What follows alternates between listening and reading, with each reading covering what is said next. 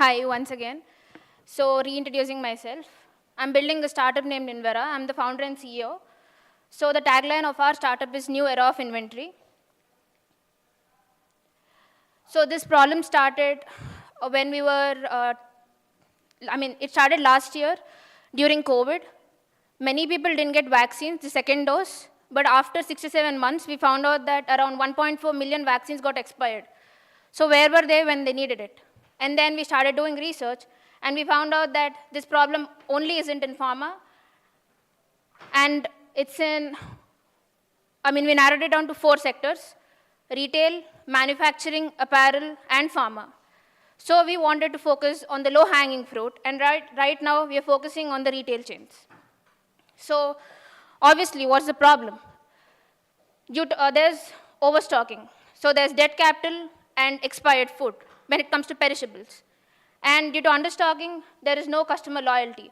In a quick commerce world where we live in, quick delivery service world where we live in, if a customer doesn't find out a product, he won't come back to the store, and that is around 40%.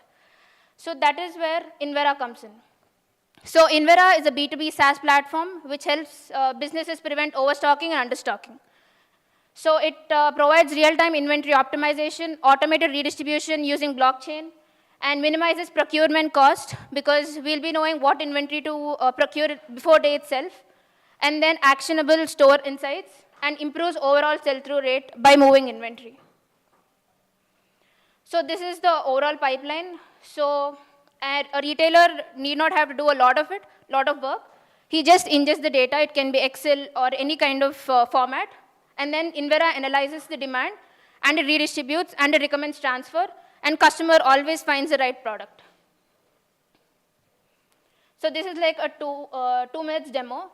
So this is the kiosk dashboard. Here we can see all of the inventory. So if we click inventory, we can see all of the items that are present in that store.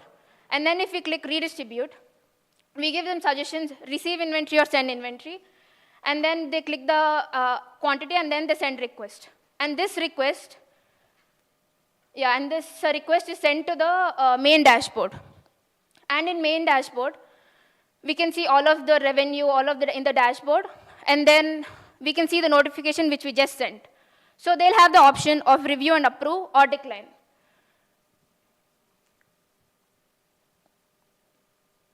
So you can see all of the notifications there. And then if we click review and approve, we will be showing to which kiosk we have to redistribute. Either it's small center or universities. After approving redistribution, we get the notification in the kiosk dashboard that the request is confirmed. Yeah. And next, at Invera, we don't just dream, we execute. Our moat is our speed of execution and our technology architecture. So coming to the traction, this has been only in 2 months. We are expecting a steady and consistent growth of revenue, and we are expecting revenue in December, maybe around 28th. So, and then we have a growth pipeline of customers who are approaching to take our software because they're seeing the value out of it. And then we have multiple stores in operations right now who are using Invera. And then we have a partnership with Retail Spark. So their whole software their whole technology is backed by Invera. So this proves that our model is scalable, revenue backed, and it's replicable across hundreds of stores. What customers get by using Invera? 90% of reduction of stock mismatch, up to 25% reduction in overstocking, up to 15% increase in availability, accurate tamper-proof, low gas fee inventory logs due to blockchain and our architecture, and obviously near to zero gas fee because of the algo and blockchain we are using. And then we also provide AI demand forecasting in our phase 2. Coming to financials, I know this is what is important. So till now, we didn't need any revenue because we were in validation stage. But from from January, I need some kind of revenue, some kind of expenditure. So this is what I've done. Team salary is around 2 lakhs. So where I'll be hiring developers, some freelance and some full-time, and one full-time employee. And I'm going to hire a data analyst to take all the forecasting and help me in the demand forecasting for my second phase of our startup. And infrastructure, that cost server, all the operations, basic technology costs, and then my marketing. Right now, I'm not focusing too much on marketing because all of the traction is happening right now due to word of mouth. So I'm just going to make my presence visible as a startup. And then miscellaneous, maybe all the registration, all the legalities, around 20,000. So that is total 2.9 lakhs. And the scenario, actually we get around 10,000 per recurring revenue per store with our revenue model. 20,000 is the highest limit, but I just kept the lowest limit, 10,000. So if it's 10,000, my annual revenue from one store would be 1.2 lakhs, and I'm taking onboarding fee of 30,000. So that's 1.5 lakh for one store, and the upper limit would be 2.7 lakhs. And obviously, the lifetime value. Lifetime value of one store would be 30,000 plus 1.2. For 1 year, it will be 1.5. Our partnership, which we've agreed with Retail Spark, is lifelong, so they have to use our software. And these are the projected numbers. By December, we'll be onboarding 10 stores. Right now, we have onboarded 6 to 7 stores. And this is the onboarding revenue, MRR, total revenue, burn, and net. And by Jan, I want to onboard 20 new stores, and February 40, and March 30, and April 30 stores. So basically, by April, around 100 to 130 stores. This is like basically a key advantages for investors. Sustainability. Obviously, maybe by using our software, we can give companies carbon credits. The carbon credits are very important when you have to show off your company. So that is what we can give. And then scalability. Obviously, you can scale easily with our company. And then end-to-end inventory management, all the routing, transfer, redistribution. And there's no direct product in the market yet.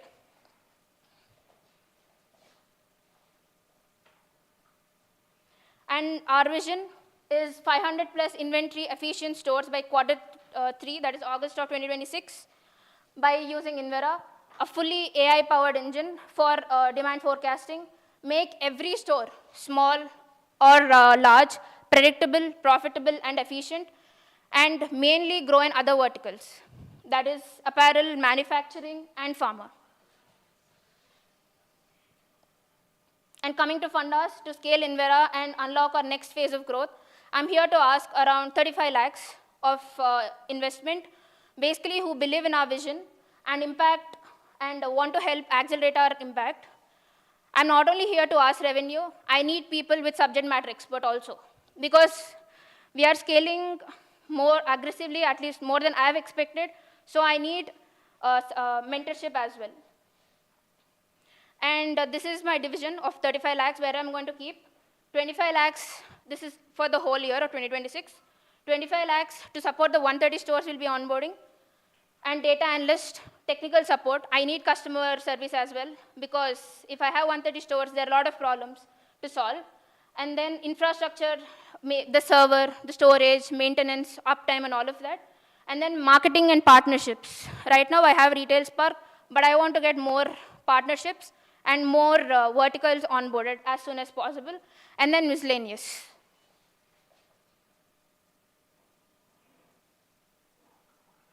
So this is just an AV of our logo.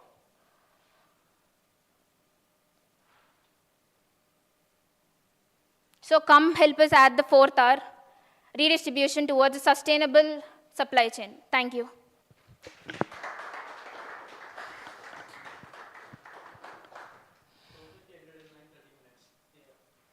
Inka 30 seconds undena. Yep, questions?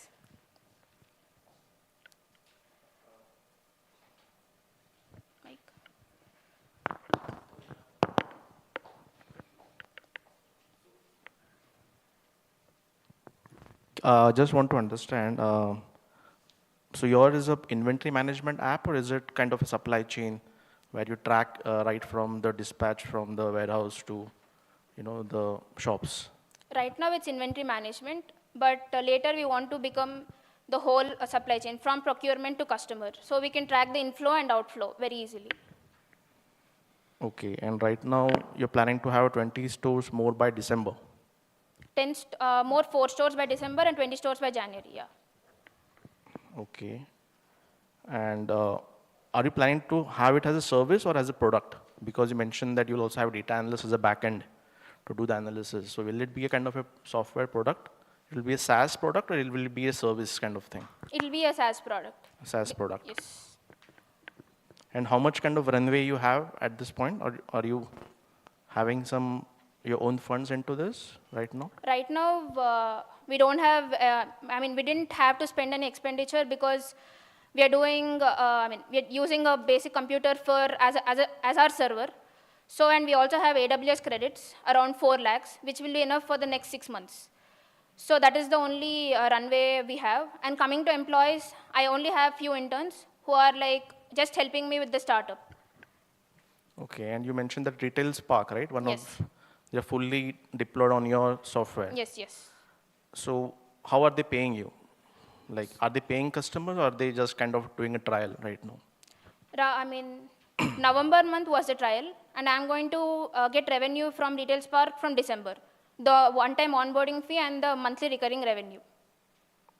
A service fee. Sorry, what is the fees again? Can you just say that again? Fees will be? Onboarding fee, one-time onboarding fee for a store. 10,000, yeah. That is 30,000. 30,000, okay. And then I'll be taking a service fee every month. That is going to be Invera's recurring revenue, monthly recurring revenue from that store. But right now you're not taking it? Right now I'm not taking it. I'll be taking from December. Okay, but are they okay with it? Like? Yeah. We've written a basic MOU. Okay, for the trial? Yeah. Okay. Okay, thanks.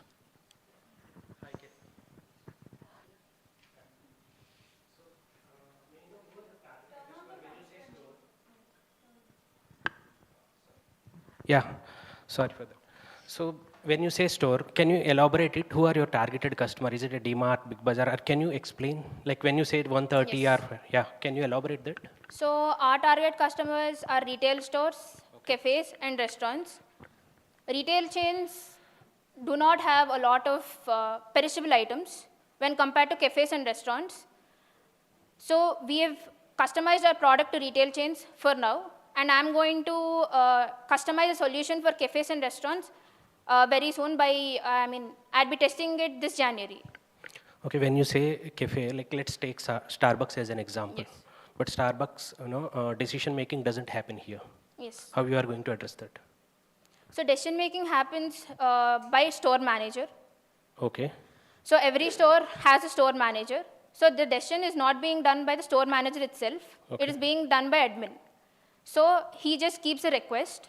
The store manager keeps a request to the admin, and if the admin approves, the redistribution happens. So And it is individually store to store based. Yeah. Okay. But these big chains has decision making comes from somewhere, right? Yeah. So they cannot take the decisions alone here. Yes, yes. So basically, that is where we included blockchain in this, because this redistribution accepting request can be done automatically by using blockchain. Basically, we've kept the redistribution logic on chain. So without even needing approval, if it's required, the request happens. Have you done any market intelligence, particularly you're talking about these chains, right? Like any market intelligence or like? Right now, we didn't do it. Okay, you have not done any market intelligence. What do you mean by market intelligence? Some research kind of thing, like, where interns go there and write, their pain problem, like pain areas or Yeah, something. that market research we've done. That you have done? Yeah, yeah. Okay, can you name few, clients or stores that you have spoke with like earlier? I spoke to Vijeta, DMart, Ratnadeep, Balaji Grand Bazaar, Vishal Mart, Q Mart. But right now, they want us to come back to them after doing 1 lakh SKUs. Right now, we are only doing around 200 SKUs because we only have one customer, 10 stores, but practically one customer because they're supplying the same SKUs in all the stores. But I've talked to Stuff Mama. It's a basic restaurant. And then I've talked to True Black, Fruitaholic, and Panchakattu Dosa. So they want to use the inventory part. I mean, they want to use Invera for their inventory because there's a lot of inventory wastage there. So you mean to say Vijayata doesn't have this kind of system? Vijay, yeah. See, when we talked to Vijeta, the point of contact, what he told was there was a specific SKU named Malabar ready-made paratha. It was overstocked at one place and understocked in another place. Even though they were keeping offers, no one was buying at that store. At MRP, people were buying here. So it took them 6 to 7 months to understand why. And that reason was there were bachelors living around the understocked store. So a company had to face losses for 6 to 7 months. Such a huge company which has around 150 to 200 franchises only in Telangana and Andhra Pradesh. So that is where we thought Invera can be used. When they say that, they have this data, right? Yeah. So you are saying that they got to know that stock is lying somewhere. That means they have the system. No. So they know what stock is there at which store, but they don't know from where to redistribute, and they don't have dynamic forecasting now, for now. Because you can let the overstock get expired, or if it's understock, you can again procure from the main center. So instead of that, we will be showing from which overstock store to understock store we can transport. Yeah. You do not have any competitors in the market. Not direct competitors, but the solution which we are providing, the after effect of it, yeah, there are competitors. Okay.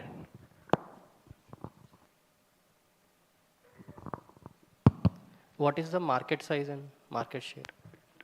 So right now, I mean, when the SOM is around $72K in Hyderabad.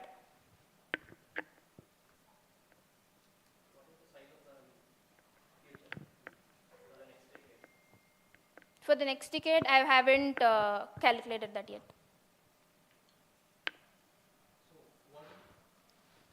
What is your revenue model? Again, how are you going to earn money? Apart from the basically- onboarding fee, how are you going to charge? I mean, you should charge according to the scale of the store that you're operating, right? So if it's a small store, how are you going to, monetize it? So right now, to keep it very simple, I'm going to take a 2% of their gross sales from each store. So later, I'm going to be converting it to based on SKUs, based on how many SKUs they're selling. Yeah, through our platform.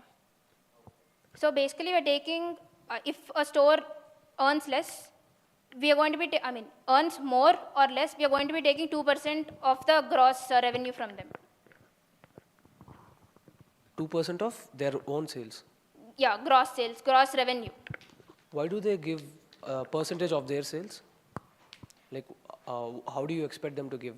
That is what is happening with Retail Spark, with our partnership. That is what our deal was. But in the later, if I have to go with True Black and Fruitaholic, I'm going to be charging them a subscription fee, yearly fee.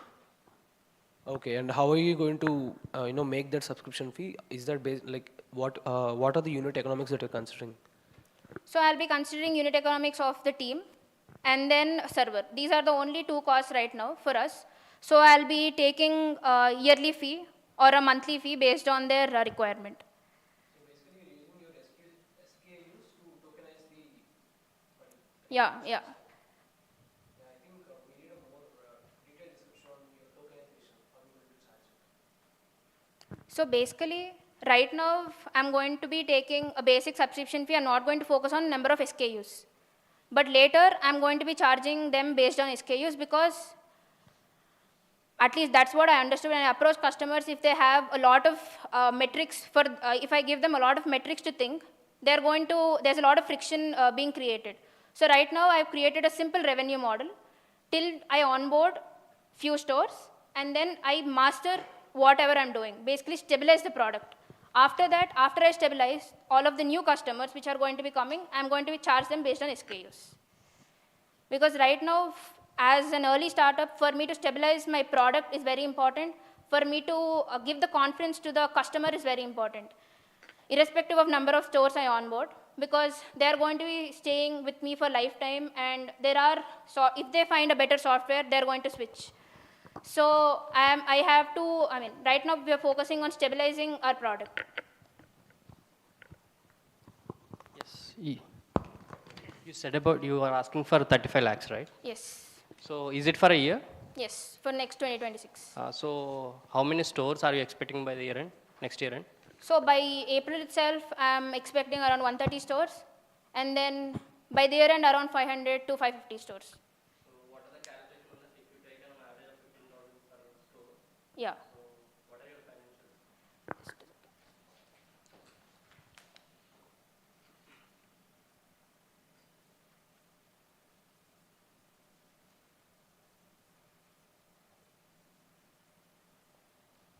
So I've kept the financials till April here. So basically, by December I'll be getting, I already have 7, but around 10 new stores because I'll be getting paid from December. So 10 new stores, onboarding revenue would be 3 lakhs because I'll be charging them 30,000 onboarding fee. And then monthly recurring revenue, I've kept only 10K. It can go up to 20K as well. So, but if it's 1 lakh, our total revenue would be 4 lakhs, and burn, as I've mentioned, it's around 2 lakhs. So the net profit will be 2 lakhs, and that is what I've projected from till April for 130 stores. So what are the returns we can expect on 35 lakhs per annum for the first year? You said you are expecting Yeah. 35 lakhs. So suppose if I invest 35 lakhs, what is the return? Take 15,000 per store on an average. Yeah. Calculate it 500 stores. 15, that is 75 lakhs, right? Yeah. 75 lakhs.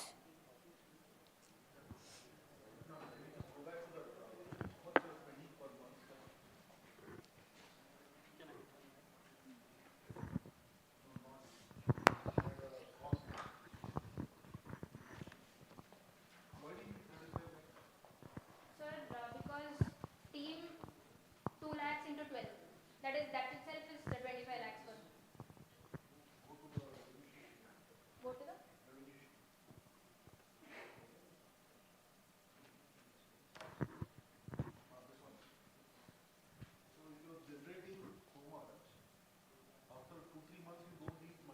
Yes, yes.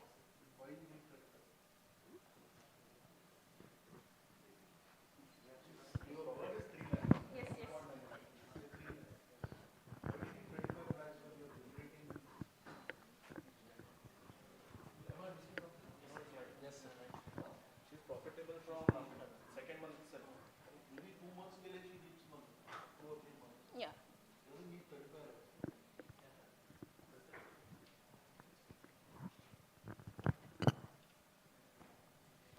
I can use the, obviously I can use the revenue itself. Yeah. One will be more.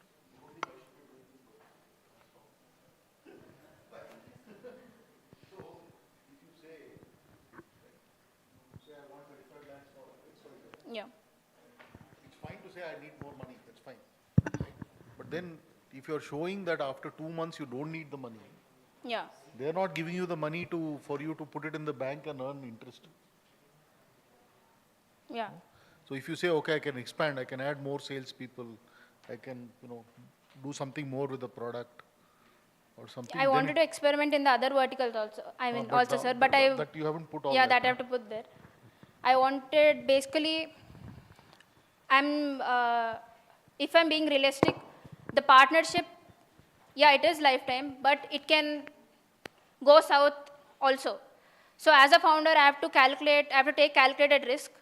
So at least still the partnership is there. I'm going to earn revenue from that. By using that revenue and the fund, I'm going to be building another product line for cafes and restaurants. So two product lines would be launched parallelly. So even if one goes south, the other product line will be there for generating revenue for our company. Yeah, thanks, Kirtana. I think the time is up. So we'll stick to the 20 minutes of time, like 10 minutes of pitching and then 8 minutes of jury discussions. And thank you, MSR sir, for taking this on a very good note. Thank you so much. Thanks, Kirtana. Yeah, for other VB founders also, you can include whatever MSR sir has just mentioned. So just don't put blind numbers. Talk story about that and explain how you are going to utilize that. have a clear picture in mind. Yeah. Next we have Prashant.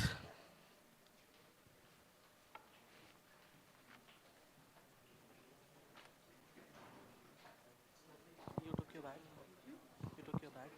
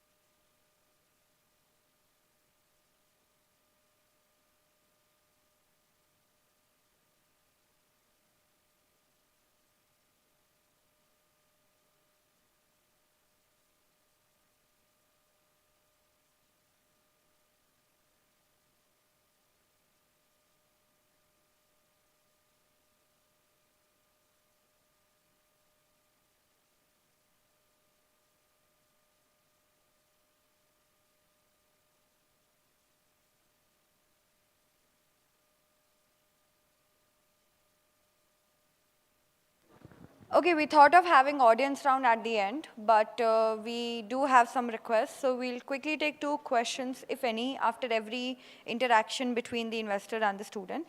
So, yeah.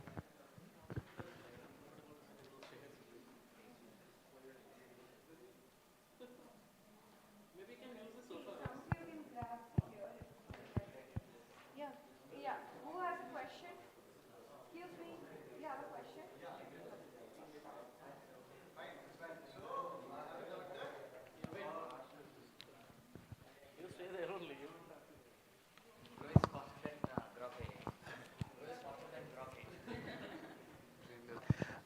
Good morning.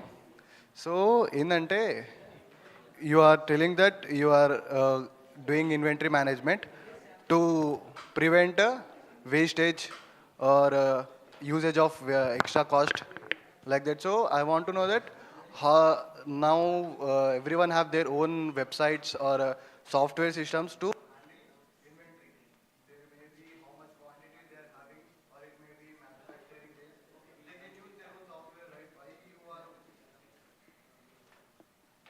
Hello.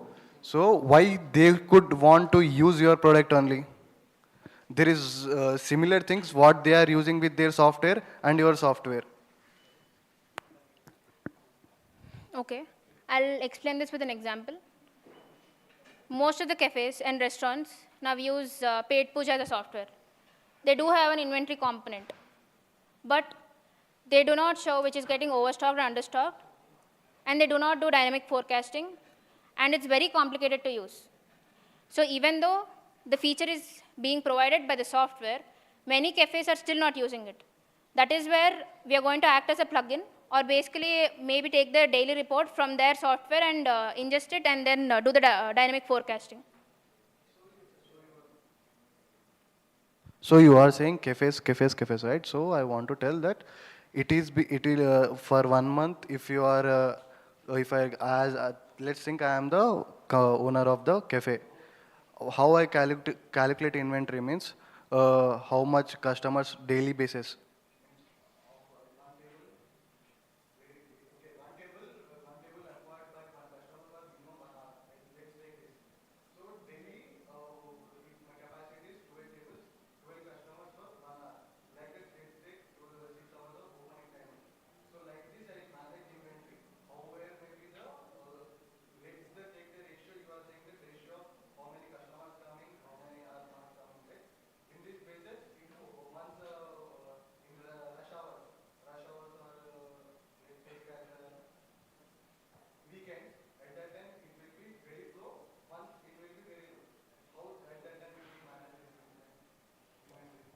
So that is what. We have an in-house equation which I have made by using all the research papers and my mentorship. Basically, it includes all of the factors like if a store owner wants to take that risk. Yes, some people are okay with having, if they get 10,000 of worth of inventory today, They're okay with, by the end of the day, if the 10,000 is sold, it's fine. If I get 100 customers, it's fine. But there are few people who want to get more customers, who want to scale. So for that, there's an equation. So based on that, we set a threshold. And before when there is an understock or overstock notification itself, we'll be giving them obviously a notification. That is how redistribution is being done.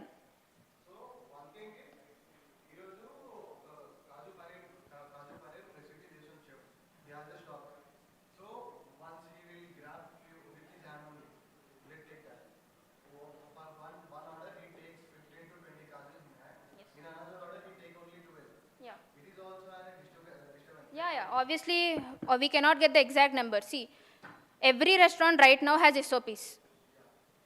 The store owner's problem itself is the chef don't follow SOPs, and they can't even track it. So with us, they can, the store owner will know if the chef is using SOPs. And coming to your question, not only cashews, what about salt? They just take a pinch of salt. So for that, we put the threshold a little bit more, because their shelf life is more, basically. So if item has, suppose, 5 grams of salt, we'd be keeping a threshold of 7 grams or 6 grams. So there's not a lot of mismatch happening. And coming to another thing is, there are a lot of restaurants and cafes which got closed or which got audited recently, and they had the problem of, big cafes or big chains itself, they were using expired food and all of that. So with our inventory, Invera, their store will be audit ready as well. So if they're using Invera, they're always having the right stock and they don't have any expired items. So the store will also be audit ready with our software.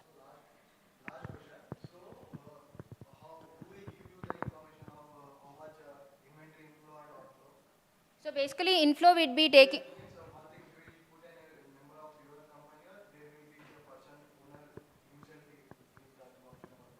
So basically, they'd be ingesting the document. Only that they'll be doing, and we'd be subtracting the inventory and all of the rest of the items by using their POS. Basically, if a customer orders, automatically that inventory item and that related ingredients would be subtracted in our inventory. Thank you, Kirtana. Yeah. Can we have Prashant and Naimisha together?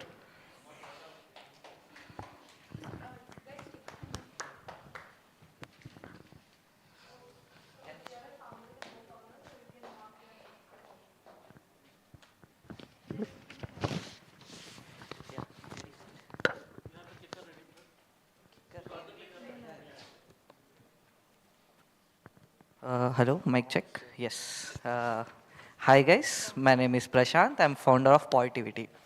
So let's get started with a proper question.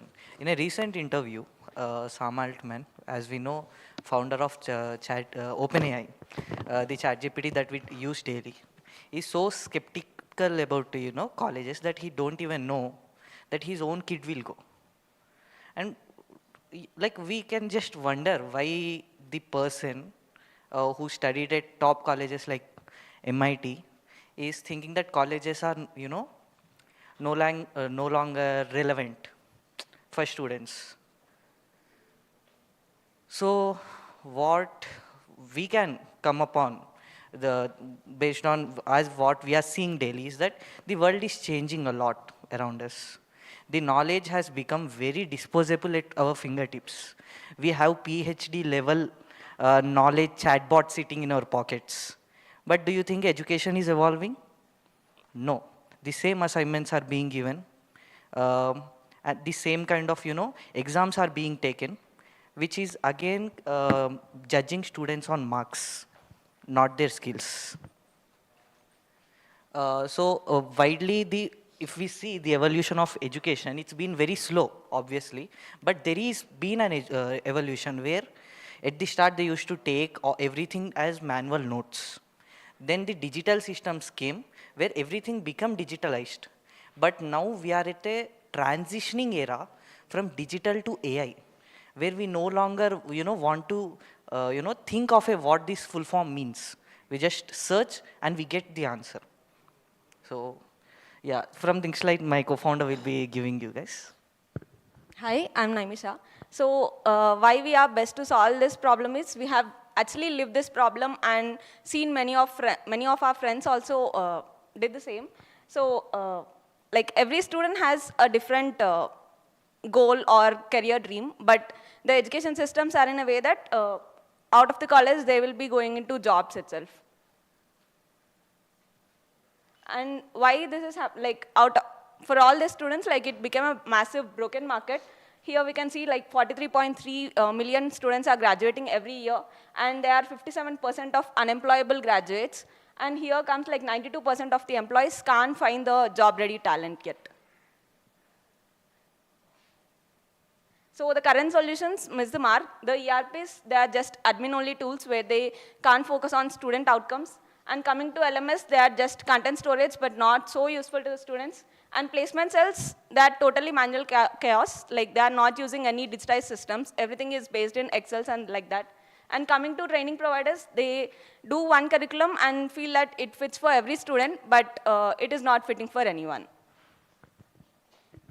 So the reason that we are walking you through the problem in very detailed is because we want you to understand the quantum of how big this problem is, not only for India but for world. Because upskilling is the word of past. You have to reskill in a way that how you can use or leverage AI as a student, how you can add it to the curriculum in an ethical way that student can use it and upgrade his skills. Now that brings us to introduction of our company, Positivity. The future of education runs on Positivity. It's an AI agents platform that transforms colleges into the student success engine. So what we do is basically we make campus automate all the things like from query resolution to assignments and like all kinds of stuff that interactions happen between student and college are completely automated. We measure the talent beyond marks. Normally other systems, they take the marks and that's it, right? We have designed our system in a way that not only understands student from marks perspective, but his ability to use AI tools, his ability to use, his skills, how better in real life scenarios. Then we also deploy personal AI agent. So there is an AI agent for each and every student that understands who the student is, how he learns, what is his learning patterns, and how better can the institution serve in a way that student learns more and become much more employable. Because to colleges, that's what matter. Yeah, and we are not just a platform, but we are a connected ecosystem. There is a portal for each and every stakeholder, student, institutions, and recruiters. Yeah. Okay. So why we are better than any existing solutions out there? So we are completely based on AI agent architectures. The problem with normal architecture is that it's not customizable to each and everyone. The AI, you have to feed it always and always. AI agent has context of each and every student, of each and every faculty, on each and every interactions that student does inside the portal. So it learns, evolves, and guides better. Next, the outcome first design. So we have not designed this solution for institution to make sure that the day is going smoothly. This solution makes sure that students' employability percentage goes up by the end of 4th year. And it's an unified platform. Yes. Now coming to go-to-market strategy, we are taking a bottom-up approach. We are not going to the bigger tier institutions. We are going to the institutions which are very much underserved, tier 2 and tier 3 institutions who really wants to do something for students that we have seen when we were talking to multiple institutions. So I wouldn't say that we have reached product market fit yet. We have just launched our MVP, and we are very much happy that we are also providing to Bower our solution in the next month. So probably you guys will be also using the same solution. We have already done the demo with the team. So we want to start with tier 2, tier 3 colleges at the lowest, reach a proper product market fit, Then we want to see if the students are there, the recruiters would be there. Okay, once the recruiters come, again, the more colleges would be coming. So it's totally a flywheel effect over here. Then we want to scale from there. Okay, so business model is totally based on triple flywheel, where colleges, we are completely B2B SaaS for colleges. They pay per student, and again, from recruiter side also we get money as hiring rates and uh, verifying the credentials. And we also provide premium intelligence add-ons, like for Bower, for lead cohort, we are providing a module where, they can understand the learning experience of students, as well as, the progress velocity of students. So we have already created these reports and given to this institution. Yes, so far it's been 2 years since I have started this company. At the start, I didn't even know how big the education market is, but we went very much deep vertical into the college ecosystem, understanding pain points of each and every faculty, going to multiple types of students. We bucketed students into 3 categories: people who don't need any software to succeed, people who have potential, people, even if they have potential, they don't want to. And we spoke to each and every one. We have created an architecture around all these stakeholders which will benefit them once the system is deployed. Yeah, and also we have signed MOU with 1 business school and 2 engineering colleges based out in Hyderabad and Warangal. One is a government college, one of the biggest in Telangana, Kakatiya University, after Usmania University. Yeah, and we are like flagship platform to stand from student outcomes for Boa School of Entrepreneurship. And this is our team. We also have a director of operations, Prachotan. He works from home. He handles all the tasks are being taken on time. We are a team of 12 people, mostly developers out of colleges, and we are all in this together. We recently raised an angel round as well, around 10 lakhs. And the, here we did not only get money, we also got the expertise, because the person who we raised from was chief of engineering of Hyderabad-based top AI company. Okay, so he is also giving 40 hours of his time creating architectures for us, so that the cost goes down when we deploy. And we raised this when we didn't have any product. Now we do. We have an MVP and we are deploying it at Bower. Just an heads up, Prashant, only 1 minute left. Yeah. So our fund ask is 97 lakhs for 12 to 15 months runway. We are at an MVP level and there is much more development to be done. We want to hire a proper R&D team to go much more deeper into our analysis, understand the market much more deeply, different types of institution, because only if we have that kind of intelligence, then we can build properly for them. And this is the deployment that we will be having. And with these 97 lakhs, in next 12 to 15 months, we want to onboard 50 plus colleges across India, majorly in Telangana, Odisha, and Andhra Pradesh. We want to have 50 plus thousand verified students and active users in our platform, 1,000 plus recruiters and 1.5 crore ARR visibly. But for institutions, we want to become one-stop platform for all their needs, might be accreditation, student success. For recruiters, we want to be one platform that they can trust with verified freshers, may it be startups, SMEs, MSMEs, or global companies. We provide verified freshers to them with proof of work. There is no system of resumes. You do something that gets recorded, that is displayed as your identity across 4 years as a student. Yep. Thank you so much.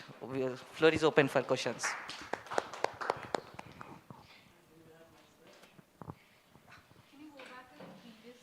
Yeah. This? Before? Yeah. Yes. So currently we are a very lean team. So from startups perspective, if I explain, we are a team of 12 developers who are, mostly freshers, and we have advisors who are guiding them. when we were speaking with Bovarna, they gave the requirements, which were pretty normal. When we talk to clients, we need this. If you provide this, we will take. Now, when I saw my developers, they were taking a lot of time. And these are the developers who are freshers, just out of the college. Now, if you want to build and ship to colleges at that level, at that personalization, you need to have a proper good team. Number two, see, the reason that if these ERP platforms and every platform is not being so successful is only because they are not going vertically deep into the education sector. Because more than anything, education is psychological. Let me expand. So there is a phases for each and every student through 4 years of engineering. In year 1, he is into a mindset that he wants to explore, enjoy. Year 2, year 3, year 4 comes the hard part when everything hits. So there are so many things in this particular, customers that we are serving. So I want to have a proper R&D team that can create very detailed analysis so we can build features in a way that active users increase, and from the active users, good also happens. If they spend time on platform, they get something valuable out of it. So that is a very tricky combination to figure out. Apart from this, that we have a very big infra cost because we are serving to thousands and thousands of students. One institution on average have 2,000 students. So you can see, I can give you very detailed cost analysis as well. Yeah, I think I have answered the question, if I'm not wrong. Yes, to hire more talents, number 1. Number 2, R&D team. Number 3, and I forgot. See, here GTM and college acquisition. With colleges, we can't have an online meet and make them agree. We have to go build relationship with them. Only then the colleges will buy. And how do we build relationship? We go to them, we serve them on freemium basis. We give something valuable to them. And there should be a team on field going, following up what happened. Because we, speaking with MVSR college, understood following up is very necessary because they tend to forget. Because they get thousands and thousands of offers of similar platform. And how do we become different? We really care about them. We really care about students, and we need to show that. So we have to deploy a proper team for the college. So that is there. And yeah, so as our team is small, we have included small AI capabilities, but we want to include a very vast AI capabilities and partner with top AI companies to provide their AI tools flagship to the top tier or top GPA students who are performing well. So we also want to expand to that level from here. Yeah, that's pretty much it for this. The other things include, legal operations and all. I have a question. Yes, on yes. the product side of things. Yeah. Do you want me to go to any slide? Yeah, the product. I mean, exactly. I didn't understand how are the students going to use your product. Understood. Are you developing some kind of a skill learning platform? Yep. Content, or is it just something that you get onboarded and track student progress? What exactly is your product? Okay. So let me give what we are completely doing from students' perspective. Once I get into the college, I have multiple fees to pay, library fees, that fees, this fees. This becomes a platform fee that they have to pay. Okay. Once I pay the fees, I get onboarded into the platform. What the platform does is it gives me exploration modules so that I can explore what all career opportunities are there. And even I can see, okay, what should I do and all. Number 2, it slowly has, interactions with me and buckets me as what do I want to become as I use the platform. Do I want to become an entrepreneur? Do I want to go into job? It becomes a personalized student profile to you. And in this, we are also providing, as of now, text-based courses, completely free. Means you can go to a course which you like, in a subject matter that you like, you can explore it. Slowly, we want to expand this capability to audio and video using AI. So these programs are something apart from their regular engineering Yes, courses? completely apart. But this tool also tracks that and this. So you mean to say, like, for example, learning soft skills? Yes. Or maybe learning some financial modeling? So this would be some kind of programs which will be there on your platform, Yes, exactly. right? Yes. Which are actually having more practical applicability in the job, maybe in the business, that way, Yes. right? And you mentioned a number of 5,000 students who already have done your program. Yes. So over the past 2 years, we were not just doing research. What we were doing is we were bringing multiple industry experts, and we were gathering students. See, we are doing this workshop at this much cheaper price. Do you want to get in? Now, people who were seeing from outside were thinking that we are doing something for revenue. But here we were doing much more bigger things. We were trying to understand how he is taking the course, how he is learning. In the process, is he cheating, or you can say using AI? How often that is happening? We were tracking all these metrics. And in this process of understanding the students, their upskilling types, we have upskilled more than 5,000 students across the 2 year span. Okay, and currently, what number of students you have on your platform? No, no, our platform is still in MVP. It's That still is, in MVP. yes. Okay. We are gonna deploy it in our school this month.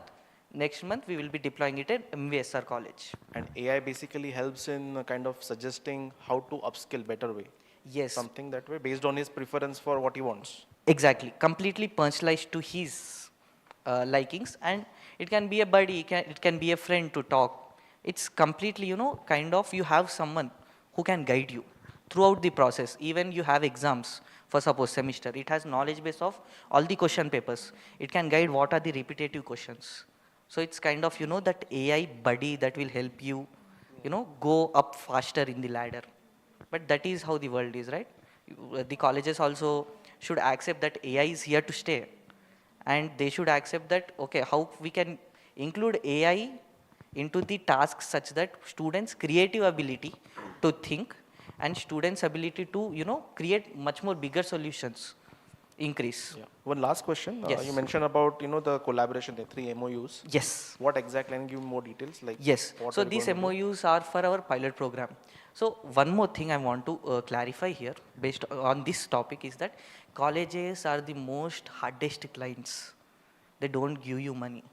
If they give you 10 rupees, they expect 1,000 in return. Even though they have money. This is the harsh reality that I found out. And here, in order for them to see our value, we have to provide in, freemium model for some time, 100%. That is non-negotiable for some colleges. So even the cost includes the burn over there as well. But the MOU is for pilot program that we are having. But we are very much confident with the system and with the experience that we are providing to the faculties, students and institution. They will 100% convert.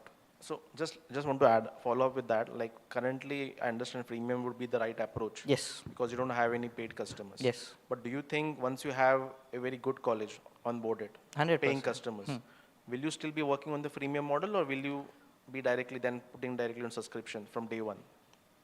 So it's, normally how this platform works is they give custom quotes to colleges based on how much fees they are collecting, how much they can pay, the paying capability, because this is not a standard thing or a commodity that we can say that, see, 500 rupees is the final per student, right? If you are selling to someone in Banjara Hills, the college where student is paying somewhere around 10 lakhs, then you have to charge more according to the level of that what college is. That's how we also survive as a business, right? We don't want to get standardized over there.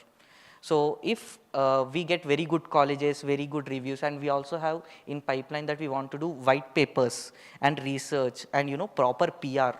अगर college में positivity नहीं तो वो college नहीं. Stuff like this. Education के साथ बदलो.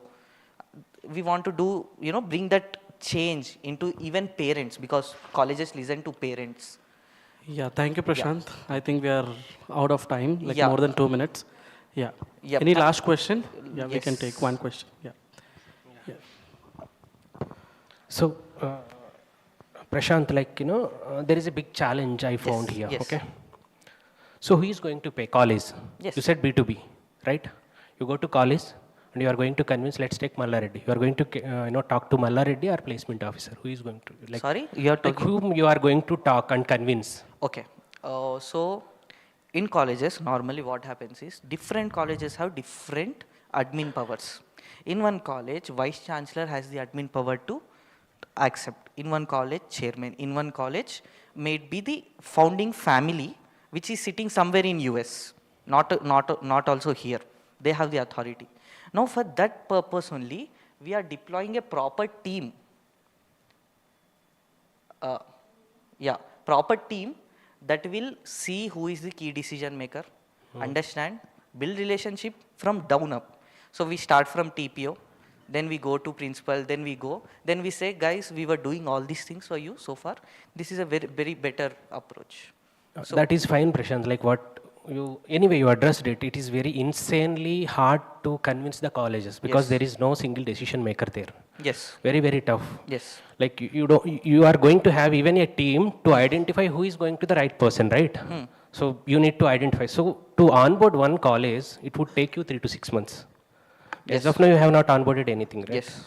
So one more thing, one more challenge I found here is, so college just set some fees of academic fees or something, right? At the initial, like, college starting, during the academics. So let's say you are going to a college at December, okay?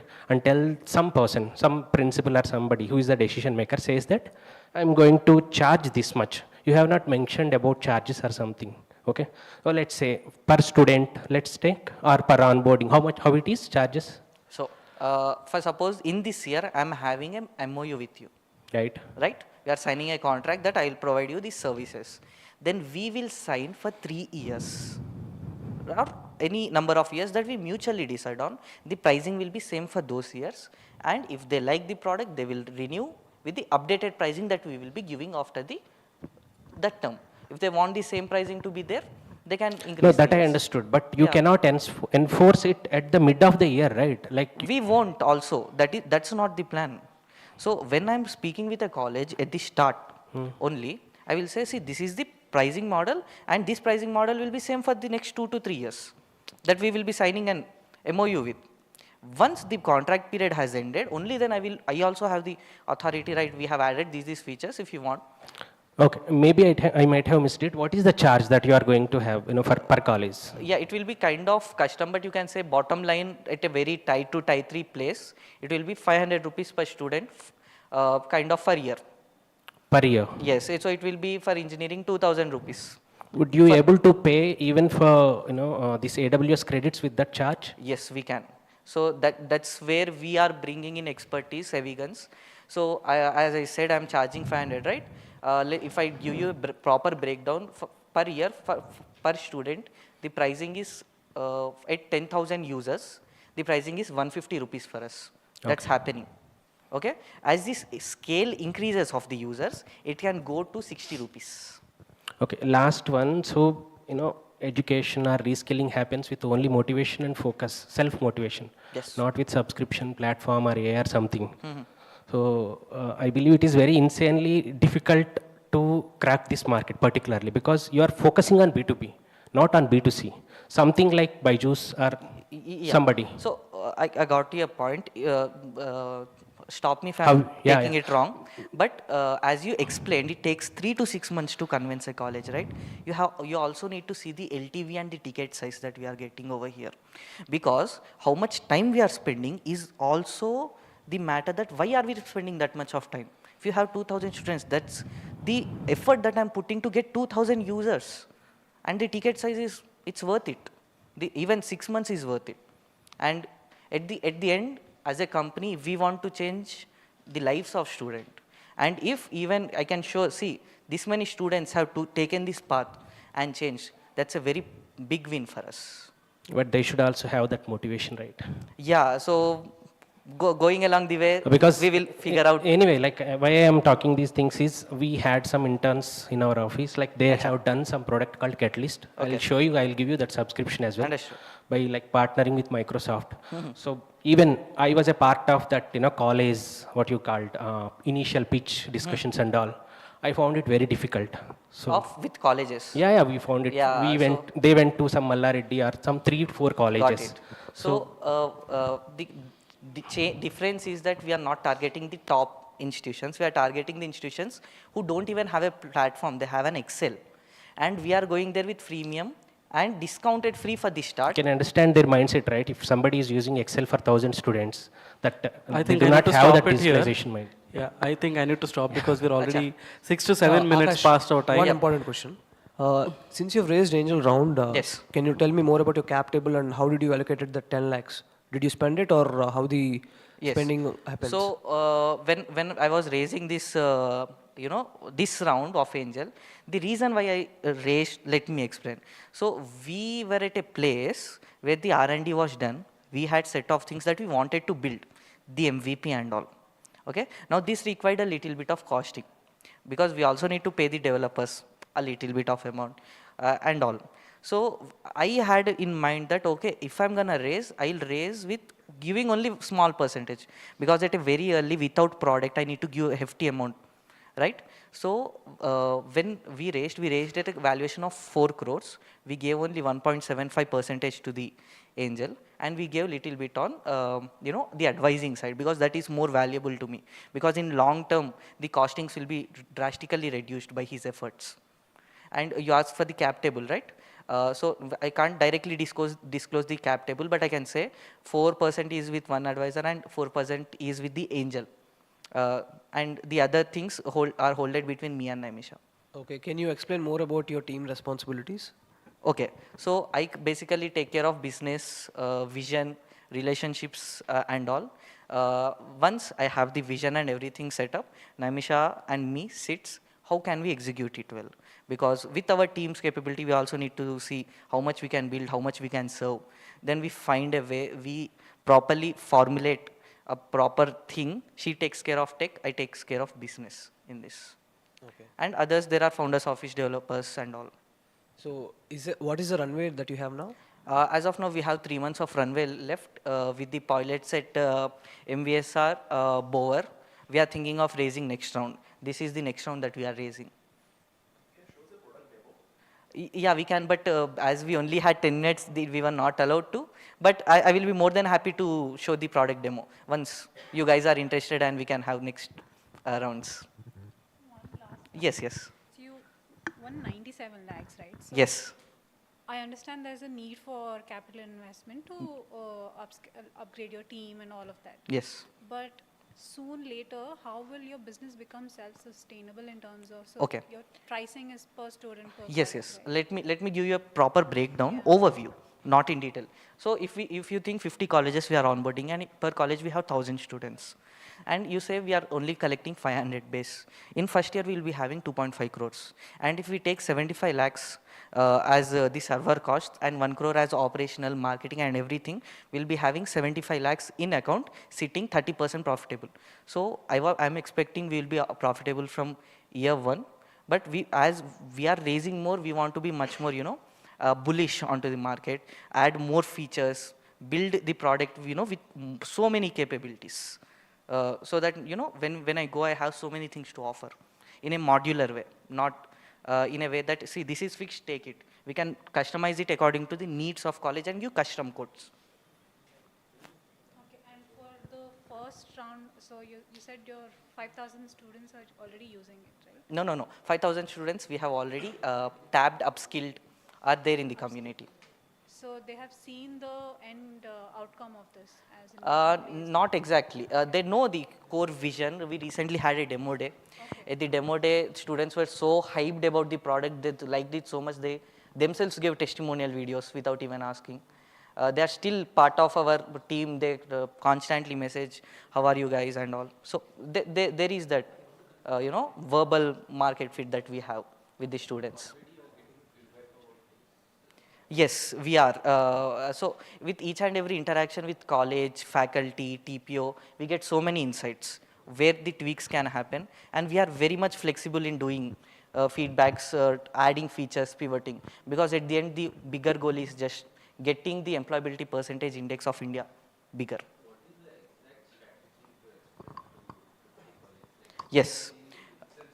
Yeah. Yes. So see, in Telangana, there are 1,500 colleges, 1,500 universities and colleges, in which 700 plus are tied to Tier 3, right? Now there will be a proper, lead attracting like mailing campaign. We'll be having different channels where at least we are thinking that in 1 year we will be like able to capture 50 out of Telangana, Odisha and Andhra Pradesh, 3 states cumulatively. Because in 3 states there are more than 5,000 plus colleges. Okay, sorry. In detail, yeah, I can give you in Yeah. later. Okay, we'll just take talks. one last question from Sai Kumar because he's been waiting since a long time. Yeah, yeah. One last question, rest we'll have it in the informal way. Yes. Go ahead. Student profile and growth. Okay, so I'll give you an Because overview. obviously every college will be asking for the Yes, testimonials. yes. I'll be giving you an overview because we have And less sir, time. because after your explanation, I have somehow looked at it like a grade sheet plus edutech course. How are you different from the competitors? Yes. So see, basically, we not only judge or measure students' capability in academics, but also his personal or soft skills you can say, or the skills that he has, maybe video editing, anything. Now you asked, how are we gonna do this, right? Yes. So everything happens in college. So we are partnering with this network known as ONESH network, which is an initiative by Government of India. It's an extended vertical of ONDC. If you know, it's a decentralized network completely for education. We have a proper internal partnership with the tech team, where their tech team and our tech team are working closely, aligned, in a way that any credentials issued, anything happened, can be have a decentralized hash for everything. Okay, so it is tamper proof. So in an gist, I can explain that anything you do in 4 years gets recorded, and that is your resume. You need not create a white paper declaring everything. I hereby declare Thakur Prashanti so and so. No, you get to declare with your digital profile over there. That's what the, sorry. No, no, not grade sheet. Grade sheet is only about grades. This is about you as a person. Because if I ask you, are you only your marks? Or are you your projects, skills, interests? What do you want to become? What you have accomplished in 4 years? All the student activities. Yeah. So all the activities happening inside the portal from the 3 verticals. Even I get selected in an internship, that gets automatically recorded.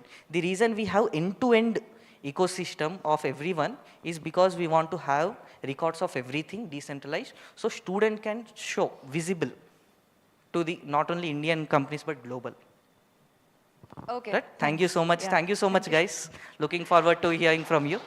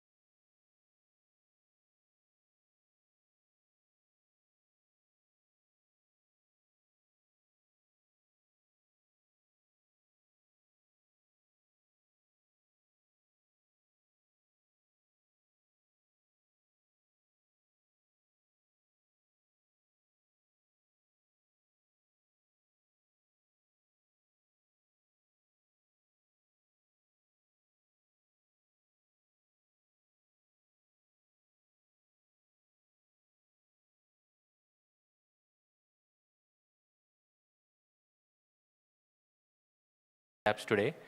So before I start, just a quick question. What is the average time you spend on your phone daily?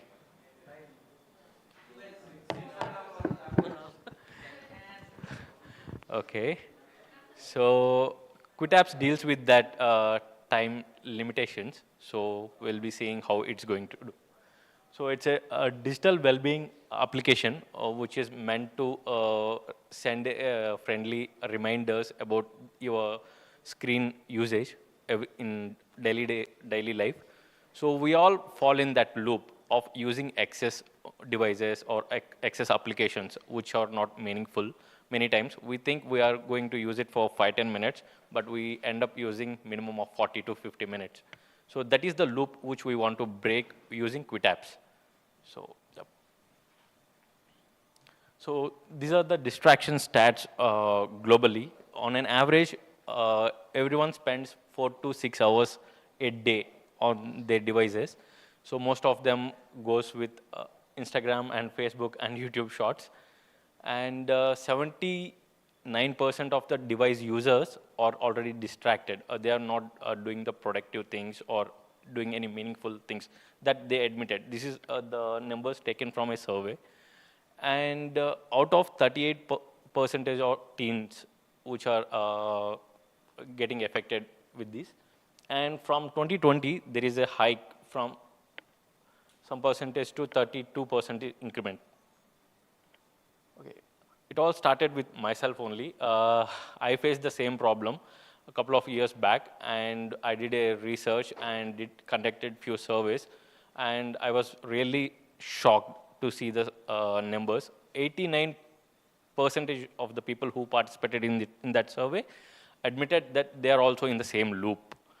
So, and when I actively search for the solutions, yes, there are few solutions which comes along with the device, but they are not solving the exact problem. They're not as strict as they want to be. So our solution is QuitApps, and the left side one, you can see that is one page of our application, which is having the 3 different modes: limit, schedule, and focus. So what are these 3? So with these things, we can set up the limits, like how much time we can use or spend on each application. And with the schedule, we can plan, like I want to use a particular application from this time to this time, so that it helps kids to go to bed earlier by blocking the Instagram or YouTube, all these applications. And focus mode. So let's say I want to study for next 1 hour, and I'm getting distracted continuously with the notifications, and I will activate this, and for next 1 year, my phone or notifications will be completely dumb. But we will be getting the calls and texts. These are whitelisted, but apart from these 2, all the remaining things will go off.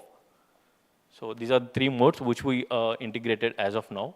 And going forward, habit tracker and AI nudgings. So what this do is, like, there will be a personalized AI which will be analyzing the device usage and sends a friendly messaging. So that is what we are integrating for the next sprint. And why now? Why QuitApps plays important role now?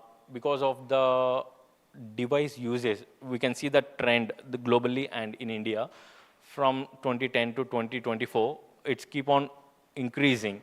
And the concerns for the usage of digital is being increased mostly on kids, especially from the parents. So they are worried about their kids' mobile usage. And schools are also prioritizing this and conducting the workshops, but there is no any active tool which they are providing to battle this issue. And market potential. If we see, we usually follow West. I mean, whatever trends they are already happened in the West, if it is adopted well, we'll adopt in Asian countries usually. And if we see in America, there is already a trend for the digital health going on. And in India, we are at the earliest stage. And by 2030, we are expected to reach 33 to 45 billion market for the digital well-being applications. Our business model is both B2B and B2C. So users can individually get it from the Play Store and Apple Store. And we want to collaborate with the schools to make this as part of their digital wellness initiative through schools, because that is where they can bring the bigger change. So early progress, we already built the application for Android, and we are going to launch it in the month of December, and iOS will be ready by February. So we already tested this application on 40 active users and took their testimonials, and they admitted that they already saw the difference before and after the application usage.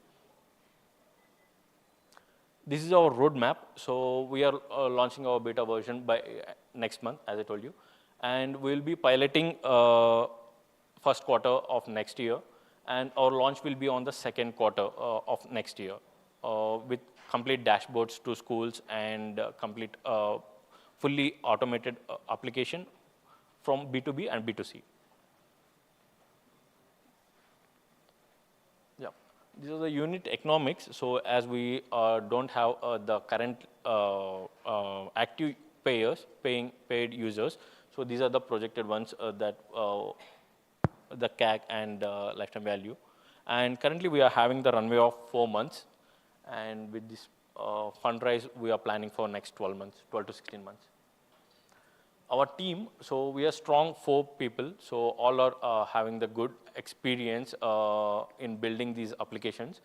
So myself, Harsha, and I have 6+ years of experience. And Chandrasekhar, he is the one who takes care of all the security related issues. And he is a cyber security expert.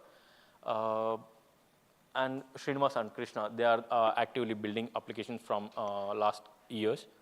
And Krishna is with us part-time, but Chandu and Srinivas are full-time with us. And Krishna is going to be full-time from February. So in simple, our ask is 45 lakhs to maintain the runway for 12 months. So why? To increase the team size.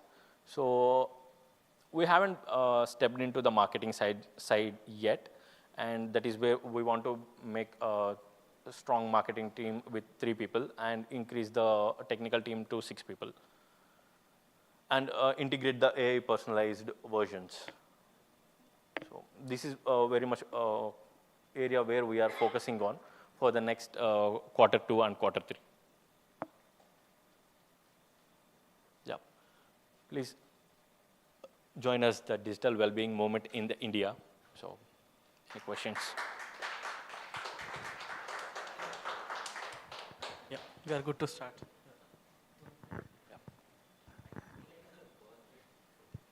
Right now it is around 1.2 lakhs per month. Yeah, it is bootstrapped, so we are just a team of 4, so we are managing with it. B2B, and we want to go for B2B as well, B2B and B2C. Can you give me more about yourself, about your background? Okay. Yeah. So myself, Harsha. So I have 6+ years of experience in software industry.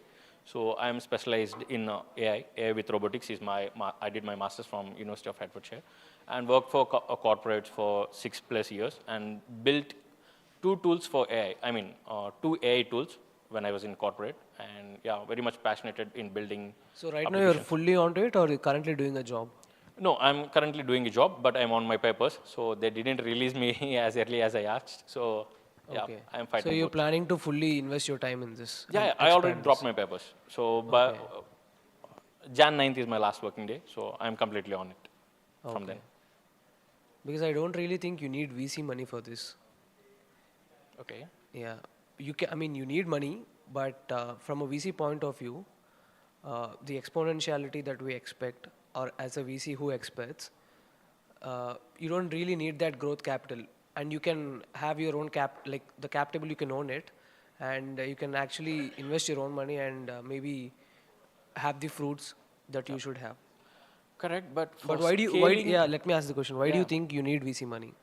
so for the runway and as well as scaling. So these are the two main factors we were looking for. Scaling, yeah, as you told, like I can manage with my funds for short time, and to the limited schools if I want to go for B2B and integrate with their existing platforms. But if I in the long run, if I have to expand Quit apps, so that is where. So what is your USP? How are you different from a digital well-being app? I know it's you can tamper it, but apart from that one functionality, what is it that sets you apart from digital well-being offered by inbuilt Google and Apple? Okay, the default ones which you are getting with the devices, right? So there also you can set the rule for 15 minutes. After 15 minutes, you will get a notification and you can increase that. That is one thing all parents are saying. Yeah.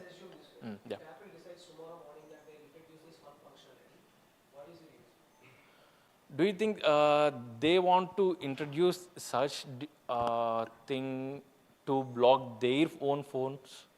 I mean, No, the app usage you're saying, right? yeah. One app usage. For example, if Apple tomorrow decides that let's put this feature out there, we'll include this feature in our inbuilt app, Device itself. inbuilt device itself. Okay. I'm talking about the digital well-being that you said. Yeah.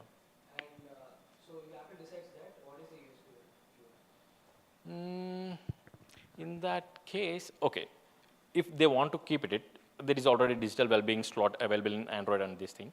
So if they can keep it, they would have already kept it. No, I'm saying in the next iteration, Okay. iOS 27, Okay. Yeah. Apple introduces this particular solution. What is the future of your phone? Yeah, obviously, as I told, like it will be same as what government took against the quit betting apps. Yeah, that's going to be the same. No, I'm expecting an answer more from you said you will include AI, you will include the AI engine in your app. Yeah, you said, but you are going to integrate the same. If the same thing is deployed by Apple, it's the same thing, right? So whatever functionalities I told you, if you are saying the same thing will be done by Apple, yeah, they are the bigger ones. No, I want to understand the USPs. So what is the unique IP do you have? Yeah. No, trademarks.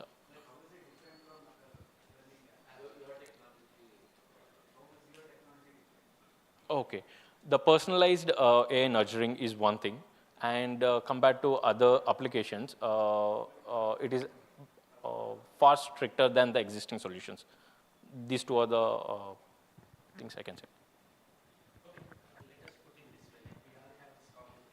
Yeah. For B2B, there are no active competitors who are reaching out to schools and trying to. Schools. Yeah. Okay. Yeah. Schools will give this as an external tool to support their digital well-being, but schools won't control what they can't set the limits, but they will give the subscription. At the end of it, users are the ones who will set their rules, which applications to use, and it is just an external force. Yeah, there are many schools who are allowing the devices. Yes. If it is going to be B2B, it will be around 5 to 6 lakhs per 1,000 users. I mean, yes.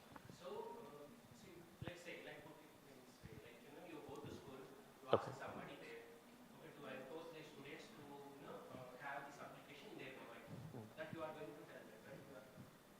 Okay. So, in that case, students will not allow it. Like, it is their individual choice. Exactly. Schools provide with the subscription. Whether use it or not, again, it's a parent's call. I'll be clear here. But to support the digital well-being, so I want to stay focused for next 2 hours, but I don't have a tool.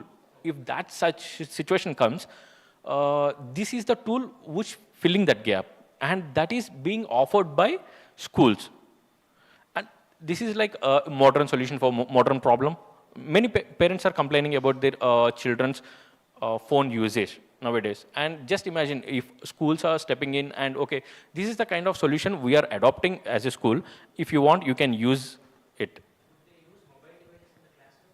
Many people, yeah, teachers are complaining, when the classes are going on, they are using, yeah, especially from school grade 6 to 10th. I just have a. No, they can't block all the applications. There is a whitelisting and blacklisting, which we did. So Google Maps, calling, texting, or whitelisted. Even though if they want to block, they can't block those applications. So how are the parents motivated? Because obviously, by instinct, we don't do that generally. Yeah, we have to conduct the workshops and make them realize the impact it is creating. How are you going to do that? Through workshops or something? Yeah, through workshops, yes. So Harsh, I understand that digital health is your theme, right? And so your B2B model is a little bit not clear to me, but I think you can also target the offices, right? Yes, enterprises. Enterprises will be Startups, targeted. levels, because I've been there 9 to 6. Yeah, yeah. And I get easily distracted with the notifications I get, and it end up more thing and reducing my productivity. Right. So we have that plan. And I think means I have seen one app similar to yours. It's more towards, a person who has invented an app, it makes compulsory for a person to do at least 20 push-ups. To unblock it. Unblock it. Yeah. Have you heard about it? We thought about that in case of emergency and all that. So to set a pin or So there has to be some incentive, right? Exactly. For a person to use this kind It's of going thing. to be a gamified version going forward, based on how much streak they are going to maintain. All of these will be integrated. It is not integrated as of now. As of now, the backend is integrated. The core backend logics are integrated. So that is the reason why I told the final versions will be released on the first quarter of next year. Yeah, because what the fellow investors are worried about is, like, if tomorrow if Apple or Android or any phone come up with their own feature, Yeah. to block up all the notifications, how do you, then have your own position in the market? Right. So right now the two things are like the strict blocking and the AI nurturing. These are the two ones. Maybe going forward we'll adopt more. Hello, Harish. I have a question. Yeah, please. So, what's the big picture of having this? What is your ultimate goal? Because as the previous presenter had said, it's a bit difficult selling to schools. Yeah. Schools are not going to give you 10,000. I know because I'm from education also. So, Okay. no school or no educational institution will part with their money. So, why don't you think of it as a free distribution to customers first? Build up your number of users. Yep. And then you can approach VCs, right? Won't that be a good idea? Right. Next year, mostly there won't be any revenue much generated because we will be offering much of a freemium versions to most of the users who wants to adopt this. So the outcome of this application will be content filtration. If there is one device and a parent is worried about their children's device usage, so this is where we filter the content and, So my follow-up question would be, why don't you just approach the parents directly in terms of this product? Yeah, it Instead is of both. schools, go to parents and give a very minimal subscription fee. Or Yes. give it free, for instance. Yes. But So- then you must have an end usage, goal in sight. Okay, what will you do when you have 1 million users? What are you going to do with that data? That's important for you to understand. You need to figure out a way to monetize that data for financial reasons, right? Right. Instead of going to schools, spending your time, give it free across the board. Yeah. And then take that data and sell it to another company. That's your exit. Right. That is. I feel. Yeah, I got it. So it is both B2B and B2C, as I told you. But the kind of impact we can create when we collaborate with B2B is more. That is the only reason we are going with that. But we are not restricting only to B2B. It's going to be B2C as well. The user, parents also, they can. Yes. Okay, we'll rethink on this. Thank Thank you. Yeah, thank you, Harsha. I think we can take one last question if anyone has. Yeah, yeah. Our UG student, yeah, please. Are you Yeah. aware of an app called Opal? Sorry? Are you aware of an app called Opal? Opal. Opal, OPAL. No. So it was a recent Apple Design Award finalist for social impact, and it has a lot of the features I think you pitched, and its UI is incredible.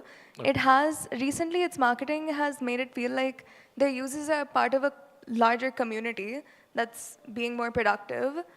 And it has some new age features, like when you open any app, it asks you to do a mental math mini game instead of using the app. So in what way is your app's user experience different than something like that? What makes it, why would I download Quit apps instead of Opal? To be honest, I haven't used that application, so I cannot do the comparison and things. So I think I'll take that as a compliment that most of the features covered in that as well. So I'll see, and what better I can make, I will rework on that. Sure. You can ask question. Yep. For yes, yes. Fewer working professions and fewer parents, fewer students, very fewer students.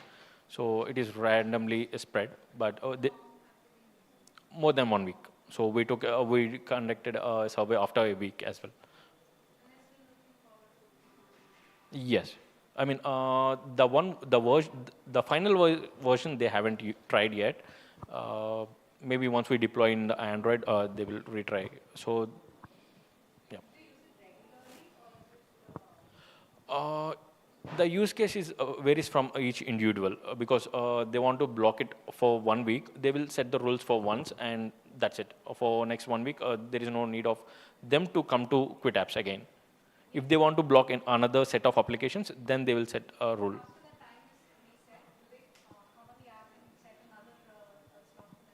Correct. Yes, yes.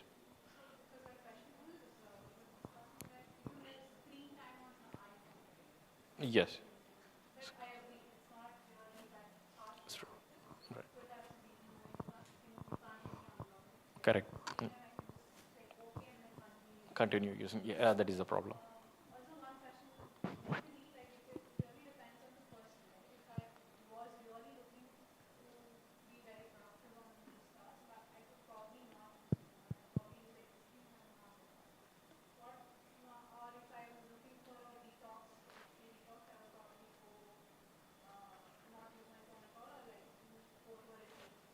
Yeah.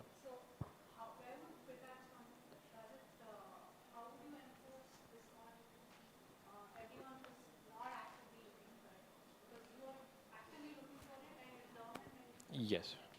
Many people are not aware such things exist. So that is one thing the problem is.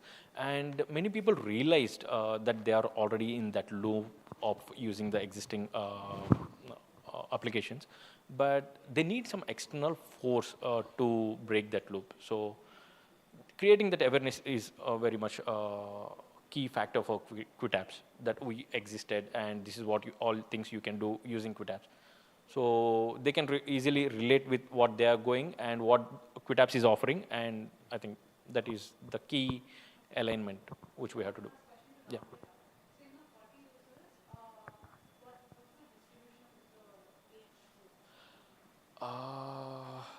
Mostly 25 to 33. These are the category of mostly working. Yes. Yes, thank you, Harsha. I think we have passed 5 minutes. Thank you. Yeah. Next, we have Shundan.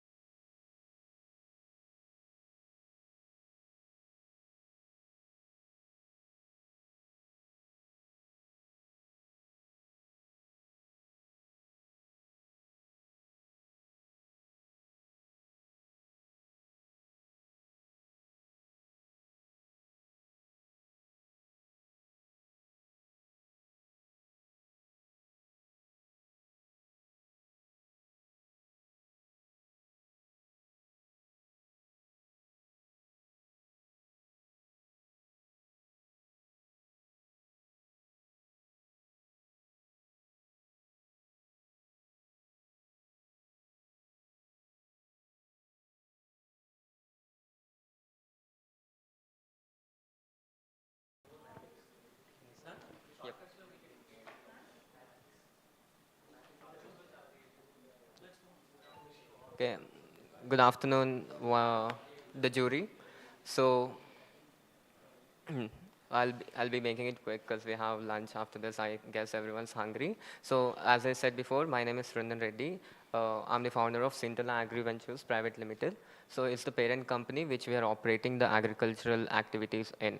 So there are two brands under it. One is Agri Spark and one is Retail Spark. So majorly, I'm going to showcase the brand which I'm working currently upon and actually having few numbers to showcase to in the particular field. Coming to what Retail Spark is, so we are a D2C brand delivering vegetables and fruit directly to consumers. But the main thing is how do we give it? So the main thing who we are, we take the supply from farmers and FPOs and give it to our main customer target range, self-help groups. As seen here, we operate not as a direct-to-consumer brand where we sell to a particular consumer. So if ma'am is there, if ma'am wants to buy from our solution, she can't buy it directly. She has to be in a group, and she has to go through a process of group commerce. Explaining that further, our mission is to create a marketplace where farmer-related products produce has an fair pricing, fair marketplace to give it to direct to consumers, wherein we provide them a customer range for them to operate better.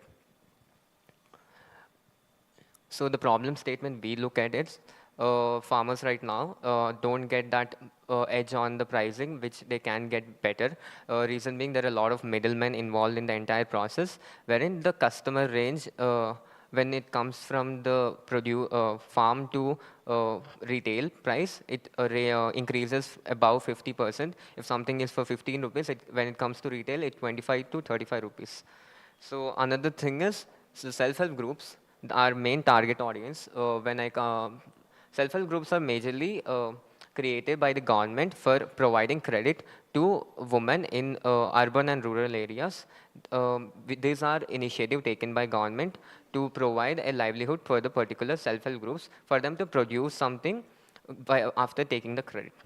Why are these people our major target audience is the main thing which the entire brand is playing upon. So our solution as of now is we thought of launching an app and making people, our customers, buy through an app.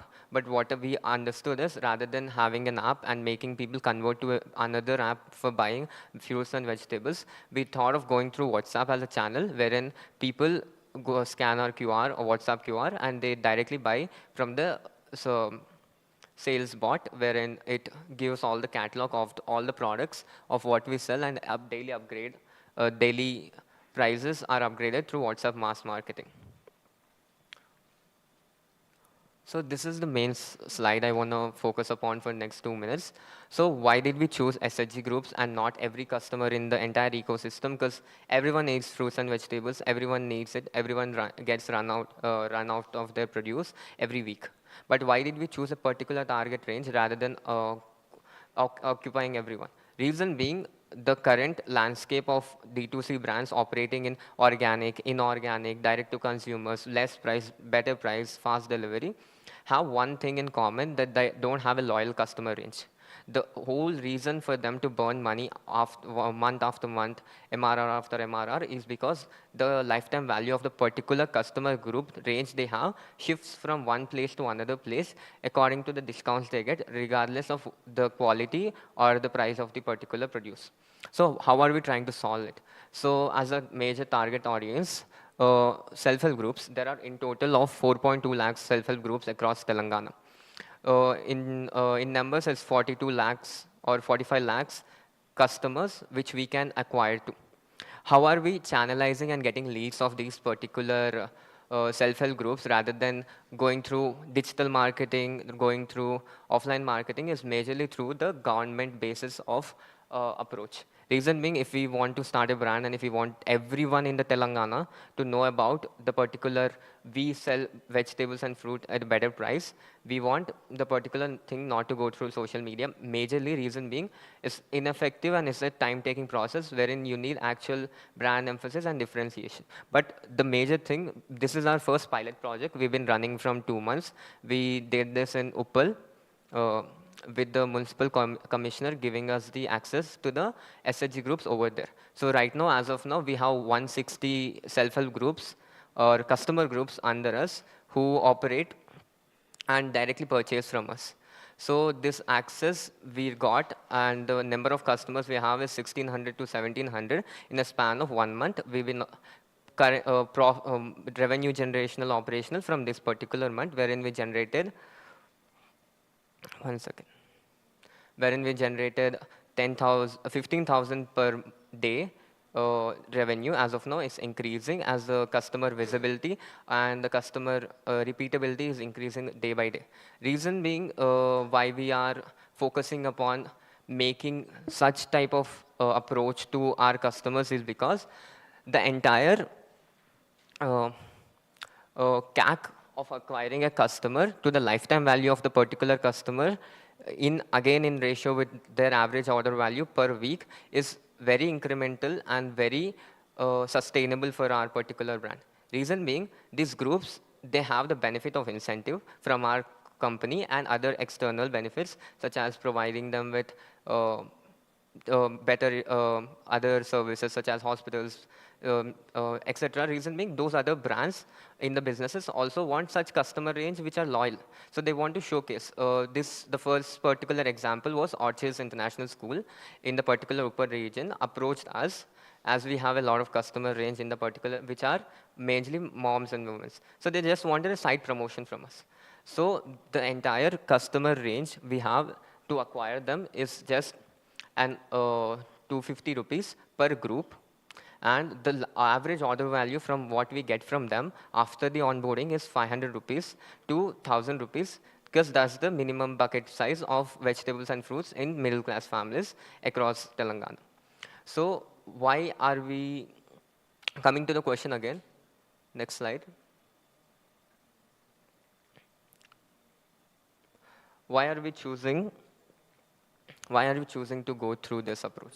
This is the most fastest and most scalable approach I have found in going and acquiring the customer and making them repeat order on our products. We're an agricultural company. We want to sell fresh produce. Reason being, that's where the entire market range is. So the lifetime value and the customer acquisition cost is what we're playing upon. But how do we go through that channel? So we go through that channel through word of mouth. We want to make the word of mouth marketing very in metrics, wherein right now every other lead generation and conversion marketing is measurable, wherein you put this much amount of money in making these many conversions, but you don't have a particular metrics on how do you measure word of mouth. But in our particular approach, we can measure per customer break even, as well as these are fixed customers. These are not customers who are coming and going at a random pace. The group leader here, if this is a particular group and you were a bunch onboarded from our community spokesperson as a team, the group leader will be accountable that this particular bunch is buying from Retail Spark. Reason being, the particular group is getting external benefits, not only vegetables and fruits at a lower cost.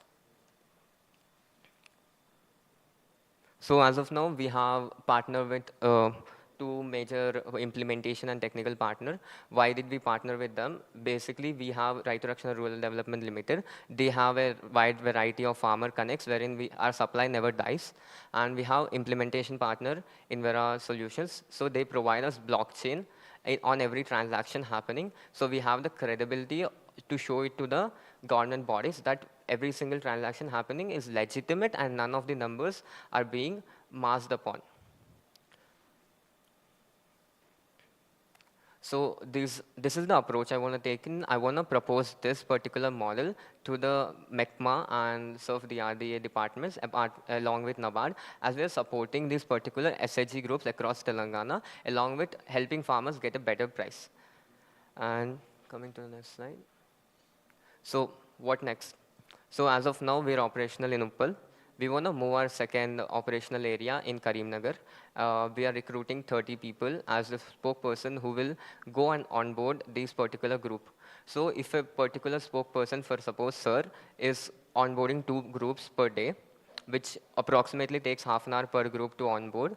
We are going to get 1,800 groups by the end of December, which equates to 18,000 customers with an average order value of 500. So we are expected to generate revenue above 50 lakhs in the particular end of December, as we have already proven the particular model with 1,500 customers in Uppal already. The major reason we are going to Karimnagar rather than expanding in Uppal is the density of SHG groups in Karimnagar in a tier 2 city is much higher than the density in Uppal. And funding Just a heads up, Shraddhan, like yeah, in already 1 1 second, minute. this is the last size. Yeah.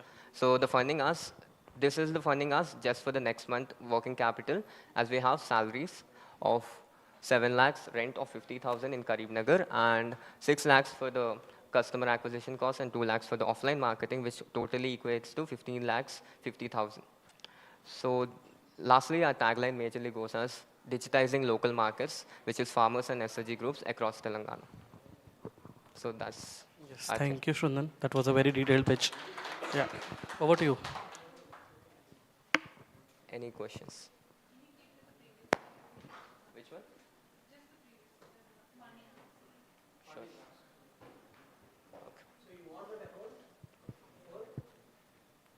Coming next month. Next month.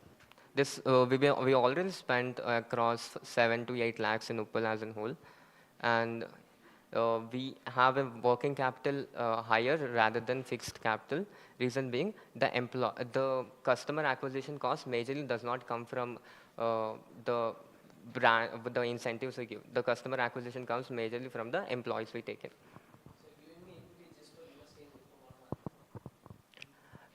So to be precise, this is an equity. 15 lakhs per month will be sustainable for the next 5 months. I specifically was not going to ask any investment. This was the expenditure we're going to have next month. So the funding ask is basically me showcasing what working capital we are going to incur next month.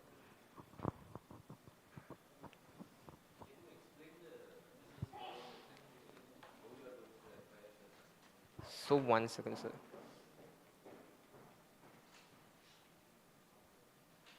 So coming to the a particular example, what we are going to actually do this coming next month, as we have 14,000 SHG groups in Karimnagar, in the entire district as a whole.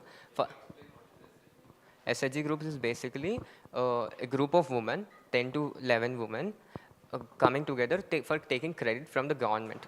But why are we approaching them? Reason being, group commerce allows the customers to buy at a bulk from us. So our customer bucket size increases as a whole. So these people already have the mentality of group purchase in them. So there are government report in November report. They are already 15,000 in Karimnagar district. How are we going to acquire the particular group is through influential spokespersons in the particular area, wherein they already have the network of all the SHG groups across Karimnagar. They go give a live demo of how everything works and onboard them through a demonstration. This is the particular approach we take.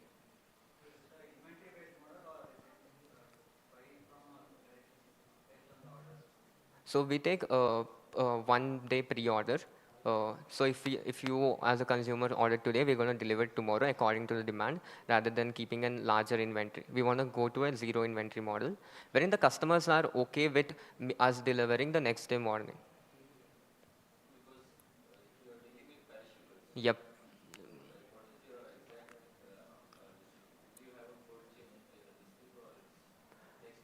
It's a next day delivery which we are approaching majorly, and the whole reason we can give it a low cost as well. If the demand is generated today, we give it tomorrow morning.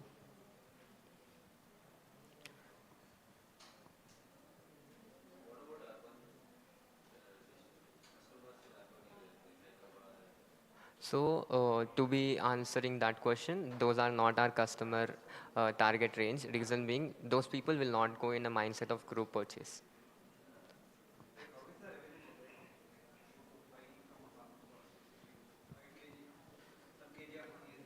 Yep.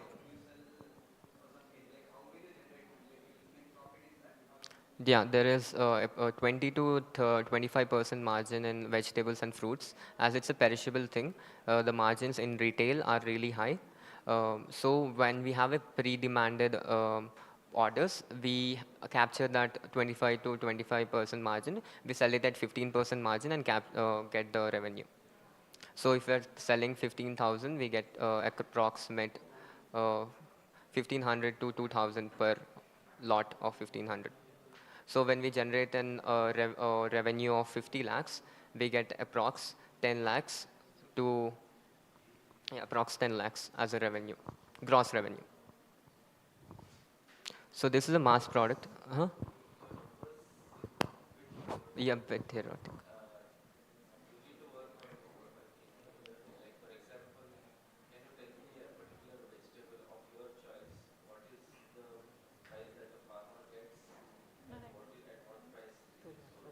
Okay.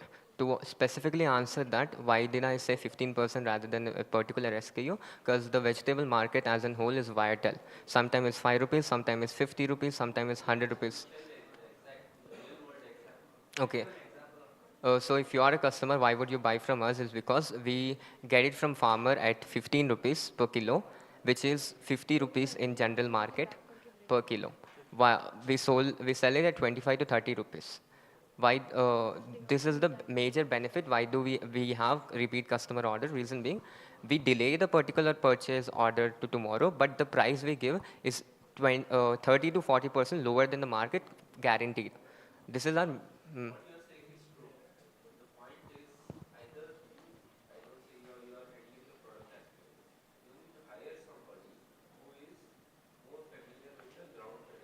Yep.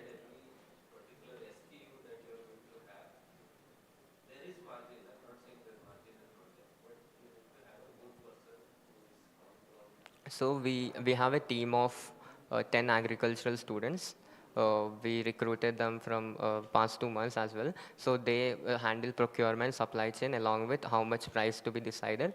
Along with we have a person from Reliance. We hired recently this month as well, who his experience with warehousing and how to manage the particular goods or SKUs in the store without having minimal damage, even if the order is yesterday.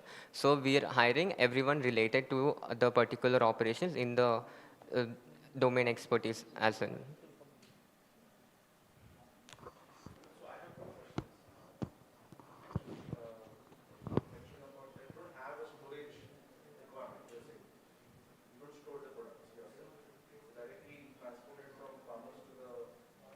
So the farmer to consumer model, we are right now procuring it from the APMCs.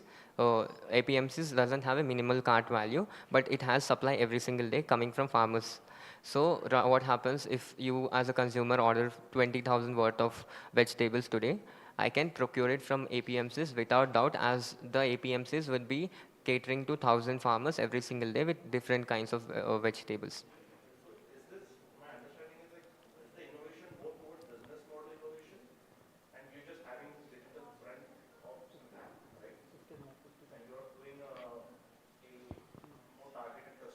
Yep, this is more related to the way this is more related to how we approach and how we give the business modeling rather than the customer value proposition. Customer value proposition is the price cut and the convenience they're gonna get.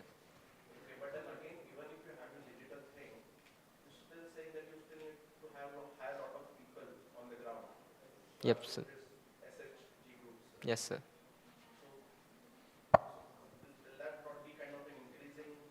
But the revenue to cost ratio, if we hire 30 people as a spokesperson as a whole, we incur 4.5 lakh working capital every single month.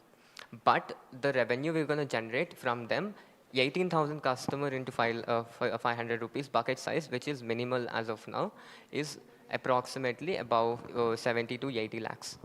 So the cost we give out in the market and the proportional revenue we're going to get are very feasible for us. So we're working on 15% margin. It is going to increase in future when we're going to actually buy in bulk. Right now we're buying it after a commission. But in future, when actually we're going to hit a revenue size or a customer order size of 1 crore, the actual margins are going to get more and more feasible for us. Right now, we are profitable in revenue perspective, not profitable overall as a company perspective. The minimum size we need is, no, we need minimum to 20 to 25 lakhs order value. Nothing more less than or more than that. Per month, minimum. 25 lakhs per month. Yep. 2 minutes left, guys. Yeah.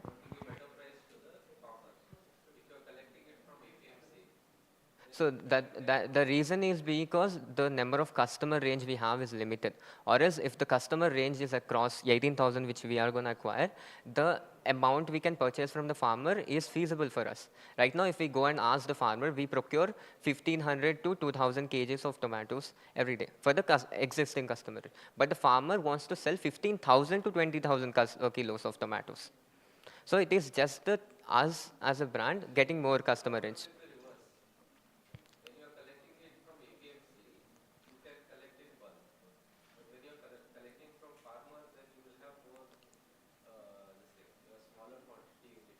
No, so the farmer, in APMCs, we can procure daily supply range, wherein the supply never ends. But the farmers we are tying up, we are not going to tie up with one particular farmer per entire operation area. 50 to 50.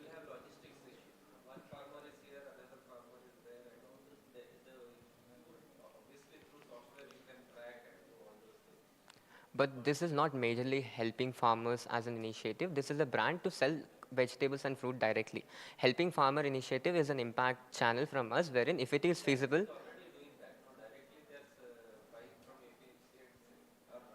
the whole differentiation. So our target. So the differentiation from us and Reliance is the entire approach we are taking in acquiring the customers and the fixed customer perspective, wherein the customers, if onboarded, are with us. It's a more of a D2C.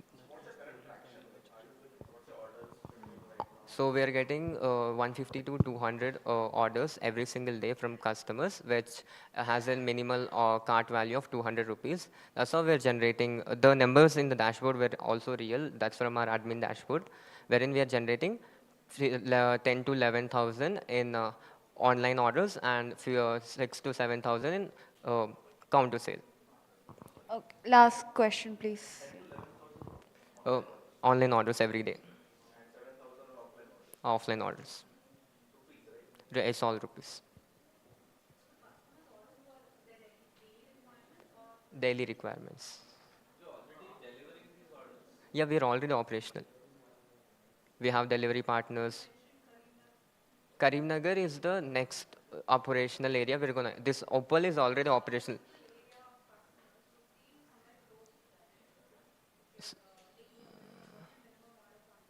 Minimum order quantity, there is no minimum order quantity, but we won't mention minimum order quantity for our customer. Reason being, I can't. No, we in-house delivery partners and in-house packing and sorting employees. Yeah. So, Yeah, thank you, Shrindan, and thank you, jury. Because in the interest of time, we can ask questions in an informal discussion. Yeah. Next up, we have Gopal.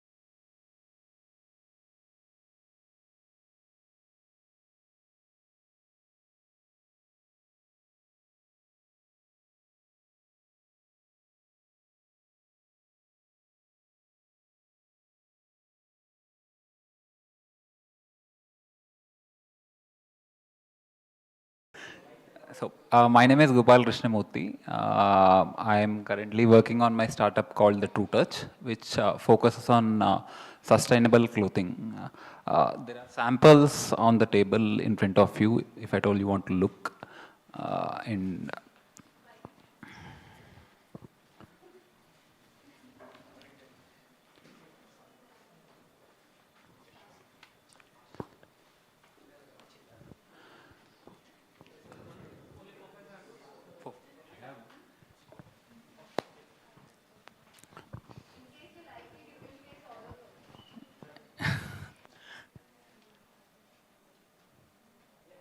yeah.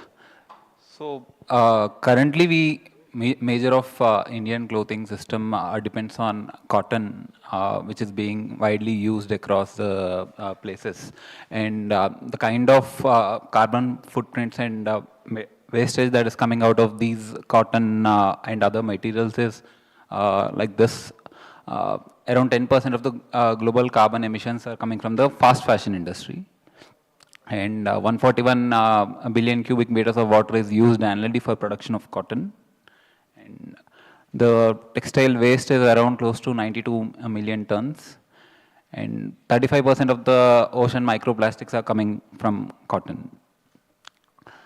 So with this rate, there will be a impact of 1.5%, 1.5 degrees on the climate in the coming future. So we have to focus on what other alternative materials can be used instead of cotton, which will be less harmful and impactful on the nature. So we are focusing on multiple materials like linen, bamboo, hemp, jute as a substitute to the cotton currently we are using. And we also want to ensure that these products are produced in a very sustainable fashion by using more of solar power, hydropower in the production of linen and the other products that we are going to start with.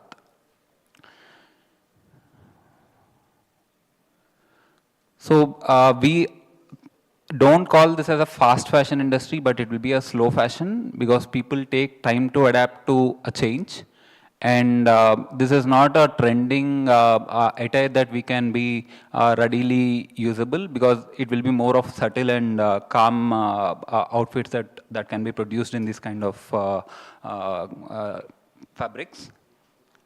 So the current rank where India stands at 9th globally in the slow fashion, and it is expected to grow at a rate of 10.3%. And it would be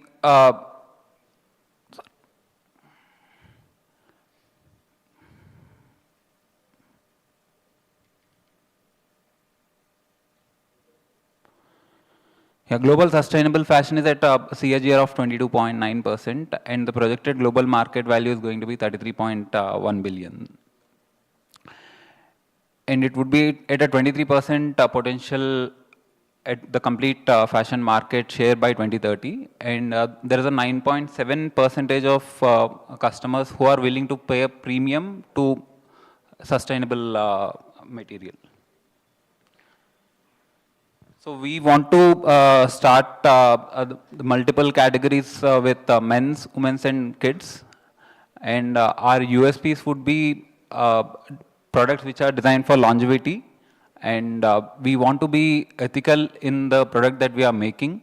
So we want to show a complete production cycle where the fabric is being sourced, how is it being manufactured, and how is it being sent to the customer. And further, we want to take a return back program when people want to, throw the used clothes. We want to start a return back program where we can see a channel where we can recycle them or reuse them to other products.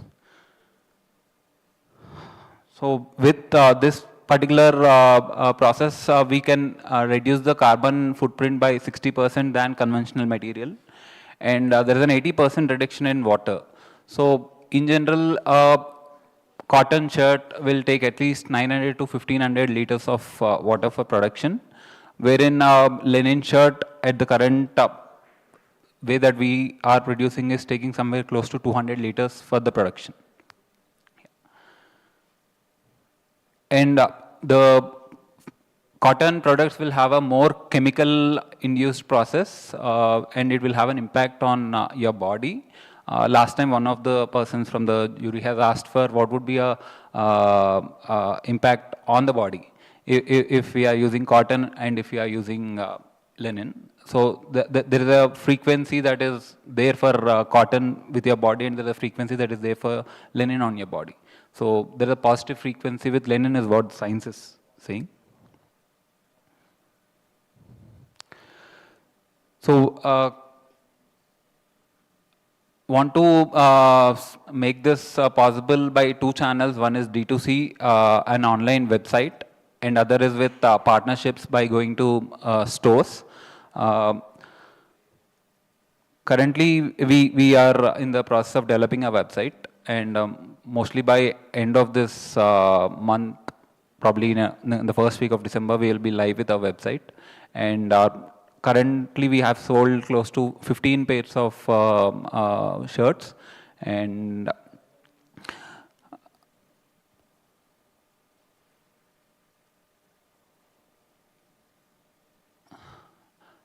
primary people we are targeting is Gen Z and millennials, which are in the age bracket of 18 to 40 years old.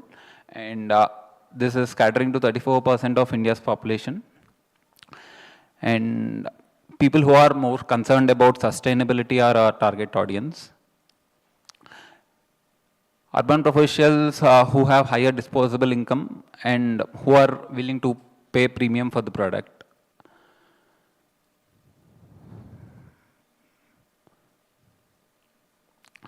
So these are the financial projections that we are looking at for the next 18 months.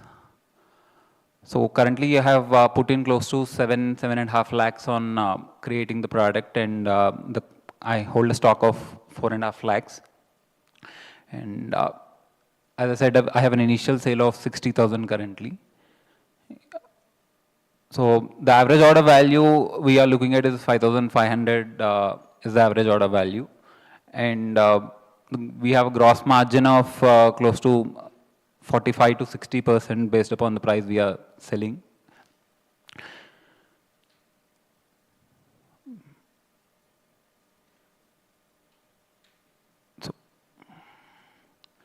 So the funding ask that I'm looking today is for 35 lakhs, and the breakup of the funding will go in this way, where 35% is into the stock, 20% of that will be for marketing and customer acquisition, 30% is into team expansion and operations, 15% is on the digital technology.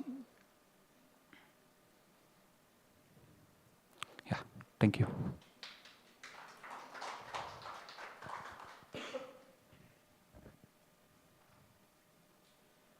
Any questions?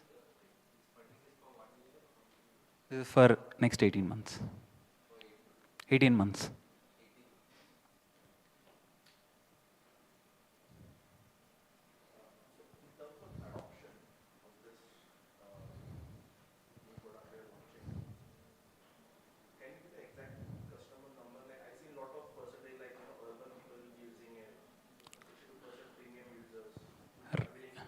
Right.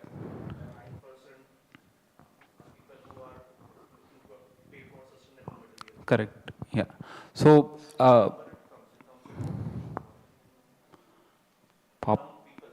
number of people.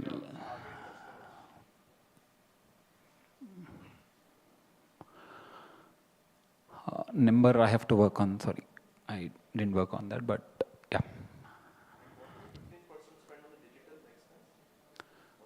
So I have to build an infra for the website, and yeah. I have to create a Shopify store. I have to create a website. I have to feed the content continuously onto the website. Is there any innovation in the textile? I mean, the cloth that you have worked on, or? So this is currently available with limited number of players who are using in the market. There is no innovation as such on the textile, but the process that is involved in this is a sustainable process. The company which is doing the production of the fabric is following a sustainable process and a chemical-free process. And very limited brands are using this as on today. Because we don't have the capex to create a plant, get the R&D done. But with the limited R&D that we have spent on, we have connected with close to 25 people who are manufacturing this particular fabric. And out of them, we have went with this particular guy. Why do you need 35 lakhs? Can you explain? So, You said you already have 4.5 lakhs in stock. yeah, I have 4.5 lakhs in stock. I have put in close to 8 lakhs now. So why do you need extra 35% of that 35 lakhs you're asking for stock? Because, see, standing on today, I have only 150 pieces of product with me. Okay, this 150 pieces, if I have to, put the cost of marketing, hire a team, I have to start somewhere. Today, as of now, I am only doing everything on my own. Can you go to that slide once? Yeah. No, the next one. Yeah, this one. Yeah. What is the 35%? I didn't understand. That is for the production, stock. But do you have the traction to order extra stock? You said you already have 4.5 lakhs of stock. Right. So 35% of 35 is 10 lakhs. around 10 lakhs. Right? Yeah. So you need extra 10 lakhs of stock. Do you have the traction? Is the traction coming or why do you need that? See, the cycle starts with this, then it will go to this, and it will come back to production. Yeah, that's my question. See, right, I did not start selling as on today because I don't have a team. So I'm going to build a team by hiring a marketing guy and a sales guy, and also for the offline store. So because I have to partner with someone who is having the infra to put my product. So there a salesperson has to be there. And some kind of event I have to conduct, create awareness on what is sustainable clothing. Because as I said, this is not a fast fashion which I want to more spend on digital marketing, but I want to create a slow thought process into the customer's mind.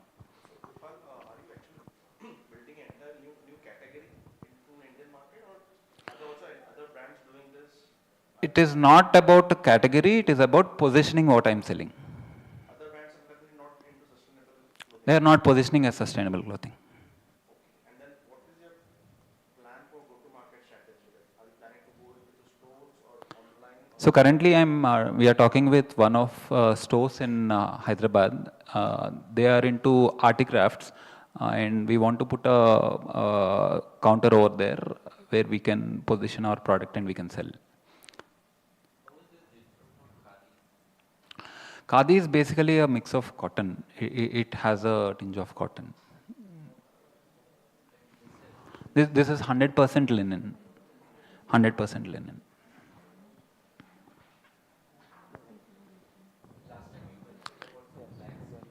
Yeah, basically linen is made out of flaxseed. You seed a flaxseed and you get linen out of, you get a stem out of it. You use that stem, you weave that and you get linen out of it.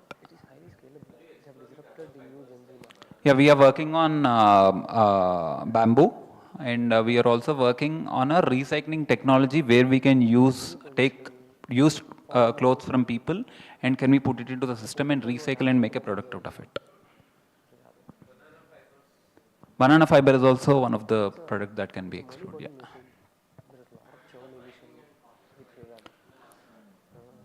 If you go for 100% linen in the competition market, they can range anywhere between 5,000-6,000 to 15,000-25,000. 5,000-6,000 you get in Linen Club, Linen Trail. We are launching at 6,000.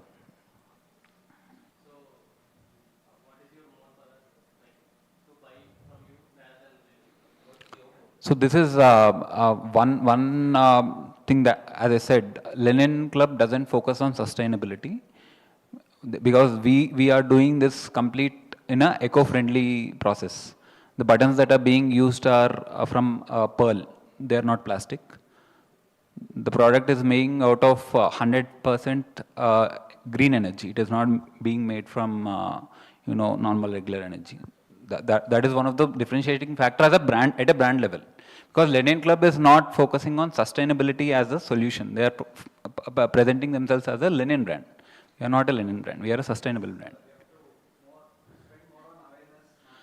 That's what because I'm not targeting it as a fast fashion. I'm targeting it as slow fashion. I want to take it as a slow pace. I want to create more on the awareness, and then I want to create more on the product. Why do you wanted to work on this? Why you? Specifically, I have various experiences in the past where I have been part of power plant. I have worked with my own business of setting up ice cream. I worked on a business of apparel as well. I found that once you start using something and you are throwing that back, there is no end where this product is going to. For example, you use a shirt, you send it back, or you throw it, or you give it to someone. It has to get recycled in one or other format, right? There is no such recycling that is happening at a large scale. It is happening, NGOs are taking and giving it to some people. And there is a recycling firm that is working on creating only recycled products from apparels. So I got interest on that and I wanted to start something in recycling space. But I again started back, if we work on sustainability as a whole concept rather than just recycling, then I came up with Lenin, how it can be produced more on a sustainable method. Yeah. Yeah. You haven't sold anything, right? I have sold around 15 pieces, yeah. 15 pieces. How much time it took? That is from October 11th. Okay. Because why I'm asking is, see, for being responsible to the environment or whatever you call, because I know how it works, like ESG, I know these concepts, okay? Right. Carbon emissions. For being responsible, I'll not go to a new brand and try and test with 5,000 rupees. What is the cost of that shirt? You haven't given the unit economic set.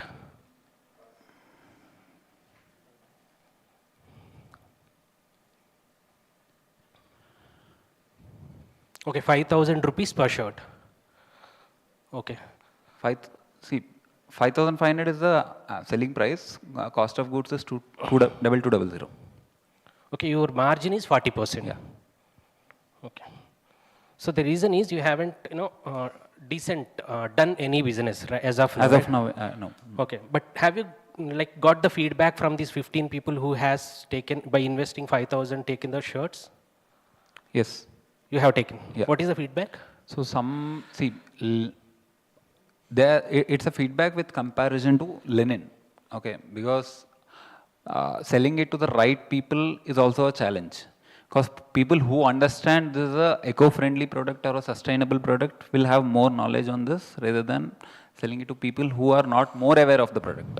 Because people are still seeing this as a linen product. They are not seeing this as a sustainable product.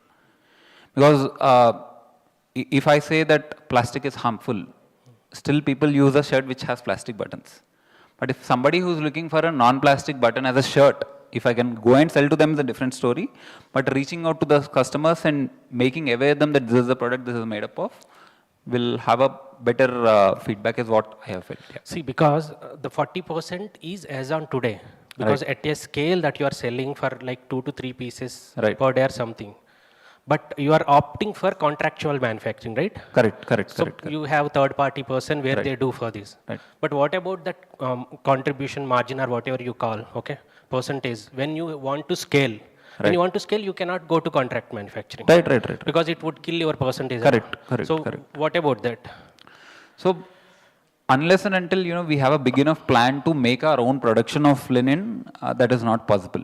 In today's scenario, nobody in the country is allowed to export linen as a raw material.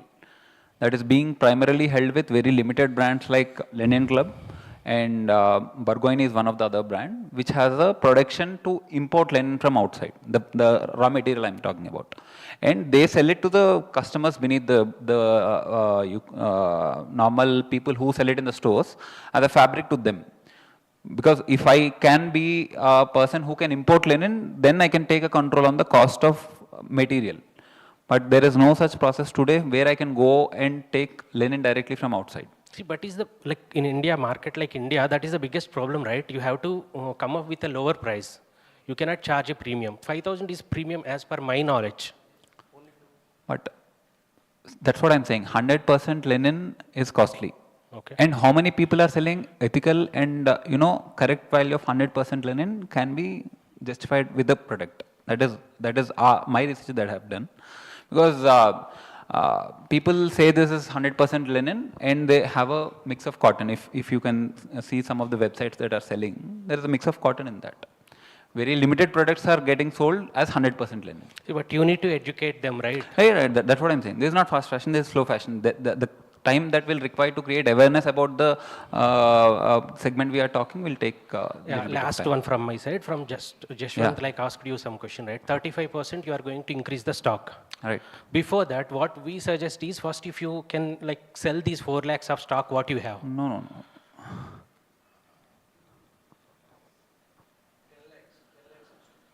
No, that last slide. See, I have put in close to 6 lakhs or 4 lakhs in the stock as on standing now. And for me to have next 6 months of runway, even if I take 6 lakhs out of that, there is still 12.5 lakhs of cost that is going to be spent for me to create a sale. I don't have a team standing on today. I have 4 lakhs is the inventory. 4 lakhs is the inventory. To sell that, how much you need? To sell my complete 10 lakhs, I require at least 8.5 lakhs. That means your margin is hardly 18%. No. This is my total expenditure including the stock. Okay, you are selling at a loss. No, sir. Okay. This is my expenditure including the stock. Okay, including stock. Okay. So 8.5 lakhs is my expenditure that I have to put even for me to sell something. Okay. In the coming financial year. Okay. I have a co-founder. He's working part-time. And I have a tech guy who is working part-time. One last question from Deepak. Yeah. Just we want one thing is you need to position yourself with some niche. Right. Okay. Probably something to do with wellness clothing or something Right. like that. For that, last time I had told you. In the starting, I have told that there is a positive impact on the body because you have said me I have done the. And second thing is just you need to start selling. Right. It's still on the paper, and don't worry about spending 8 lakhs. Right. Just spend 50,000 rupees and start selling. Only then you will get the numbers. Only then you will get the real idea of what it is going to. Agreed. Other than that, it seems too idealistic with the presentation. Okay, thank you. Right, you have to get into the practical. Right.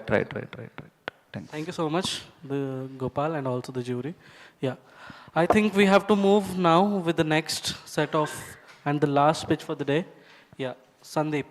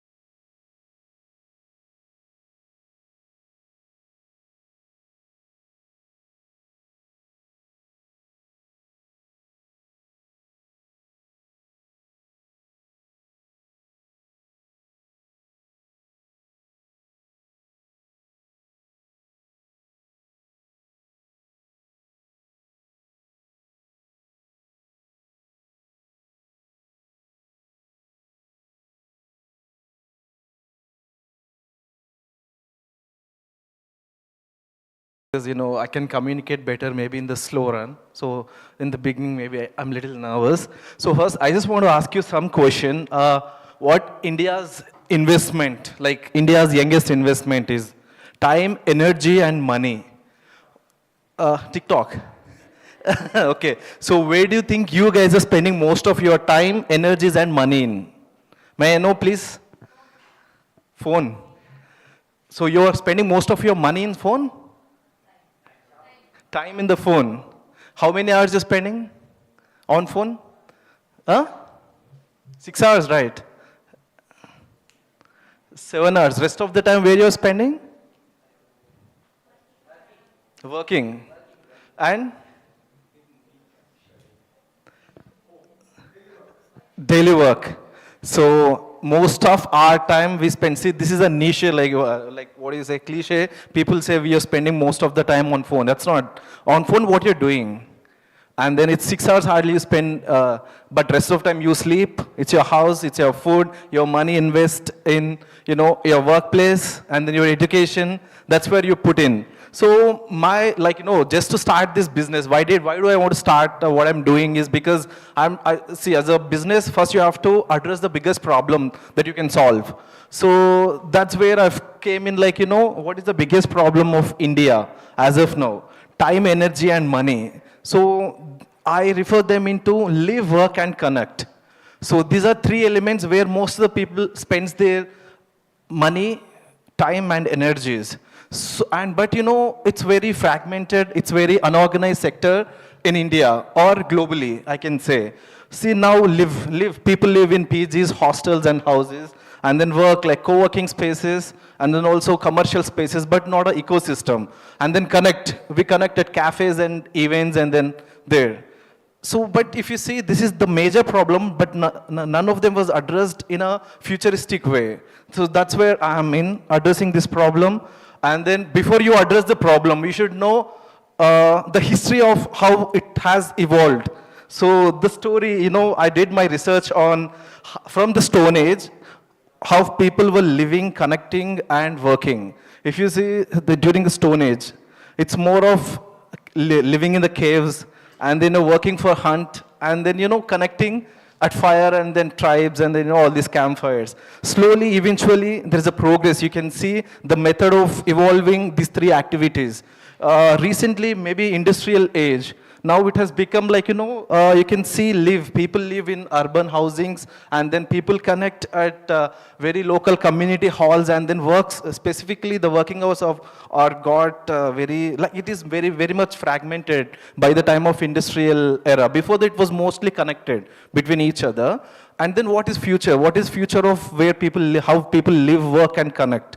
It's more of a experiential than it's more of a subscription or experiential and premium luxury, not buying or owning something. So because that's where the futuristic space needs are into. That's where we jump in, building Zlok, where live, work, and connect. Zlok is nothing but Zlok, a parallel universe that we were building, integrating all these activities together. And then how I'm integrating, why I want to do this, I'll just redefine. So Zlok is redefining how you live, work, and connect. And then what we are fixing as a problem in India.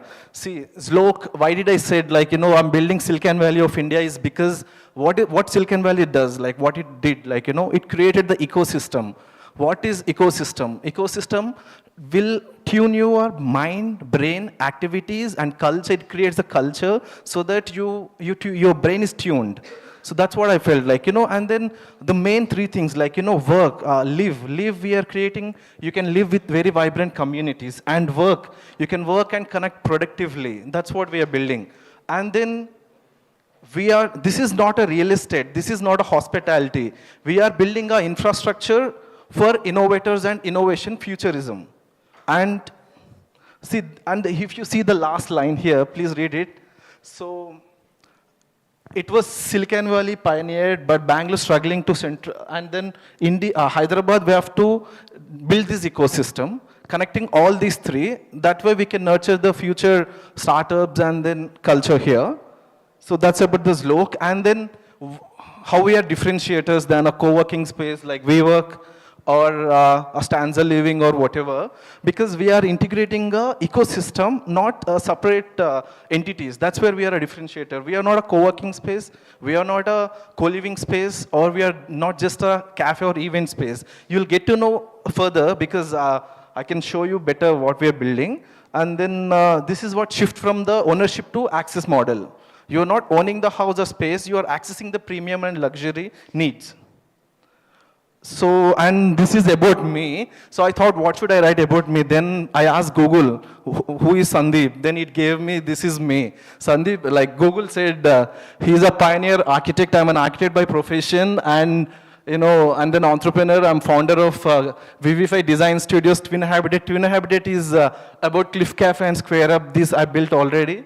And then you can see here, Gandhi is passionate about building an Indian Silicon Valley. It got me right, I don't know how. And then focused on building a right ecosystem for entrepreneurs. This is about me. I think this can give me the better description than what I can write about me. So that's about me. And then this is my place. I built Cliff Cafe and Square Hub. That's my balcony out there. And this is my team. So I'm the founder, CEO, and director, and that's my dad, because you need to have 2 directors for a private limited company. So that's my dad there, and then a small investors, and then he's my mentor, Mr. Pradeep. So, and then he's my building owner also. I made him a mentor, so it's very flexible for me to, moving forward to work with him. So that's a fun part. But again, how I'm building my platform, I just want to show you. There's a prototype we've already built. So find freedom of space in a slow way. You know, right? I was saying how I'm integrating all these 3 because 3 activities are very complicated by nature itself. Living is a big sector, and then cafes is a big sector, and then events are a big sector by themselves. How I'm integrating is like a very simple, seamless model. It's very simple. You can see. If you open this platform, there is something called book, and there is something called explore the space. So you can see the gallery, and then this is the membership plans that we are offering. So like 11,000 integration of 4 sharing dormitory and cafe credits, working hours, and events access. So integrating all the activities into a subscription model, and we have different plans, but also everybody don't need all the services, right? So there is an option for customization. You can just choose whatever you want. You want cafe credits and be part of the events, and then you just need a working hours, and then you can just select your subscription model.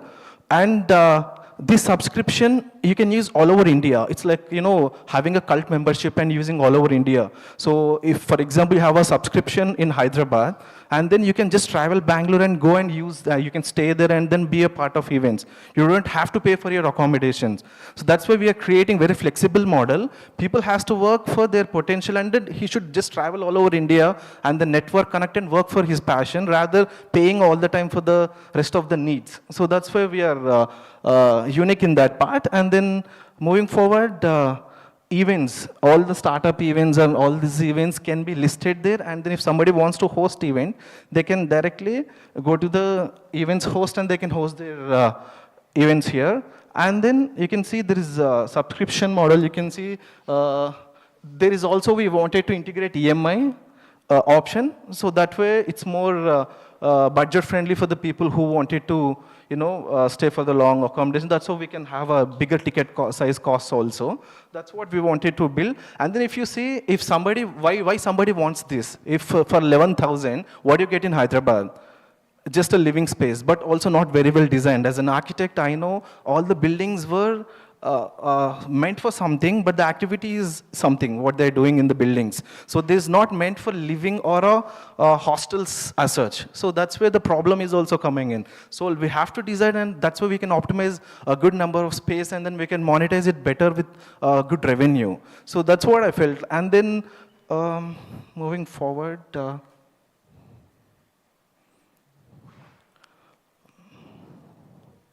I just want to show this, and value propositions. What is this like? As I mentioned, national-wide access, simplifying the stay, work, and connect. We are just simplifying this, like with a national model, and then it's free. It's very, you see, the main problem with all the startups is deposits. People has to pay a lot of deposits to start their office or something, or to live also. So you don't have to pay any deposits, but it is prepaid model. You pay and use the facilities, and then you can extend that. So you don't have to pay any deposits to access the office or living space. That's one more edge that we have.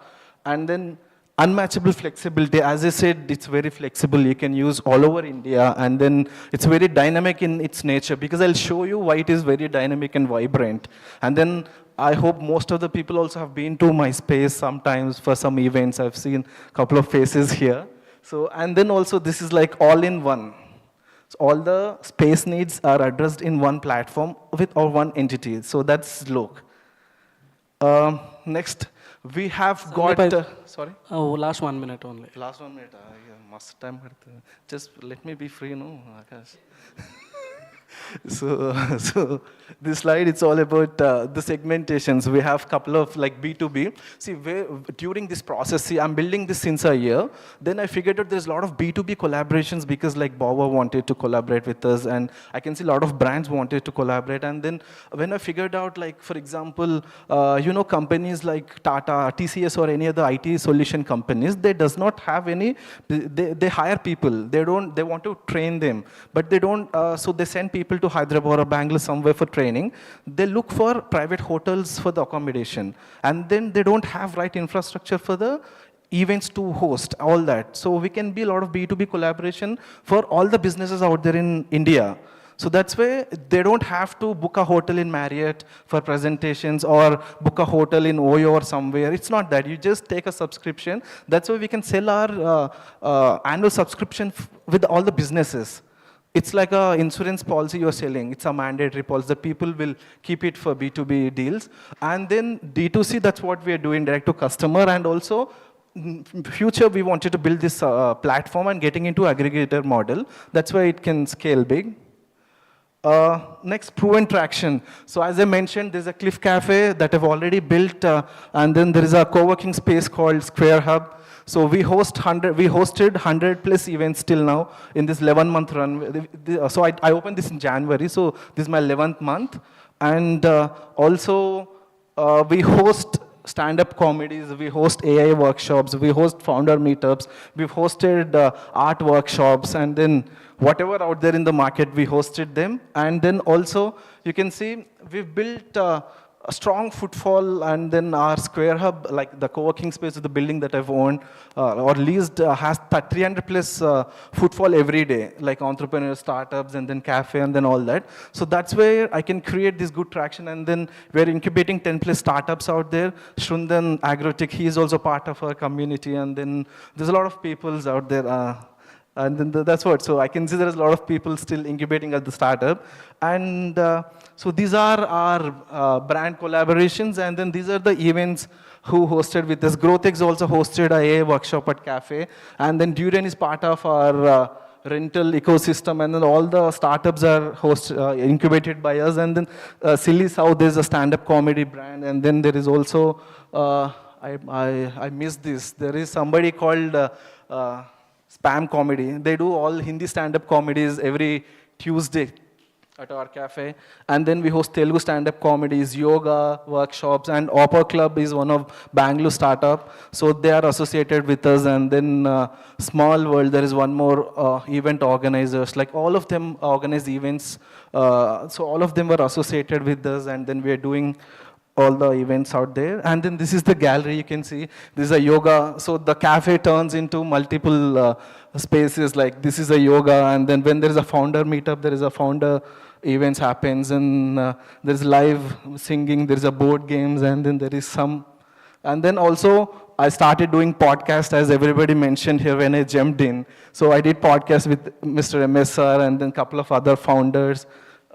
And also, I did with Mr. Charan. I should release this next week. Why this podcast is because to create the library and to create the awareness in the market.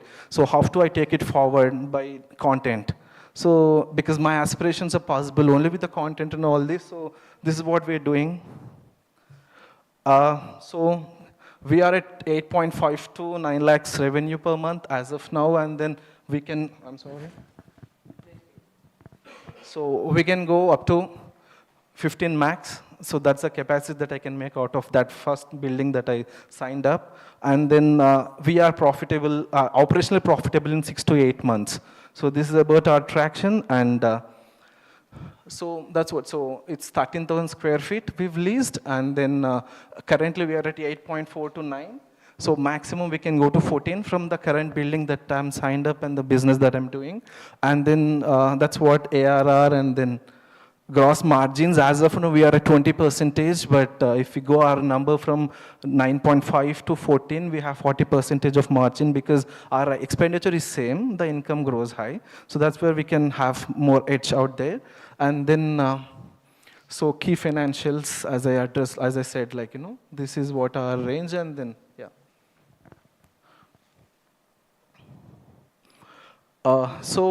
When I have to create this pitch deck, I should create ask or like how much I have to address, and then this TAM, SAM, sauce, all that I was reading, but I felt none of the number is very realistic or something. Then I thought, what is a new approach that I can take it to move it forward? Then I thought, let's not take funds on assumptions. Let us replicate the model that what we're building in different scale, like maybe scaling it up. So then I've approached, I'll show you what exactly. So from 13,000 square feet property, we are making around 10 lakhs revenue assume. So now I want to make a 60,000 square feet property, where 50,000 for co-working space and cafe and ecosystem, next 10,000 for the living. I want to set up these two at financial district, so that, and then the living should be somewhere within 5 kilometers from the workspace and the building that we are signing up. So that way we can actually build a second solid one platform. I'll show you. The strategy is like addressing like from January, you can say from 1st to 3 months after I taking up the funds, I want to stabilize the existing campus, which have to make around 14 lakhs revenue for 3 months, and then searching for the property in 3 months. And then 3 to 6 months, I want to build a Zlok hub, a solid hub, like, and then focusing on selling out the inventories. For these, I want to set up an advisory board or advisory members where I'm discussing with MSR, sir, he's helping me out, and then I want to set up these 5 people as an advisory members, where one is from real estate, one is from CBRE or JLL, who can easily get us the customers for the inventory that we're able to, get. So I want to set up these advisories so that way I can do my break even, or not break, maybe what I can say like ROI, not ROI, I can say operational profitable in 6 months to 8 months. So that's what I'm looking for now. And then 6 to 12 months, I wanted to create content, events, buzz. Like India should say that, there is there is somebody who is building India's Silicon Valley. That's what, even AI started recognizing it before I build also. Imagine what we can do. So this 6 to 12 months, selling out the inventory properly, and then just hitting the market, creating this buzz. India has built something really a meaningful brand or company. So that's what, and then... Sandeep, you will have to wrap in next 1 minute. It's yeah. way beyond time. Okay. Yeah. So this is what, currently with 10,000 square feet, we are making this, signing up 50,000 for workspace and then cafe, and then next 10,000 for living, what we can do. This is what and then still I have to put TAM, SAM, sauce to understand the market. So I've still put, so my SOM is for Hyderabad, 300 to 500 CR market that we can address. And then, so this is, SAM is like all over India, which is 58,000 crores. But this I have put it for you, but I don't believe in that. I believe in my organic method of doing it and addressing slow, step by step. So because I believe in like stable growth and then make it ROI in 2 years. That's where I believe building the businesses are in. And then I want to raise 10 CR investment for post-money 35 crores valuation. And so these are why my valuation is X number is because these are the proof how they've raised the funds and what valuation the market is looking at these things because they. So yeah, this is overall about what we are building and then what it is. So I have to wrap it up. So please shoot me the questions. I'm happy to take it. Yeah. Questions, please. Firstly, idea is great. Thanks. Yeah. And how do you compare this, your concept with, how will it run parallelly with the growing number of GCCs in the country, and there's expansion in tier 2 cities also, in some, like Coimbatore and Jaipur. So do you plan to expand in those tier 2 cities also? Yeah, yes, yes. But I did not put it here because already there are 20 slides. My thought process is first I want to build Zloke campus as of now. My focus is on there, on build one solid hub. Then we have to set up a couple of more hubs maybe outside of the city, 100 kilometers away from the Hyderabad, where the real estate is less. Like Zoho concept, I liked it because that's where we can democratize the revenues or like, decentralize the development, growth, and also you get real estate for less price. And then whoever we are incubating here in the hub, if you see, we are addressing 17 to 30 years, all these people, but also they need office setup. Once they incubate here from 10-seater to 15-seater, they'll look for 50 or 300 seaters also. There we can push them to out of the city. Yes. Building these proper hubs or signing up with right real estate. Any current competitors you are having? I don't think who so. are in similar in what you are saying, right? People are there, but nobody's building ecosystem. That's why I said we are world's first platform building that. So definitely, there are a couple of people tried in UK. There is a company, but again, they was not profitable, and then they shed their because the scale model is different. They're trying to build on the fund like how WeWork got failed in globally. Yeah. So because they just want to take funds and build co-working spaces or inventory rather going a stable, sustainable model. And then why it is failed? Because we are creating, if you see the loop is, we are creating like with the Zloke, we are creating addressable market or creating, like for example, I can say Shrundan for example. We've met here in Bower. Now he took a space in my co-working space for 15-seater. Also he said, Sandeep bhai, if you have this accommodation also, that would have been helped me. Because all of them has to come from X5 places and they have to stay in the hostel. And then once this is done, he had to expand his brand to 100 people or 30, 40 people. Then he need a bigger space. That real estate also we can give a solution. Basically, we are a real estate company, but we are creating our own customers. We are creating our own, nurturing them from entrepreneurs and building them and then providing the real estate solution. So, and then we are providing them event space also, if they have to do some event. Because in my campus, last time I think you were there at one of the event. So they are founders meetup. There is a company that we're incubating called Giggles in. They were into digital marketing. They sponsored this event, which is done in my cafe. That way he got a couple of more business deals. So this ecosystem nobody is building. So that's where we are at. And then I think nobody can build because I studied some case studies about Kotak or whatever, why they couldn't exist for so long, Nokia, because they were joints, they have funds for everything, but innovation, consistent push, futuristic approach was missing. That's where we are. Your affordable subscription is a good idea. I mean, yeah. what you are presenting.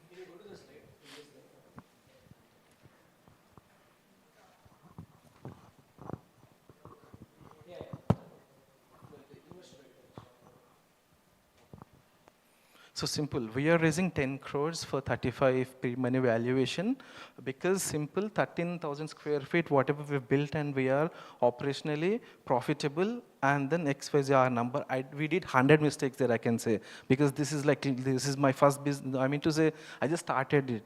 And then still, in spite of all the challenges we could approach there. With all the knowledge exposed that I've got, we can 10x the profits definitely. But also, now I'm focusing on 60,000 square feet building as a hub. So that's... No, this is not an idea. So Zloke is a scalable model of what I've built as here. But here I have only two verticals. One is co-working and cafe, which is work and connect. Live is not yet established. That I have to establish with the funds that I could raise now. Yeah.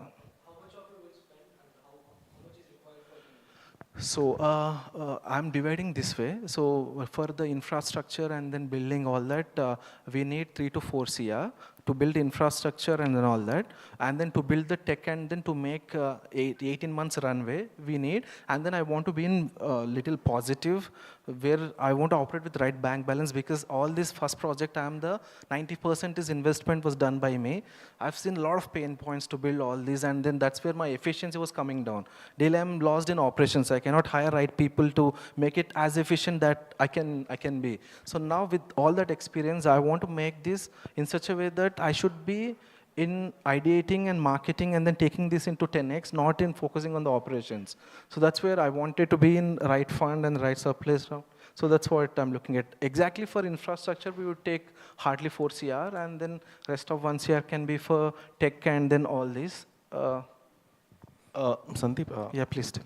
just want to understand, just want to clarity on whether your model is infrastructure capital intensive model, or are you trying to be little bit more like, the OYO model where you are kind of hiring and, leasing out the space.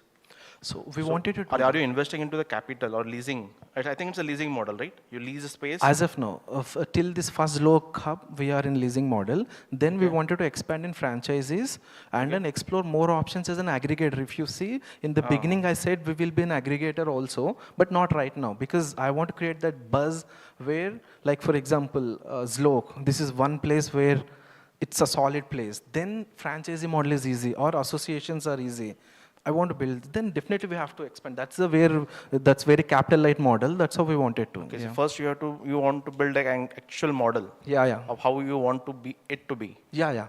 Then probably you'll replicate into other people investing money. Yes, right? yes. That yes. is what the That's plan what, is. Yes. That's what the plan is. Okay, and I mean I have seen there is an island near Singapore. One person is developing entire startup ecosystem there. So something of that kind of inspiration you're also having? Yeah. So somebody said me that they're building in Singapore. Something is. But like you all people be kind of started. on different hubs, right? Yeah. It won't be a centralized thing. It's not been centralized. Across India it will Yeah. be. And then the idea is maturing, and then Devsa, you want to ask something? So every day my idea is getting matured and developing and then all that. So there is a long scope, but my first initial focus was building one hub, making it solid performing, 6 months create the buzz, then let us see how it turns out. The motive is simple, building something in terms of space, because the space is biggest market, everybody can, real estate, but I want to approach in a different way. Yeah, please.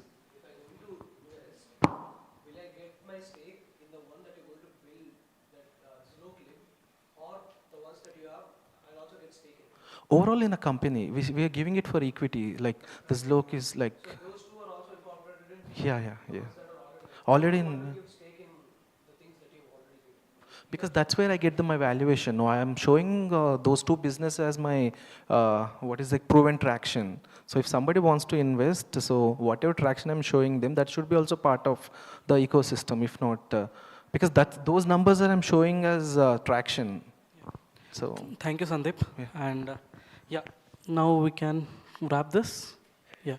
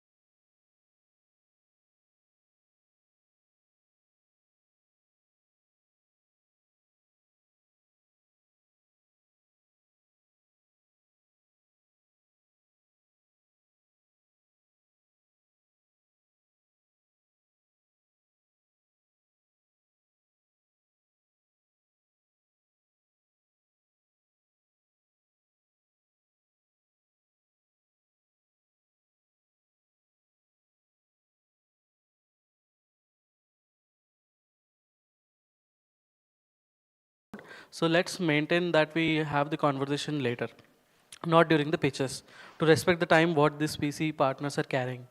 Okay, so let two other VC students will come. Then I'll quickly give you a demo or like a walkthrough of how the format would look like, and then we are good to start. So can we have that kind of seriousness for the rest of like 1 hour, and then like floor will be open for more networking and fun session, and I would also be a part of it, and VCP partners would also be a part of it. Okay, thank you so much. Yeah.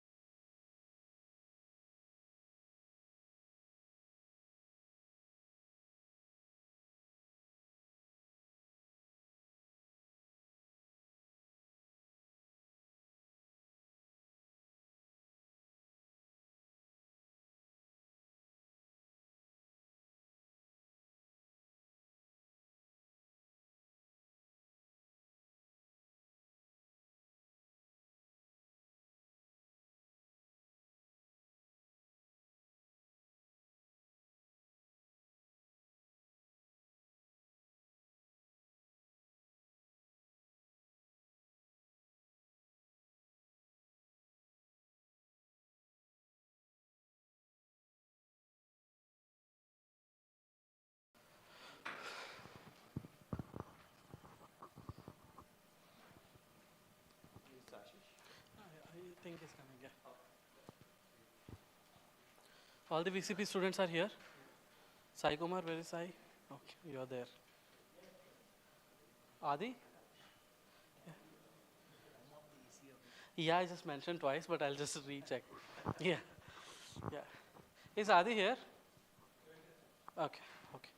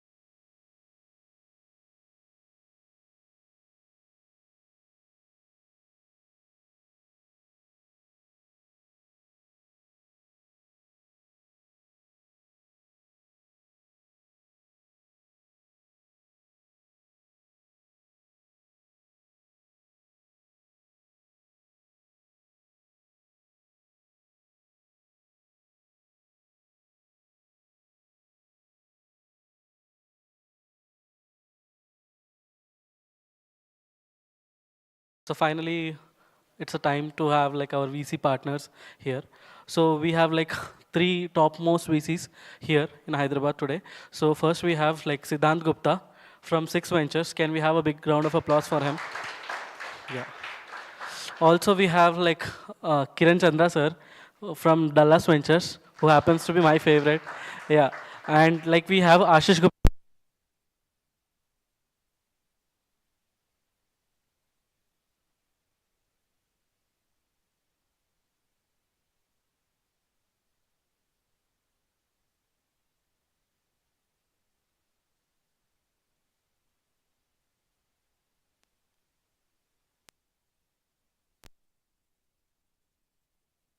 be a little spiel. I'm definitely excited to be here, and I've been hearing about the format where the VCP students evaluated the few startups, and based upon what they feel,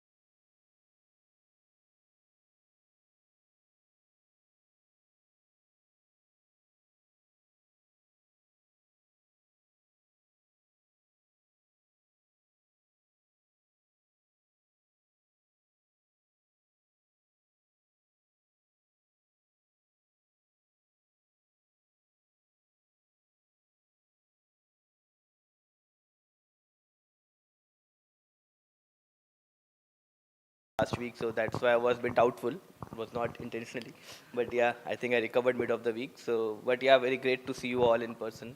And I think whatever questions you generally ask, that makes my teaching feel really relevant to myself because it gives me an idea of thinking from the first principle. Because the questions which you all have asked in the interaction so far are very, very fundamental, and that's what even while teaching you learn a lot, and that's what has been my experience. And thanks a lot for that.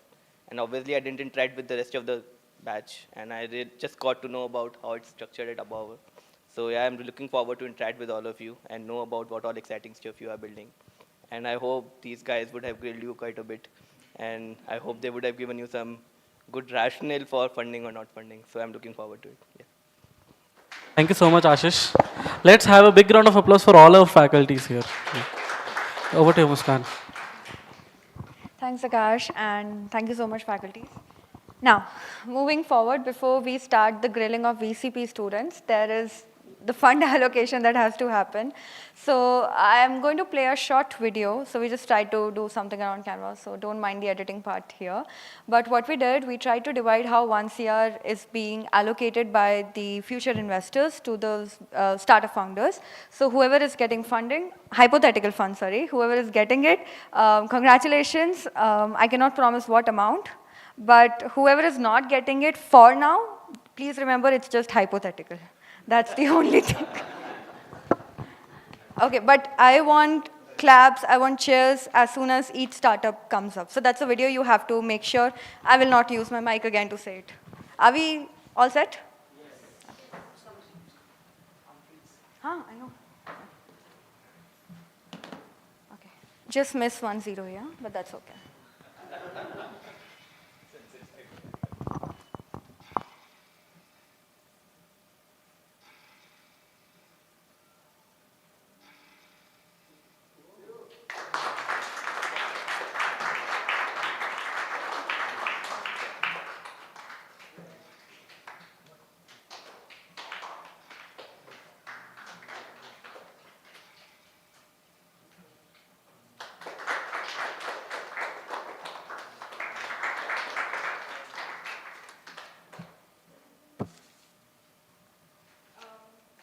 The VCP students, do you want to come and justify before you proceed to the faculties? Quickly, quickly. Any words of motivation for the founders?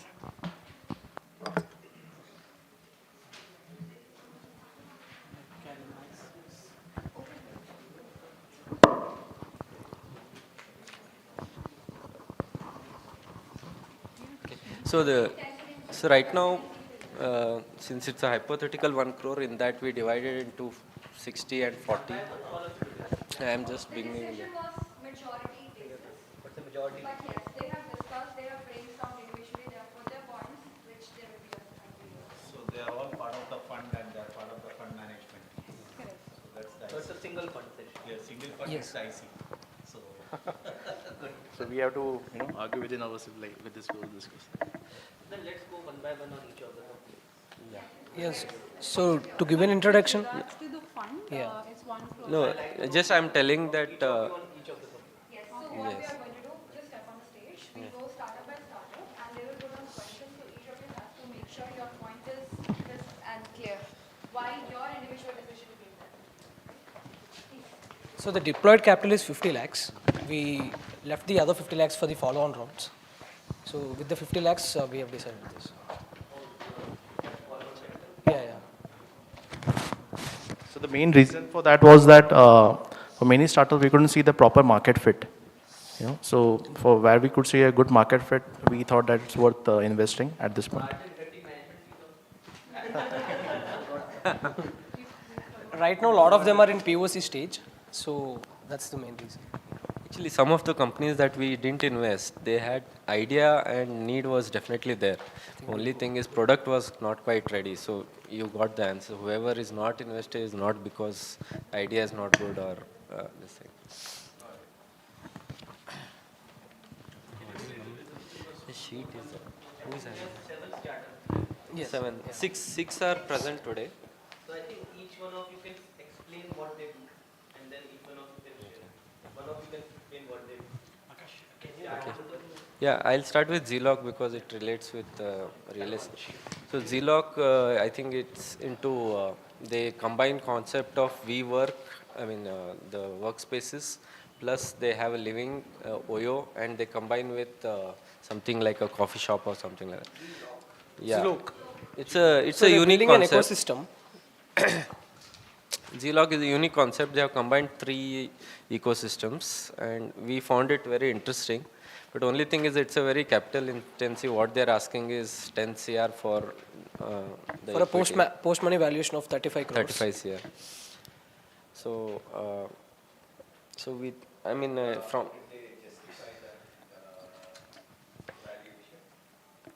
They have some numbers. They have pretty good. It's an operating model what they are having, and through lease. So it's a co-working space plus Just by subscription. subscription based. It's a more affordable for most people. They can afford to work at the same time, live and connect Attend with events at the people, same place. something like that. Yeah. So for a startup who is at a very early stage, they have all the things sorted in the same space. Not to go to WeWork, not to go for another PZ, not to go for another mess. So they are like leave, work, and network. So leave is like. No, they are offering a dorm space, a hostel rooms, yeah. Like hostel, Co-living, yeah. Yeah. And they have It's a combined subscription. everything as subscription. So you are buying a subscription and you get no, access they're spread to out, spread out. So the coffee and the workspace are in the same campus. how do you assess the need of such a model? So he's saying like he wants to build something like an ecosystem for the startups where they can stay as well because and as well as work, and they don't have to go somewhere else to drink coffee. They have to spend extra because somebody are using a room, but they're not staying there, and he wants to use those credits for a co-working space. So they are offering this as a combined package into a subscription model. or hosting events. That's okay. I understood the model. But what's your assessment of the need of such a model? So has a need, we think that, right now it is more of an aspirational need, somebody it's not an urgent need, but something which is good to have, somebody gets this kind of convenience where they can share like space, like a space with the like-minded people, they are more encouraged to work together, live together, because I have seen a concept of similar nature in an island near to Singapore, where the entire person is building an entire island with, for the startup founders, where they can stay, they can work, and develop things.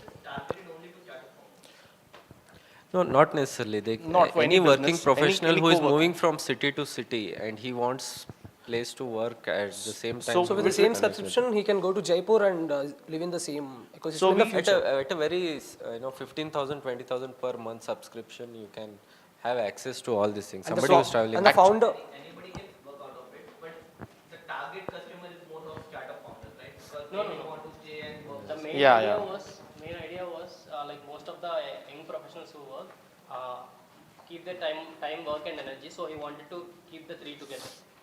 So the SOM was So should I necessarily work in a company which is based out of this particular facility? What if I want to switch jobs? Do I still remain in the So actually, they have an aggregate model also.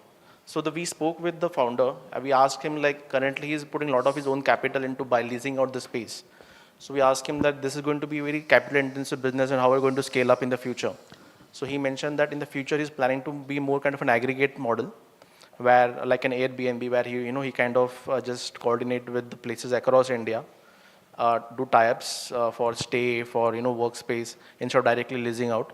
So that's what his vision is. So we are investing based on his vision that in the future it's going to be less capital intensive and it's going to scale up much faster. How is it going to become less? Okay, by sort of leasing out spaces. Yeah, like kind of an Airbnb, like kind of acting as a platform aggregator kind of thing. Okay, now we understood the model. I think now each of you need to share your view, right? So that we can understand how each of you think about it. So maybe we can start from then one by one. Tell me your views on the market size and your current stage of the business and the team. Okay. On each of the three. For Zlok, Yeah. Tell me whether you recommend it or not recommend it. If you would have done it. Your thoughts. And then we'll move on by one. so my view, the outlook is like for the future perspective, like an aggregator model, definitely that is worth taking a risk. About market sizing. Market sizing, we asked the founder what is the market size. He mentioned that. What do you think? Founder will say the Yeah. what's your view? What's your So it's really he's working on something, creating a different kind of model, kind of an integrated ecosystem, right? So it's kind of creating a category or something which is non-existent in India. So it's more about. We had all these townships by public sector, like the Yeshwanagars of Hyderabad, the Rourkela, the steel plant townships everywhere, which was pretty much the same idea. Okay, but those were the days when it was a single employer, so people used to sort of join something for life. Today, I don't think anybody is looking at an employment for life. So I don't know in this scenario how that works, but sorry. When you said it's unique, you have seen. I'm also actually a little on that itself, just to validate the whole idea in terms of how are we thinking through this. So let's say I am coming in a locality and I am taking a subscription for work, stay and networking together.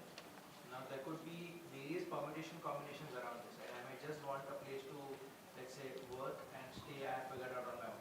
Right? I may choose my community to stay. I may choose my community to work. So then, how are you guys thinking around? How will this idea work out in totality? Like, is there a need personally for this type of a model? I think that's where the small market size. Like you have to answer the market size based on the need of the product. So one question he mentioned about need was that when one of his existing clientele, he actually rented out his office, they asked for hosting an event, like comedy shows or something. So for that he has a coffee kind of a setup, so those kind of setup is also existing with him. So that actually helps him to leverage his space better for multiple services. So he didn't exactly clearly stated out. No, not from, no. Only if it's become an aggregate business, then it is. So practical scenario is, let's say I have taken a subscription, right, work, stay and network, and I switch my job, but I don't want to necessarily move out of the house. So then how do you So they actually also have a customization model where, you know, you can skip the stay part and just choose the work and the, you know. Then it becomes like a WeWork. That's all. Yeah. Yeah. So they have customization, they also have this integrated kind of thing. So. What do you think about team? About? So yeah, the team. Yeah, sure. Team, he do has a legacy of, like, his father is into real estate space and he himself is into architect by profession. So he has a good sense of, you know, creating the, you know, ecosystem, the vibe where people get attracted. So that, you know, that wise I find him very good as a founder to be in this business. But his vision is also good in terms of he want to get into aggregate side of things. So only thing is like how well he managed this, you know, this initial phase of, you know, building something unique out of Hyderabad where, you know, he can attract more money and for the future growth. How will the aggregator side of things work? So how does this work right now? So you have your own premise, or you've taken it on lease from someone and then you're leasing out? Yeah, he actually leased out a space and he also made the owner of that building as one of his, you know, founding member. So that way. So it's a leasing model at this point. Taken it from someone and Yeah. then you are, then he is leasing it further in terms of work stay and. Yeah, at this point, yes. Why do you think it will scale? Why? Why do you think this will scale?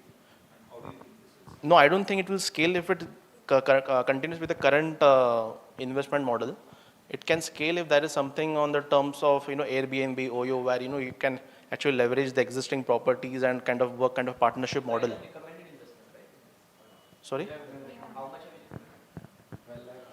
12 lakhs. That's the highest of all, right? No, second highest. But you are not, yourself not very convinced. Other folks are still convinced.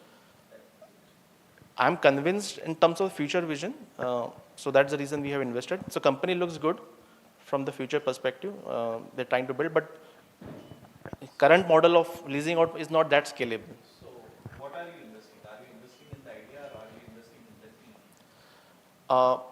So more towards, I'm investing to aggregate business, personally, my say, and also the team, his capacity to actually, you know, work things out because he is from that good background of being in real estate space, family, business, and then also, you know, very much know about the creative side of things. So that's. So yep. So this actually ranked. So I'm the least convinced, but also yeah.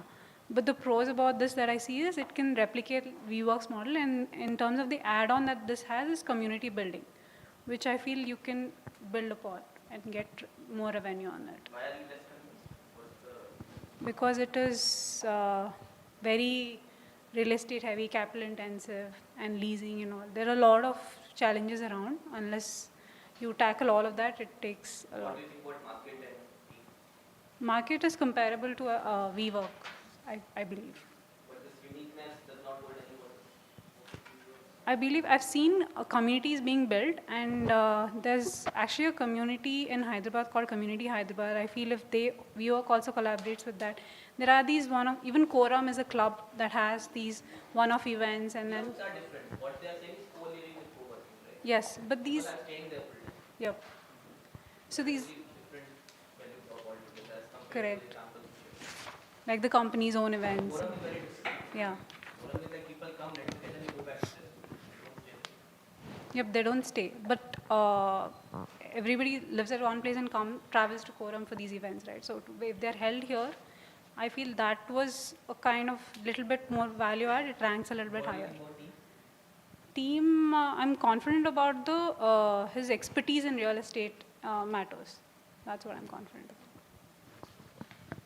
about. So, from a financial point of view, he mentioned that his SAM was 58,000 crores and his SOM was around in Hyderabad is 300 to 500 crores.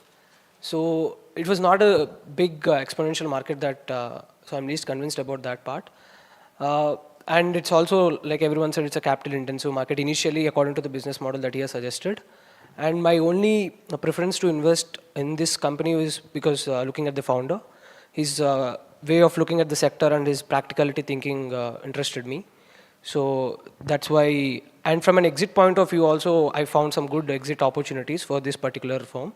So as an investor, that excited me about this company.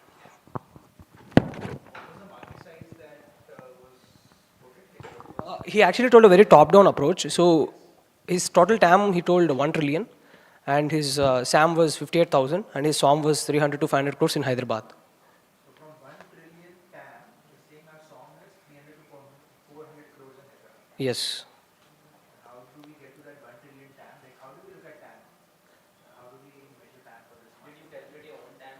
No, no, no. We actually didn't dive more into financials because we had only 40 minutes and we didn't able to. Yeah.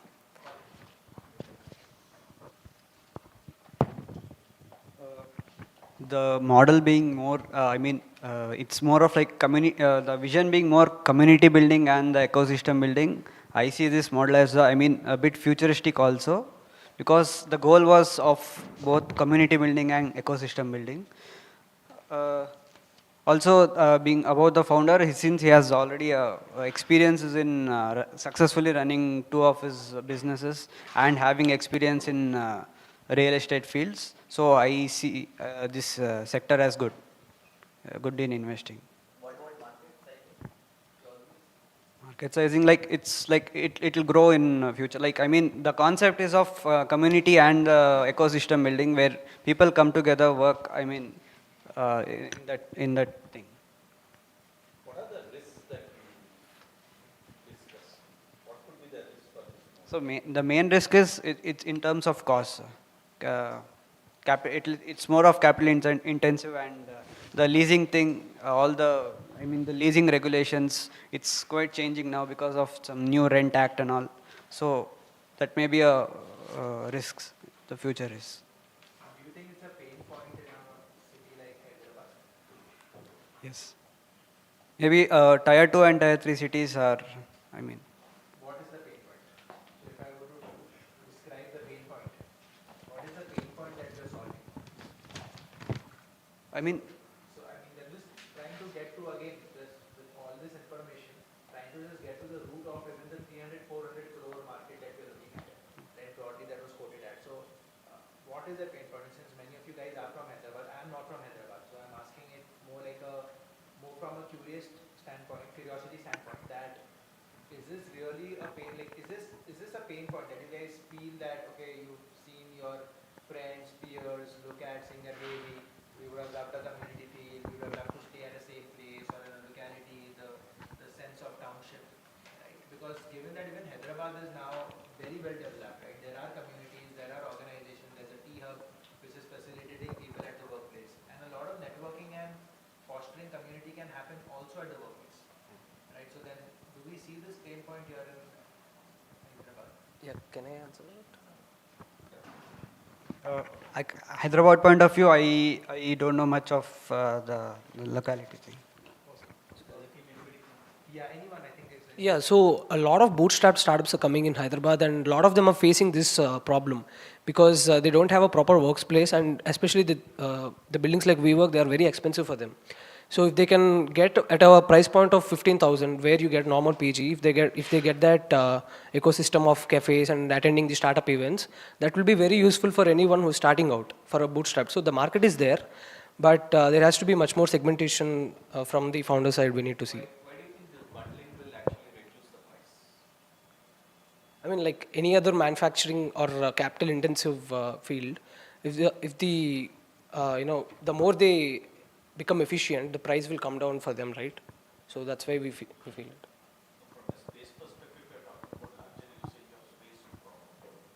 Yeah. If you are bundling a product, you probably will have to sell more because you need to somebody would need to have all the 3 needs. Right. He needs to have a need for a place, for working place, and also then a cafe or whatever. Right. Okay. Would it not be a little bit of too much of an ask rather than letting people say the entrepreneur will find his space, the employees, and so the founders also will find their place to live. Yeah. Depending upon their life stage, life situation, somebody might need a small town, somebody might need a 3 BHK. So there is a huge variation.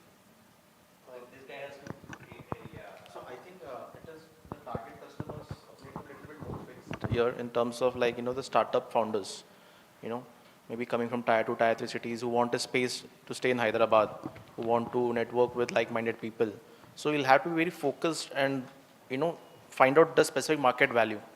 That's what I felt was a need, that, it was not really well addressed. It was a very random top-down approach as the market value was taken. So a very target specific customer focus need if generated, then probably this could be a good way. And But then it could also be that it could work as a WeWork. I don't know. Yeah, I think all of them are answering. I don't know how are we then going to It will be that structure, but I think any one of them is answering. by the time we complete this, we will get a hand. There are other startups also. Yeah, so, and also, What I was thinking, maybe one of them can pitch one company which they like the most. Then we evaluate one person. But they have only 4 companies. yeah. But each of them will repeat. 4 and 2 there. So each of them can come and then repeat the answer also. No, and even the one where she did not in that. At least you'll get to know how to evaluate. Why they did not. Why they did not. There are 6 startups. Can we, maybe you can just Otherwise, I follow think we are going all questions. over. One by one we can do in a serial order. We can just justify their answers and possibly then we can do maybe market. Yeah. Don't you think rather than taking one startup, we are spending already spent a lot of time. All of them are answering, some are completely. But yeah, I agree. But yeah, for the ones who haven't put across their points so far. Yeah.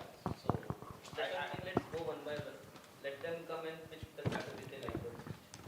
I think at least what I'm seeing is that you didn't have the conviction for investing in this. Is there a reason why you felt so strongly about? It's not the case that I started from there. So I think maybe Among that the 5 startups, the most working model was this one right now, is whatever we have presented. At least some traction that we have. Rest of them doesn't have any traction. And the other thing, Yeah. one of the USP I realized is No, they had something like, co-working kind of thing, and they're like, scaling this to, yeah. Yeah, start. it's a Some working traction model. they have. They have traction. At least. It's in Exactly. Hyderabad. The main thing what I felt is like a low cost subscription model is not something that everyone is paying. 10 to 15,000 per month, and for somebody who is traveling say 2 or 3 times a month. For example, if I have to come here to Hyderabad and 3 or 4 times a month, then I think it's an attractive proposition. That's one thing. And considering the growth of GCCs, global capability centers, this can be a very good parallel niche that can be created along with that particular. If GCC market is growing, then this is also a market that will grow parallelly. So even But the pitch, the like numbers, and we need to do more little deeper research into it. in the pitch slide also. Sorry, sir, you can. Currently, how is it happening? Let's say a startup founder comes to Hyderabad, and right now, how is it happening? Let's say the company wasn't there. Okay, then in what form is it happening? Let's say Zillow. No, as of now, it is like working model, like something like WeWork, right? Yeah. So they come, they look for a WeWork, and they look for accommodation nearby. Yeah. Yeah. I think they have turnover of around 1 CR or something like that. Yes. Yeah. They're making some 10 lakhs per month. They started only work and connect leave. They didn't start, I guess. Yeah. Didn't mention. 8 lakh per month. 8 lakhs something. Yeah.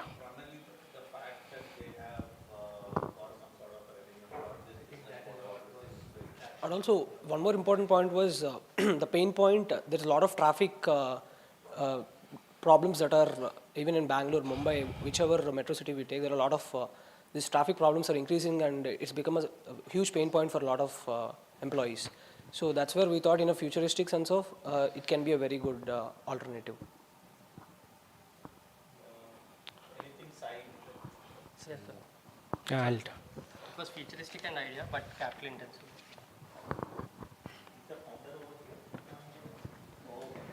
I'm aware he's here. I'm looking 2 minutes for What is the founder's name? Sorry. Sandeep. Sandeep. Okay. Hi. So probably, yeah, we would have loved to have you also here and give your perspective, but I don't know if you have the time, considering that. Again, I think, so Muskan, there's a lot of discussion we can do.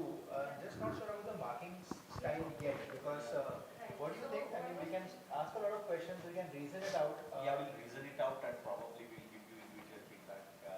And that is also That can also be done actually. No, that could be good. So I think we'll get a Because idea with the time. correct, and both will benefit. I think even the founder who's here and Sandeep and others. But we recommend the 2 minutes the founder and then go to the questions.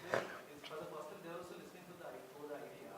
Some of the things might translate, some of it they also may not understand. It's just the person they're listening to. I feel all the questions when you're shooting whole circle, I have my answers. For some of them, some of the ideas not exactly translated. So Sandeep, would you want to? Yeah, I think we'll give it 2 minutes. Yeah, come on. So I was listening to your questions. First of all, what I say is like we are solving real estate problem, first thing. Second, it's a value for money because somebody is coming to Hyderabad to stay. In the same price, we're providing them by ecosystem. That's where we are the edge compared to Zostals or Zolo or whatever like Stanza. And then same in terms of workspace. If somebody wants to take an office in WeWork or Office or like iSprout, they'll come with us because for the same price point, we're giving an ecosystem. And then this is not for the same price point, in lesser. Second,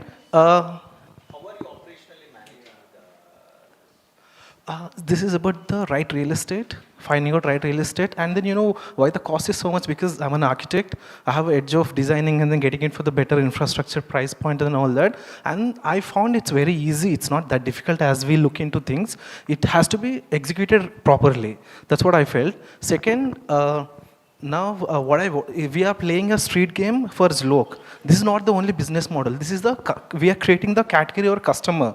Once somebody is taken 10 to 15 seater here, they wanted a 50 seater. Then we provide them the real estate solutions there. So now WeWork is playing as a 50 to 100 seater as a premium niche. But with us, we are creating ecosystem where we are nurturing, building the entrepreneur and then solving his real estate problem. We are a real estate company here to make money, definitely. But our positioning is with value of nurturing the startups and entrepreneurs.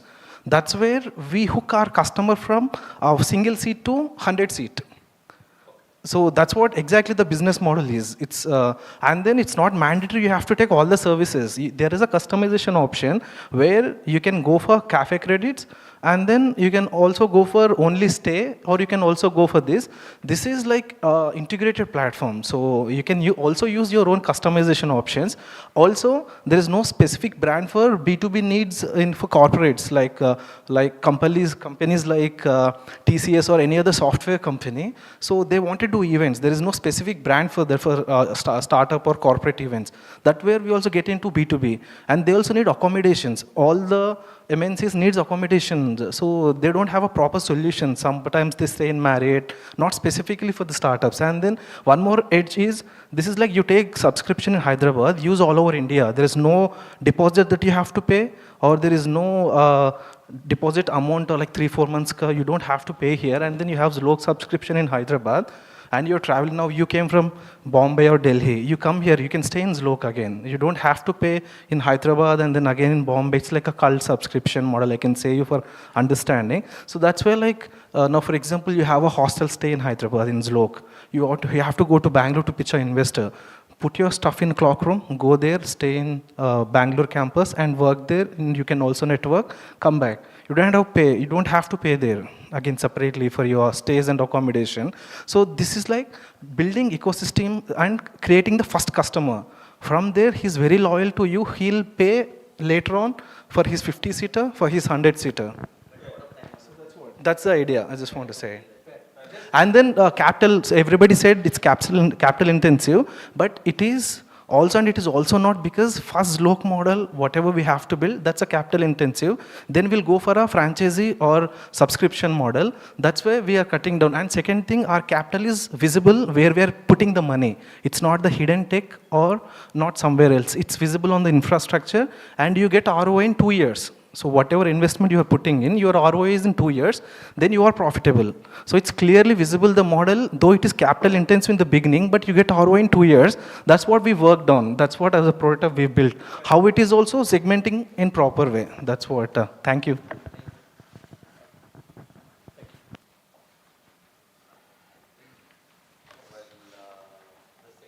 It's not uncommon, even when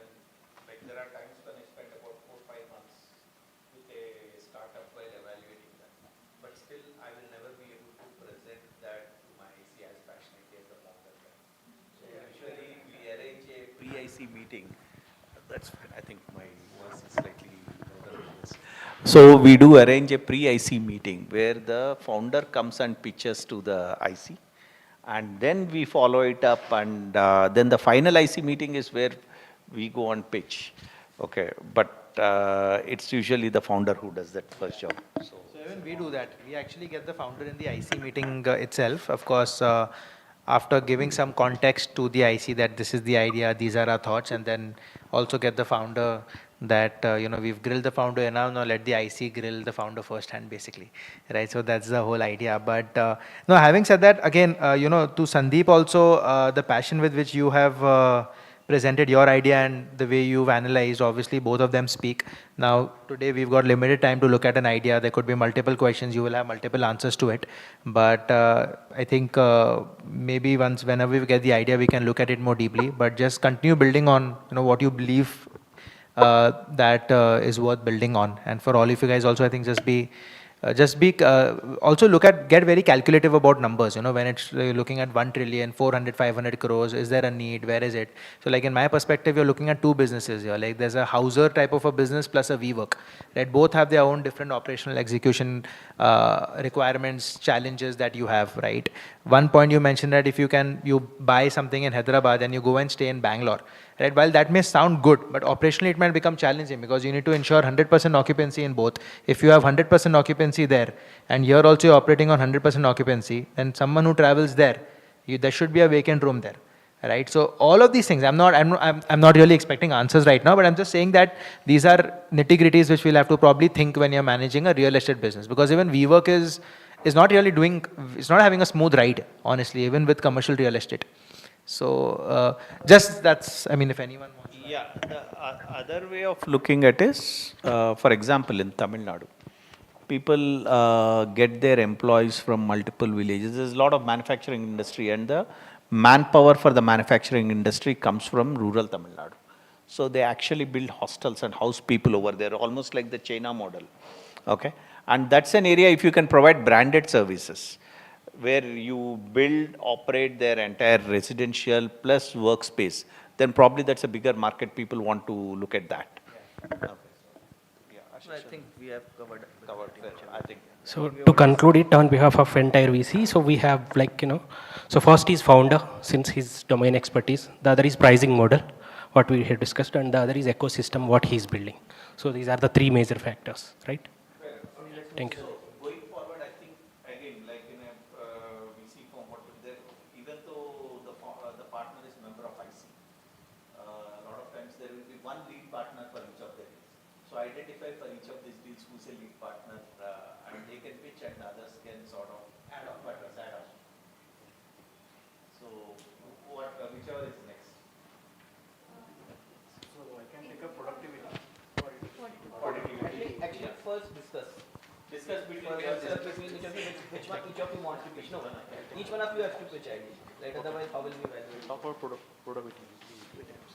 What's the proper name? Productivity.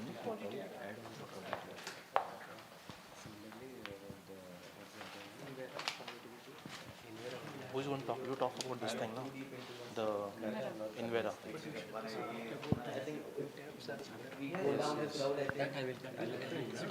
You're going to take the negative side of things? What was the other one? Fourth one? True touch. True touch, I'll take care. Okay. Because, okay, how much? 7?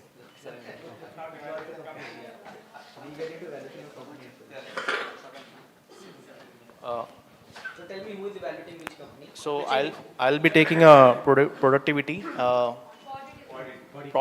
and Me, Invera.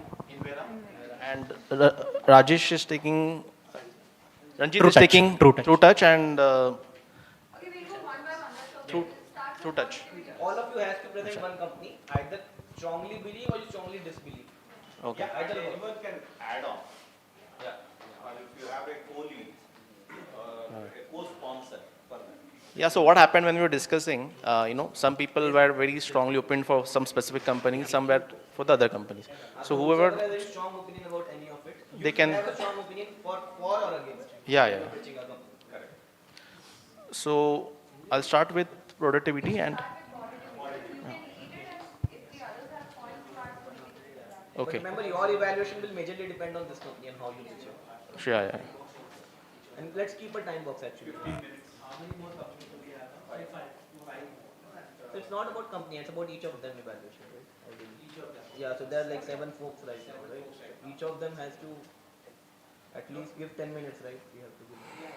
Yeah, we got a decent idea in this.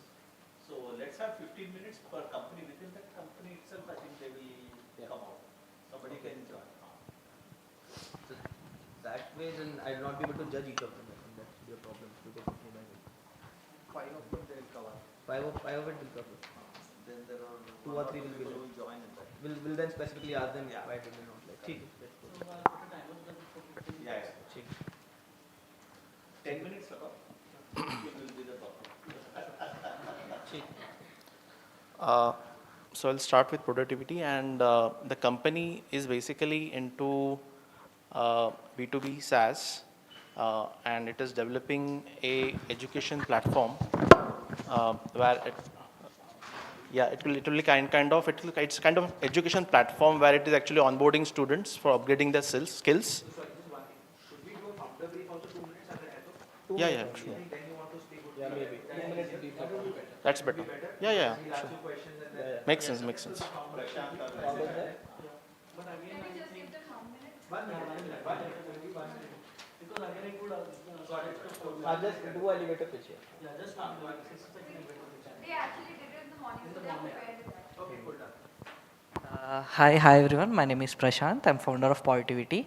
Positivity is a B2B SaaS for higher educational institutions to manage the students, faculties, and bring out better employability percentage for the students inside. With the new AI era, the ways of learning has been changing, and we want to provide the transformative tools for colleges where they be much more relevant and bring much more brighter students out when they graduate.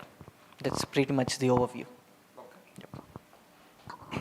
Okay, so basically it's a platform business where they're onboarding students for their skill improvement. Secondly, they're also onboarding schools with the promise that the students who will be getting on our platform, they will have a better chance at employability, which is standing at 92% of people are unemployed, as per the statistics shared with us.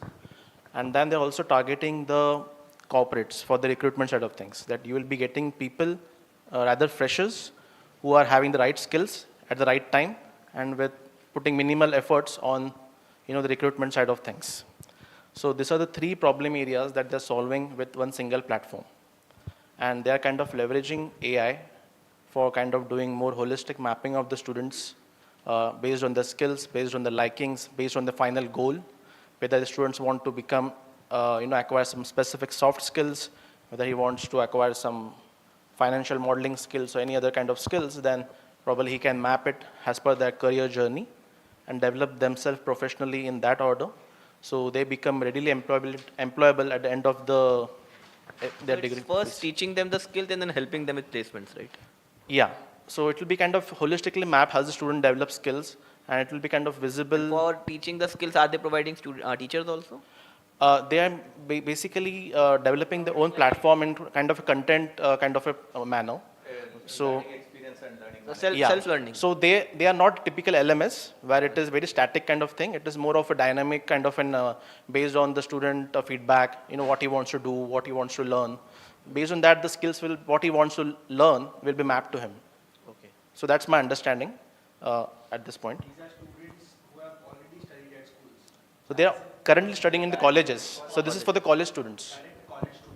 So Yeah. they will be selling this to colleges. Colleges. So it's a B2B platform. B2B They'll be platform. selling to college. College will pay them money, and then they'll train Yes. their students for better placements. Yes. So the pricing is. They will be able to understand what their students want in a much better way and accordingly frame material that will help them prepare the students for the jobs ahead. Yes. So the value proposition that they have is like they will be going to the placement office of the college, speaking with them, telling them that you're looking out for placing your students post their degrees, right? We can help you with that, because only if they have the right skills, then the company will approach them. So why do you think this is an idea that has got legs to run?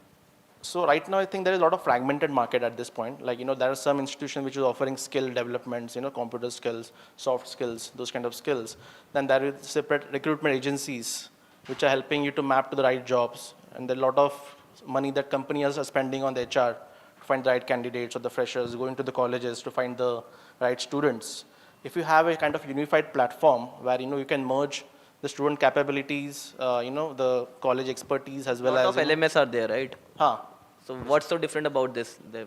Like any other LMS business, right? No, I think it's a more kind of a. You're recommending investment, right, in this? Yeah, I'm recommending investment. So what's so different about it? It's like any other LMS? No, it's not a LMS. It's kind of, I would say, like the LinkedIn for students. LinkedIn? Yeah. It's a social media network. So it can be used as social media as well, right? Because it will be having the recruiters as well on the platform where they can, search for the students who are the right fit for their jobs. I know this space because we have an investment in a similar space, but enterprise. Okay. It's a company called Disperse, which is a learning experience platform, which exactly does this for career development. Yeah. So LinkedIn for student is my word, but pardon me if I. It's much more of a learning experience. It's a dynamic content delivery and content evaluation and assessment platform. Yeah. What the enterprise or the employer, the student wants to learn. And then Prashant, yeah. And then the students that come out after learning from this would be better employed. Yeah. So the employability was the main factor which I could see as coming out. LinkedIn is not the right analogy. Yeah, maybe there's different thing. Yeah.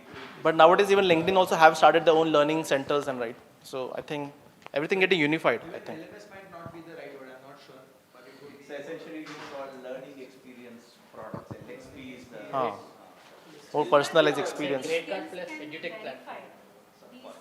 I can do a skill, I can do a course and add it to my resume. Here, with their systems where they have recruiters also, you can see these are verified courses where students have their grades on it. That way. Fair enough. Sai, you were saying. Resume plus edutech platform, like correcting mode. More by, yeah. In resume, as of now, the problem is like we see the resumes. We never know how the candidate is when we talk them. But here, what the recruiters can do is they can also see how much time they have spent on a particular course, and what they have been going through 3 to 4 years of course. Like they can see those things. As per the founder speech, what I understood is this is the one USP. Exactly. Yeah. It's not just about seeing the resume. It is more of about how much they spent, what they have learned, their guidance, mentoring, everything that we can see. That is the one USP which we found. That's the reason we recommended this. Yeah, we have a couple of more. One is that grade or something. Yeah, maybe competitors, direct competitors are not there, but there are companies who provide the grades and all. And how do you evaluate the team? How many co-founders are there? The total 6 people on the team, and I think 2 co-founders are there. Prashant is one, and there is one more who's looking at the operation side of things. And so it's a very competent team. What do you like about the team? What you didn't like about the team? So they are very agile team. So they can actually change everything as per the market needs. Say suppose they are kindly reaching out to different colleges at this point. They have reached out to they are flexible opening. Flexible experimenting with the freemium model as well. Reaching out to college and just trying out if they can use them for a trial version, because getting at least one paid customer is the big next task. But I think if they get one paid customer, then scaling up would be quite fast for them, because then they can show the results, they can show the direct impact of their platform. What's the value proposition for the college? Who is the paying customer here? So, the college college but the fees is like per student fees, and the college would invest in that because it will be directly showing that they care for the student and they are more focused towards making them employable. So it's also. Do founders have background of selling to schools? Have they ever sold to schools before?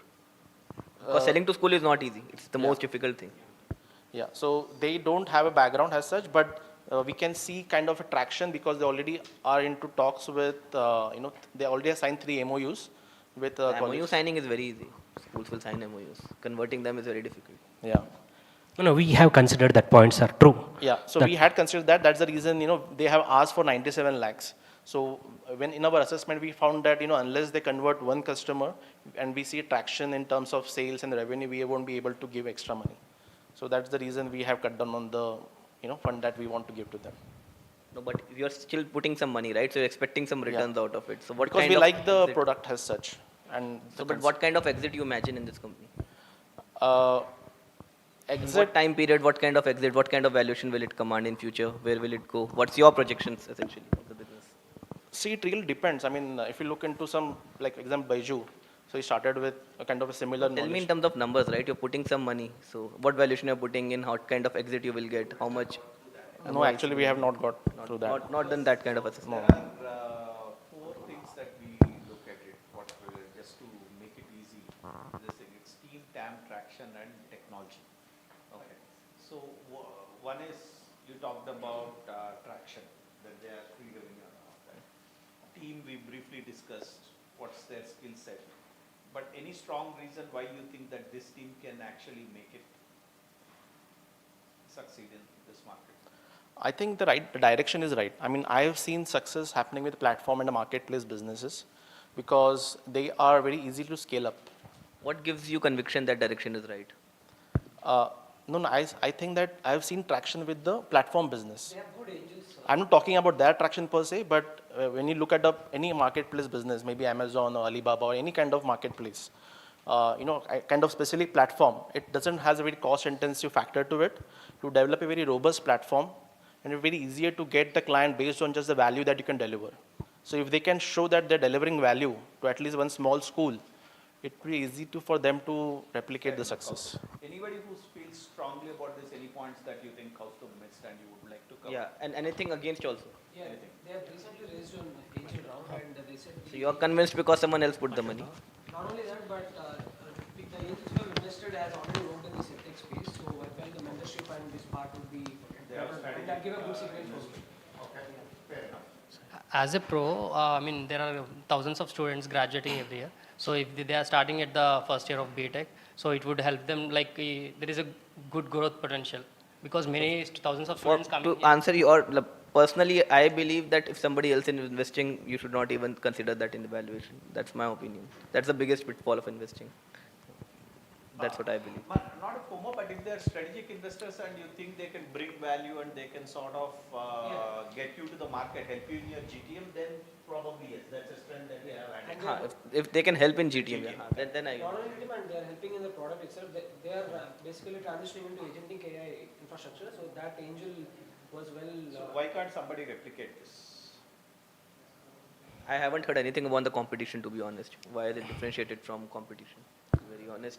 Why do you think nobody else will win this market? What's their unfair advantage? So at the end of the day, it's a tech product. I mean, anybody can replicate a tech product if they have the right expertise. So what's the moat of this business? Why will they win the market? So the moat here is, to get the first mover advantage, that they're trying to leverage a specific value proposition that having. Sir is already telling, no, this is a company in his portfolio that's already ahead. So how can you say it's a first mover advantage? It's not in the college space, it's not in the education space. Have you done the research? Have you done the research? There's nobody else ahead of. So we didn't get much time actually to do the background research. Okay. So since you asked about the negative points, like I would like to put a couple of more. B2B is always like in educational space. It is always challenging because even we developed a product called Catalyst with our interns actually, with the guidance of Microsoft team. So we have seen this. So we went to Mallareddy, we went to a couple of more colleges, how they interact. We don't even know who is the right decision maker there. Multiple hierarchies will be there. So that is the one point would like to address it to founders, how they are going to address it. Because like they said that they are going to deploy one particular team which identifies who is the right person in a particular college. Let's take Mallareddy. Like they are going to identify the person in Mallareddy that he is the right person to approach and get the what you call onboarding kind of stuff. Whatever it is. That is the one negative point which we always see. But more than that, the investment that what we decided is would also enter into as a strategic, what you called, advisory kind of stuff. Like we also, what you call, guide them. Yeah, counseling, guiding them to entering into B2C market as well. So that is also the reason that we would like to, this thing. Yeah. Could you cover the risk part? Like, what's the biggest risk you see in this investment? What's your assessment of risk? Educational sector, sir, first thing. I think the risk is basically, getting into the schools, then they not seeing this as a threat. It's something like complementary service. Once they get that kind of kind of a value proposition for the schools, then I think the risk could be mitigated. What is the risk? Not mitigation of risk. What is the biggest risk in your investment which you're recommending? Risk is, I have not seen the product as of yet, but if the product is not well developed, if the value is not there in the platform. The risk is product is not good. Yeah, that is, I think, only risk. And you are investing because you believe in product. That's what I've heard so far. No, the product concept, we have seen it, but we have not seen the actual product. You're saying you believe in the concept of the product, but not seen the product. There are any other risk? But I heard from the people who have seen the product that it is kind of good. Any other risk you see in this investment? As you mentioned, the founders probably, they are not that experienced in sales and those kind of GTM kind of strategies, and they need to get a sales founder on the team. That's what I see. So there are operational challenges while building the student profile. So especially for grades and courses, they can easily access. But if they are adding some extracurricular activities or courses, so it will be an extra burden to the teacher and the extracurricular activity whoever. So it will be an extra work to the academic. So you're saying value prop itself is weak. That's what you're saying, right? Sir? You're saying value proposition itself is weak. If it's an extra burden to the school, an extra work to if it's an extra burden to school, then value prop itself is weak, right? That's what you're saying. Yeah. The ultimate. So you don't believe personally among all the IC members, right? Yeah. That's your opinion, right? Yeah, that's fine. So you were the negative opinion among the IC members. Yeah, I haven't. You had a negative opinion. Okay, got it. Okay. I think. One last thing. My biggest concern over here is why can't the set of certifications available, like the Microsoft certifications, Google certifications, Cisco certifications, be an adequate signal for the employers? And why do they need to come onto this platform? I don't know. They're very costly, sir. They're very expensive for a normal student. A normal Microsoft. But these guys are not developing the content, right? Yeah, frequently they are adding the courses. They are leveraging whatever is available. Yeah. So anybody coming in with equally good content might be equally expensive. No, but I think they are. What I understood this platform is that they will understand the student. Yeah, they'll be developing. Accordingly, deliver content. Get them ready for placement. Exactly. Yeah. Content or just develop content? Develop and deliver are two different things. No, Develop and deliver both. Deliver the content in the app so that the student can use. So they will be having an AI as a base to understand students, and then they will customize the content for them. I think it will be a customized solution. Yeah. You should not do that. I think let's move to the next one. Adoption might be good in tier 2, tier 3 colleges, basically. Those who might not know that they will need these. But mentoring is not really there in tier 2, tier 3 colleges. That is exactly the point I was going to. I'll try to for the lack of time. Is that which type of colleges will you target? So probably in tier 2. That's where all the companies don't More go. established colleges, you already have placement teams which are already running initiatives around getting students ready with The sharper ICP definition is important. I think IIT won't definitely need this because students themselves are very aware of everything. But anyway, Let's not go into company evaluation. Let's say nothing. Please continue. And I should just get ready to the next company on a B2B mode, right, which I've noticed in a couple of B2B companies being evaluated. I think tech is okay. Tech plus relationship becomes a very Exactly. True, sir. We have discussed this in your last class. First mover and then relationship, because if you get that stickiness and relationship built in, then it is both ways. There will be a lot of reluctance for the client to then move away from it. So that is one part. Let's move on. Yeah. So Invera, right? So Invera is a inventory management. The founder is here. Up in there. Yeah, please come. Yeah, you can use this. Yeah, then it is fine. Good evening. I'm Kirtana, founder of Invera. So basically, retail chains, cafes and restaurants lose a lot of money because of mismanagement of inventory, either due to overstock or understocking. So in overstocking, there's a lot of expiry and there's a lot of debt capital. And in understocking, there's a loss of customer loyalty. And that is what Invera fixes. So we provide them a dashboard, why to redistribute or when to redistribute, and then where to redistribute. And we have been in operation since 1.5 months, and we have onboarded around 7 stores. And our goal is to onboard around 120 to 130 stores by first quarter of 2026. And we'll be hitting our SOM, serviceable SOM by end of 2026. That is around 540 stores. So that is around $72K by this year. So And it's then an inventory management tool, yeah, right? yes, sir. You're also doing workforce management or only inventory Only management? inventory right now. And then after this, right now we're doing only a retail chain, and I want to launch another product line for cafes and restaurants parallelly. So if anything, suppose if a vertical goes south, I have another vertical who is going to be paying revenue for my company. It's a SaaS, right? It's a software, right? You don't get into the procurement of inventory, right? Only the management and tracking of inventory inside the retail chain. Okay. Or in forecasting also.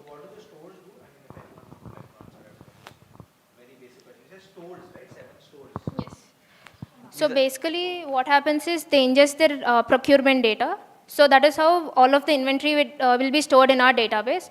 And after that, every sale, with every sale, the inventory would get subtracted. And then if there's a threshold.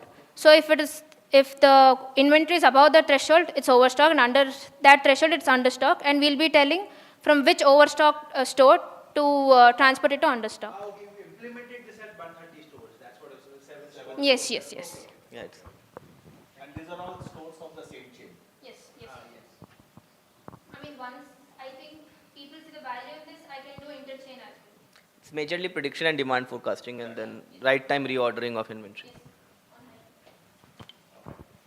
So I was strong on this based on the need. Just on this thing, I had one question from the previous.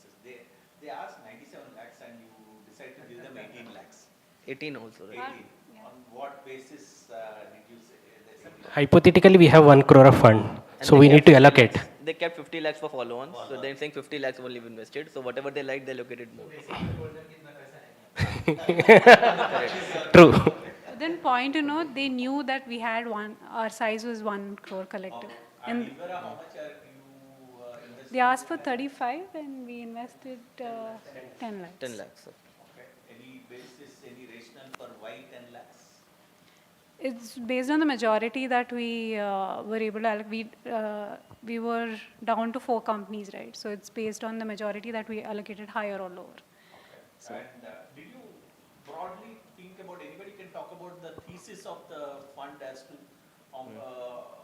how much did you want to allocate or how do you want to have the portfolio construct of the fund? I don't think they would have thought that much. Just checking. We were. I think whatever they would have liked more, they would have allocated more capital. That's what they would have done. Exactly. And That too in 45 minutes of time, sir. I can imagine. And we thought Sorry, we took, but yeah.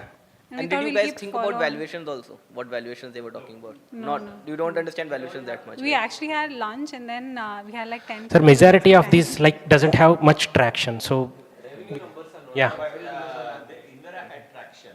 So what was the valuation at which did you discuss value? No, they just onboarded, sir, but they do not have real numbers as of now. So the ask was based on the projected expenditure and revenue. What pre-money, post-money? No, sir. I think they didn't get into that much. I think whatever they liked more, they have put in more capital. It's all about That's conviction what it and, is. I think gut. that's what they have done. And they have not related with the stake they will got into it. So. And we were firm on keeping 50% now and then later because we wanted to check follow on, whichever we like more, they'll get more. Which is a fair point, but yeah, it's also very For this exercise, I think didn't matter much. Follow on, but yeah, that's okay. Since we are discussing in the spirit of coaching and feedback, this is a learning this thing. Yeah. You actually have to look at what's the stake that you are getting early on. It's very important because that stake will get diluted for the sort of effort that you are putting in while growing this company. If you do not have enough stake, it really doesn't make sense and it's not. So in our company, there is one good statement which always we keep on repeating. A good company is not necessarily a good investment. And that is because it may be at a completely wrong price. It's all about price at the end of the day. That's what I believe in. So you guys have not accounted for price right now, and that's okay. Because I think you don't know how to value the company right now. But I think that Correct. you can consider at a later stage. Because I got into investing in silver pretty late. That's So it makes sense. Yeah. But yeah, go ahead. Sorry. Go ahead. So the plus points for me were how the need was addressed and the founding team. So the need basically, inventory management, I understood very clearly the overstocking and understocking losses issue, which I understand retail chains do have a sense of, they do have a software for tracking their inventory, but they don't necessarily have the forecasting, dynamic forecasting that they have. So that I felt was a plus here. And in terms of team, she's adaptable, she's receptive to feedback, and she's gone and approached the retail stores, right? And she's adapted her pricing model and her. Did you look at the competition in this field? Competition, we didn't find any. It's mostly that the. Are you sure? There are hundreds of companies, in my opinion, in this. Universally not, I think. Did you Google demand forecasting? Demand SaaS. forecasting. You should have Google demand forecasting SaaS. You will see at least 10 companies.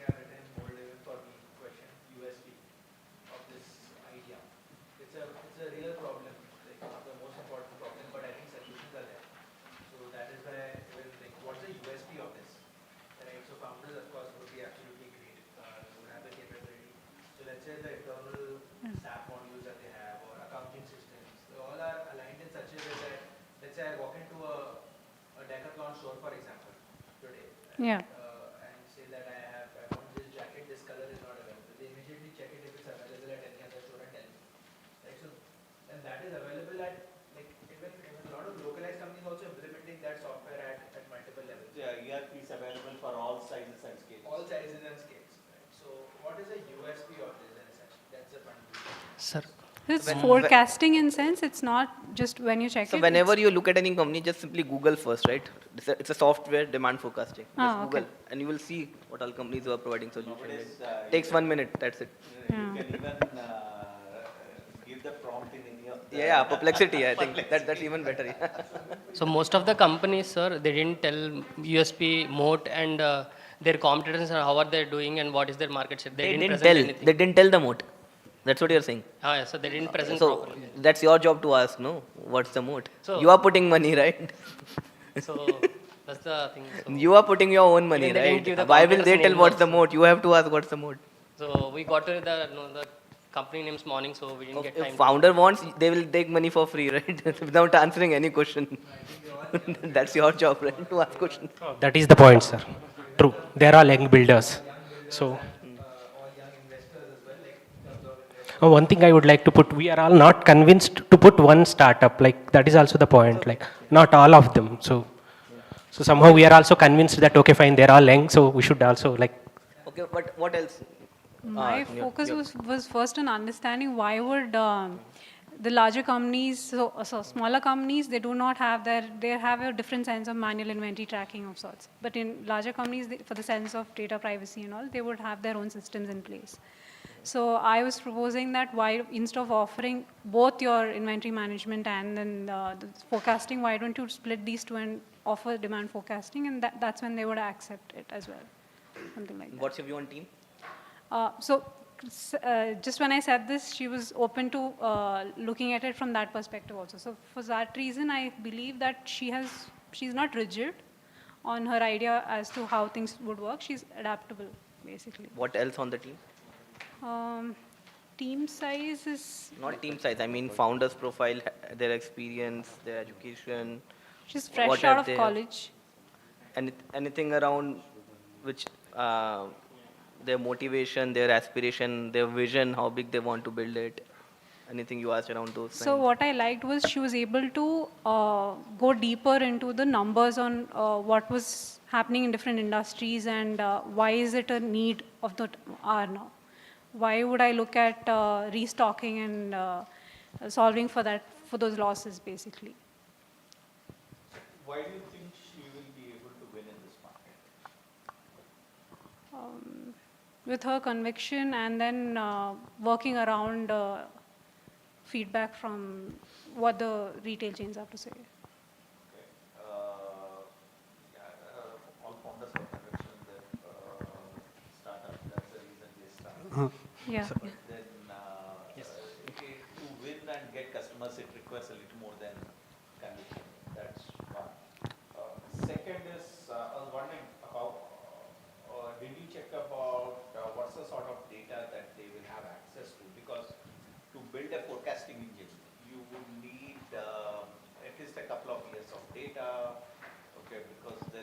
functionality involved, particularly if they're supplying to restaurants? How did they sort of build the engine and how did they get the data? Is it native data? So data is in an ingestible format from the store itself, from the store manager. But the stores are having some sort of a system which is correcting the data? Yes, they do. Okay. And this is primarily a forecasting engine sitting on top of that data? Yes, like yes. something like a billing system or something. Okay. What's the biggest risk in your view in this investment? Risk is not being able to scale when there's resistance from the larger retail chains. Like we also had one of our questions was around Resistance from larger retail chain. You mean adoption issue or competition issue? Adoption. Adoption issue, you're saying. Okay. No, like you mentioned, they must already have internal portals or. That is competition. That That's is not adoption. Yeah, even like let's take, they were talking about KF, Starbucks as a thing. So it is not easy to convince Starbucks because we cannot just go to that Starbucks store guy and tell them that this is my thing. We have to go to their higher level or somebody so to talk this. That is the one biggest risk which I feel. So it is more of like some That's sales issue that you don't know right person to reach to. That's a GTM issue. Right. Who is the ICP? The ideal what's the ideal customer profile? Who's the ideal customer profile? Some unorganized stores. Anyone with inventory, so. That's larger retail chains ideally, larger retail chains, right? Supermarkets first because they have perishables that they need to move around. It's not unorganized store, it's larger retail chains. Those who have hundreds of stores, right? 200 plus stores. Yeah. But with larger number of chains. Yeah, because look, again, the Walmarts of the world would have beaten these concepts today. Correct. They would have, the entire Walmart tech would have probably started with this. Thought of this, yeah. It's very important that they define as to who is the ideal customer. For example, maybe individual small formats. So a lot of us disagreed because the business model was not yet solidified from the founder side. So a lot of us disagreed for the investment. Okay. I think let's go ahead. I think. Yeah. Let's go to the next one. So we can talk about the investments that we have. No, which one are you recommending? Anyone you want to pick up? No, I'm not recommending anything. Not recommending anything. Yeah. Anyone you are strongly disagreeing? Yeah, like Fit Apps. Fit Apps. The founder is here. Fit Apps. So we have talked about 3 investments so far. There is one more which is you have recommended the investment, right? True Touch, sir. True Touch. Someone else will cover it. Yeah, someone. Okay.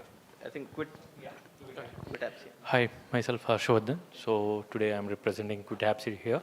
So Quit Apps is a digital well-being application. So it solves the pain point for the parents. So parents have the issue of what their children are consuming from the digital. So and the amount of time they are spending on that. So that is where Quit Apps comes into picture and restrict them or limiting them from the time or content they are exceeding.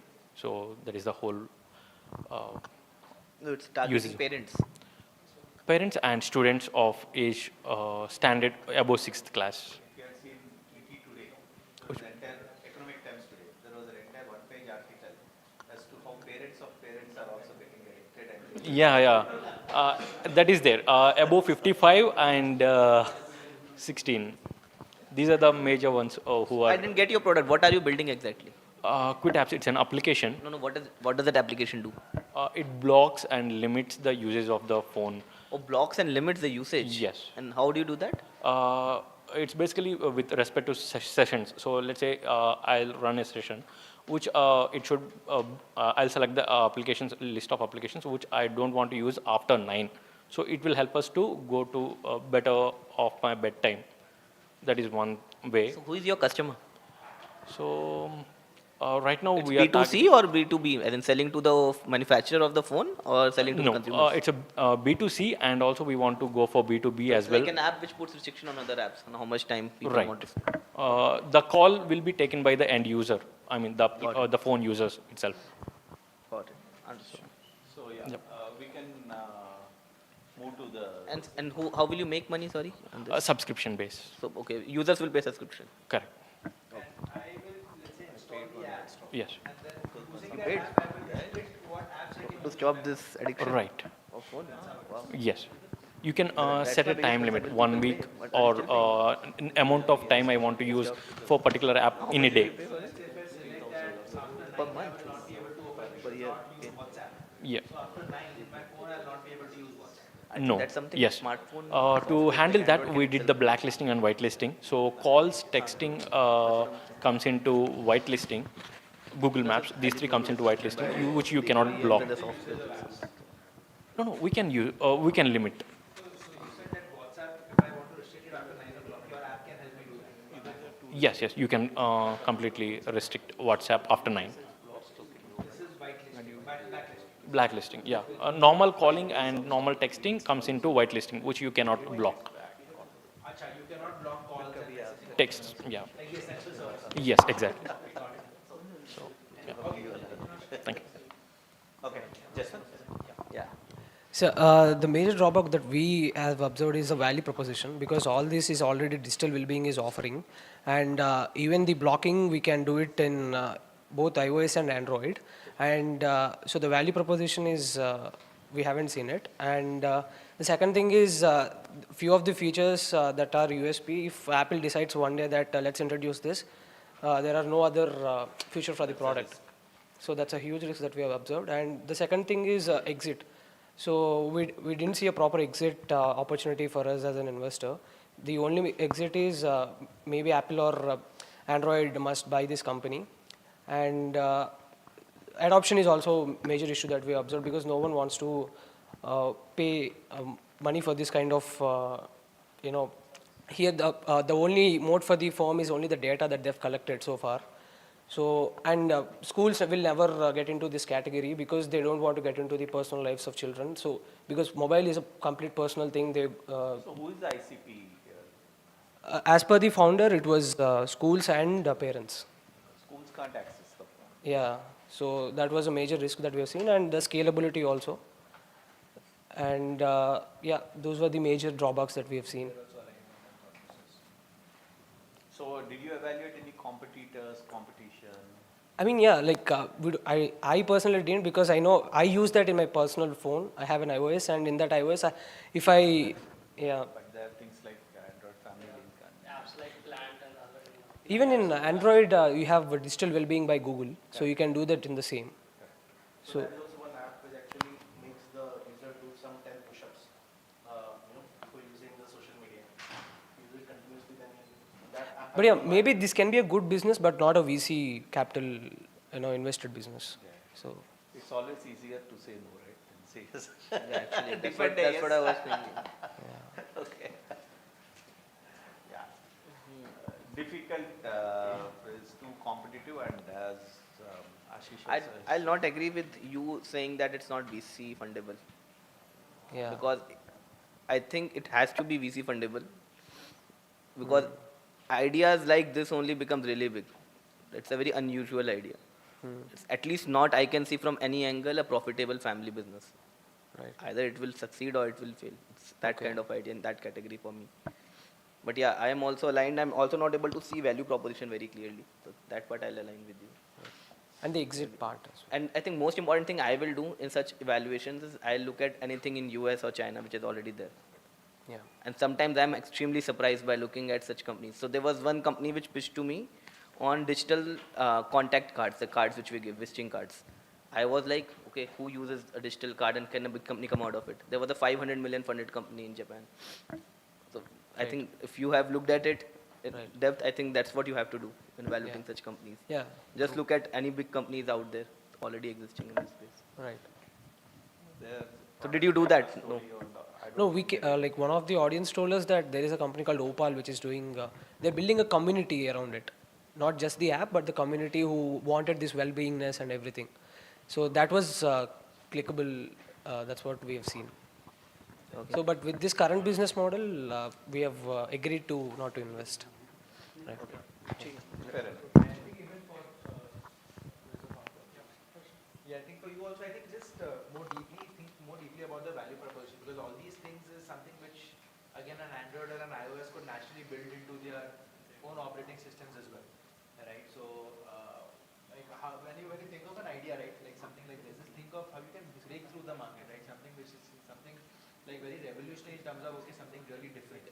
Now, this is something, what we're trying to build is a functionality where we don't see, okay, why can't an existing, let's say, software player already do it, right? So to think of it more deeply, that is what even for you we would say. Well, there are market leaders like Custodio in this space. Anything which you want to defend, maybe? That's a parental control one. So where there should be two devices, one will be controlling the other one. So that is a different approach. Yeah. But again, I mean, think of it deeply. It's not that the idea is not good, but think of how you can create more value around maybe this thought process. And if, let's say, after that also you feel that, okay, there is not some place where, given the existing competition and the players, I can think of value, think of something else. Right? No harm, because initially you're still in the conceptualization phase right now. Okay, let's go to the next one. I'll start, sir. So, True Touch, yeah. Good evening, everyone. My name is Gopal Krishnamurthy. I am working on a brand called the True Touch, which focus on sustainable clothing. The major problem that we have today is recycling of used clothes, and also the content of water that will go in production of our clothes. In general, in a day-to-day, each shirt we are wearing will have a consumption of 1700 to 1800 liters for production. So we want to come up with sustainable clothing materials, and primarily we are starting with linen as a product, and further we want to go to bamboo and other recyclable materials. And also we want to take your used clothes and we want to put it into recycling, so that that will be helpful us to get into the market. So it's a D2C brand. It's a D2C brand. Have you started selling it? I'm yet to start. I mean, I have just launched the brand. I'm yet to begin. Linen and bamboo, it's recycled linen and bamboo. As of now, it is not recycled. It is 100% linen. And what type of apparels are you making? Currently, we are making shirts, the one which I am wearing. Yeah. You started with shirts. I started with shirts. You want to get into making shirts out of recycled material As well, yeah. Right now it's linen and bamboo shirts. Right now, it's only linen. Only linen. Because I'm doing a bootstrap, and with the limited funds, I'm starting with linen. Basically buying the fabric and then making shirts out of it. That too in a sustainable way, in an eco-friendly way. Eco-friendly way, because the production happens in a zero energy, I mean green energy mode. You ensure that you have control of the production? The fabric production I'm talking about. Yes, that's what even We are tied up with a company which is following that sustainable standard. And the company is supplying to other people also? The luxury brands, yes. Luxury brands. Yeah. So you're buying, and which other brands, for example, are they supplying to? Rare Rabbit is one of them. Rare Rabbit also makes gadgets from them. Yeah. They also make a similar claim as you are making. But they are not positioning themselves as sustainable clothing. They are Materials are similar to what you are. yes. For linen. For linen, yes. Yeah. What about this Aditya Birla linen? Aditya Birla linen is basically out of European linen. This is based out of Irish linen. European linen is basically a 60 leaf. The threads that are there in the shirt are 60 weaves. Irish linen will have 66. Irish follows a 11 multiple. Richer fabric, yes. And in India, only Aditya Birla is having the capacity to import the linen. No other vendor or Aditya Birla is one. Raymond says only the big brands has the importing capacity to get the fabric, and they sell it to the down vendors. So what is the differentiating factor? we are positioning ourselves as sustainable and 100% linen. Sir, I think that is for ours, like not for founder maybe. Thank you. Yeah, that is good, sir. So we tried to invest 7 lakhs, out of which is the least amount that we have. So since we have not all convinced, so one, I'll also put, since you all VCs, negative points first. So its price is too high comparative to like 5,000 per shirt or something. So which, yeah. So, which is not Equal to Lenin Club. Yeah. So what we decided is, why can't we guide the what you call founders and say come as a strategic advisors, like saying that why can't we export this product to countries like European countries where they have these sustainability, ESG frameworks like carbon, whatever, So that is the one area which we look up to him, saying that okay, fine, this may fit for that particular market. So yeah, definitely it is a pricing is one major disadvantage here, 5,000 rupees. Since he's doing at a scale of giving contract manufacturing or something, it is maybe workable, but at a scale if he wants to go for it, but unless he has his own, production control like you asked, internal by doing himself everything, so that may not be workable. So we invested like 7 lakhs with the motivation that okay fine, let's go ahead, put in money, say that okay, this will be exported to What are the positive points? That's the negative points. What are the positive points? So Because you're recommending investment, right? So what are the positive points? One of the profit was around 30% margin. We'll be getting 30% margin on each. But then margin is not good. It's on each product. Yes, not good for a D2C 30 brand. to 40. That's what. You like 30% margin D2C brand? No, though he opted for D2C brand should have at least 50% margins, if not more. So one thing that we supported is it's a branding game. If you brand it as a purely sustainable brand in the market and launch the product. Hundreds of such brands. No, he said there is no other company who's doing sustainable marketing. Is that, have you Googled it? Just Google once. Hundreds of companies doing sustainable. That's what I'm saying. No, they are saying because it might hamper their other product lines. So they are currently not doing it. Although they're making it, they're not doing it. Something that way. So you want to be the niche player into sustainable clothing. A lot of companies who are doing it also. They are making sustainable and they are projecting we see sustainable. a kind of promise in export market. So it's hypothetical. No, exclusively linen with sustainability. These are the two major things that. You're saying nobody is doing linen with sustainability. Exactly. Yes. And what's so special They are about linen? using Is there a lot of plastic demand for linen coming up in any way? Linen is costly, sir, comparative to other products. So that's negative, no? How is it positive? No, actually, what he's not selling is if he has to sell it in the wellness clothing is there. It's a branding wherein Wellness clothing. Wellness clothing. What is that? That's what. We feel there's the something positioning like, of the brand there is should a be- frequency attached to each kind of cloth.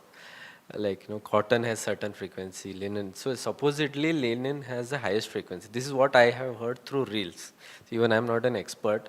But What is wellness clothing? so if you are wearing that kind of clothing, then it adds to your aura or something like that. This is what I heard, and what I was telling him is you have to create a niche because right now- Aura-based clothing, right? Not wellness clothing. something adding to your wellness.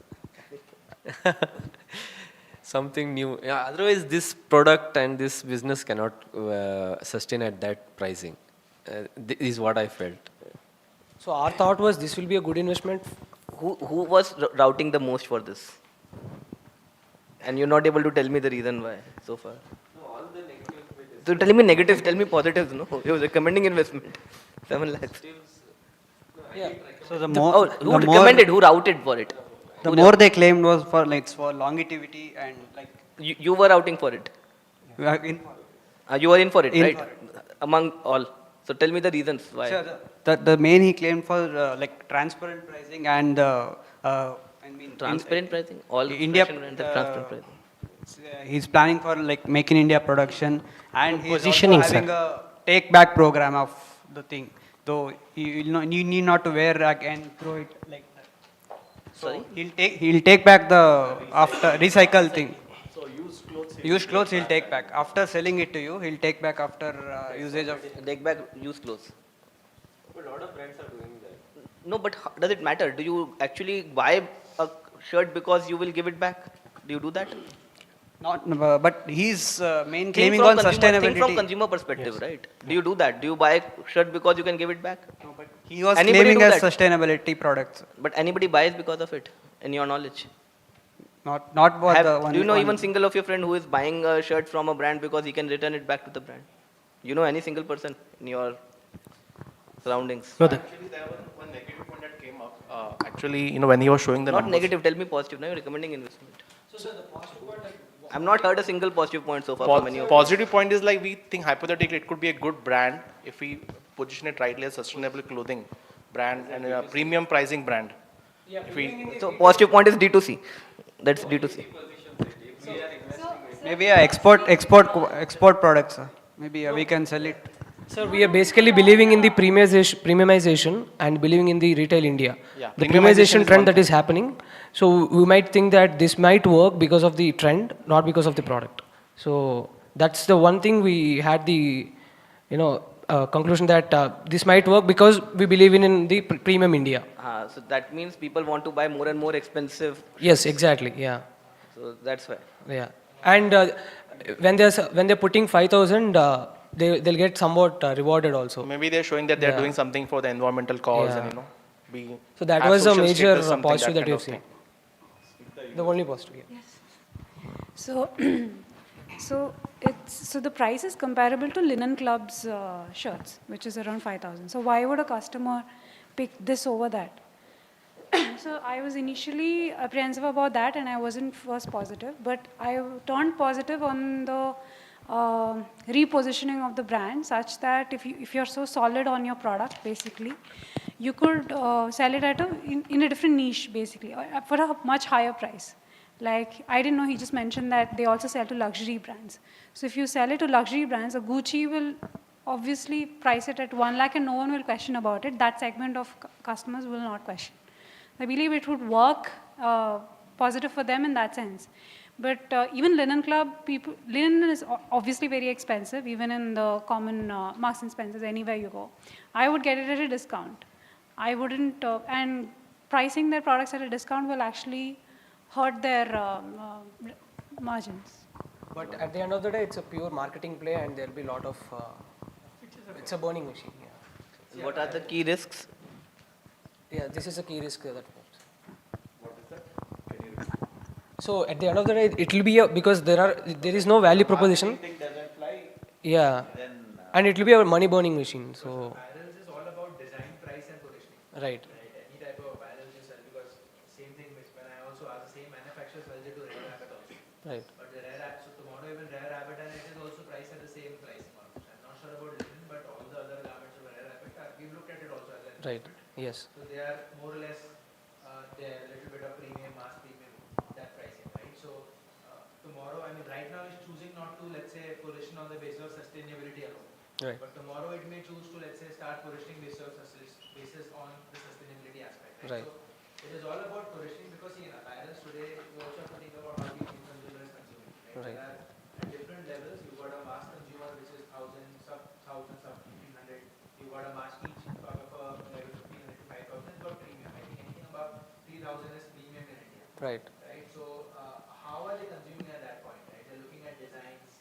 Right. And even I agree with that point that consumers may not return their garment. If anyone is purchasing a 3,000, 4,000, that person will not have the mindset to come and return the garment at a later point for recycling purpose or something, because then that's more of a psychological thing, right? Although it may be rational, but we cannot always behave rationally. So then those are certain aspects we need to think through, especially in apparels. Right. Because in apparels, why this becomes important is that you make different styles, and then on different sides you make different sizes, small, medium, large, XL, whatever it is, 42, 40, 40, right? And then that boils down to the inventory problem also.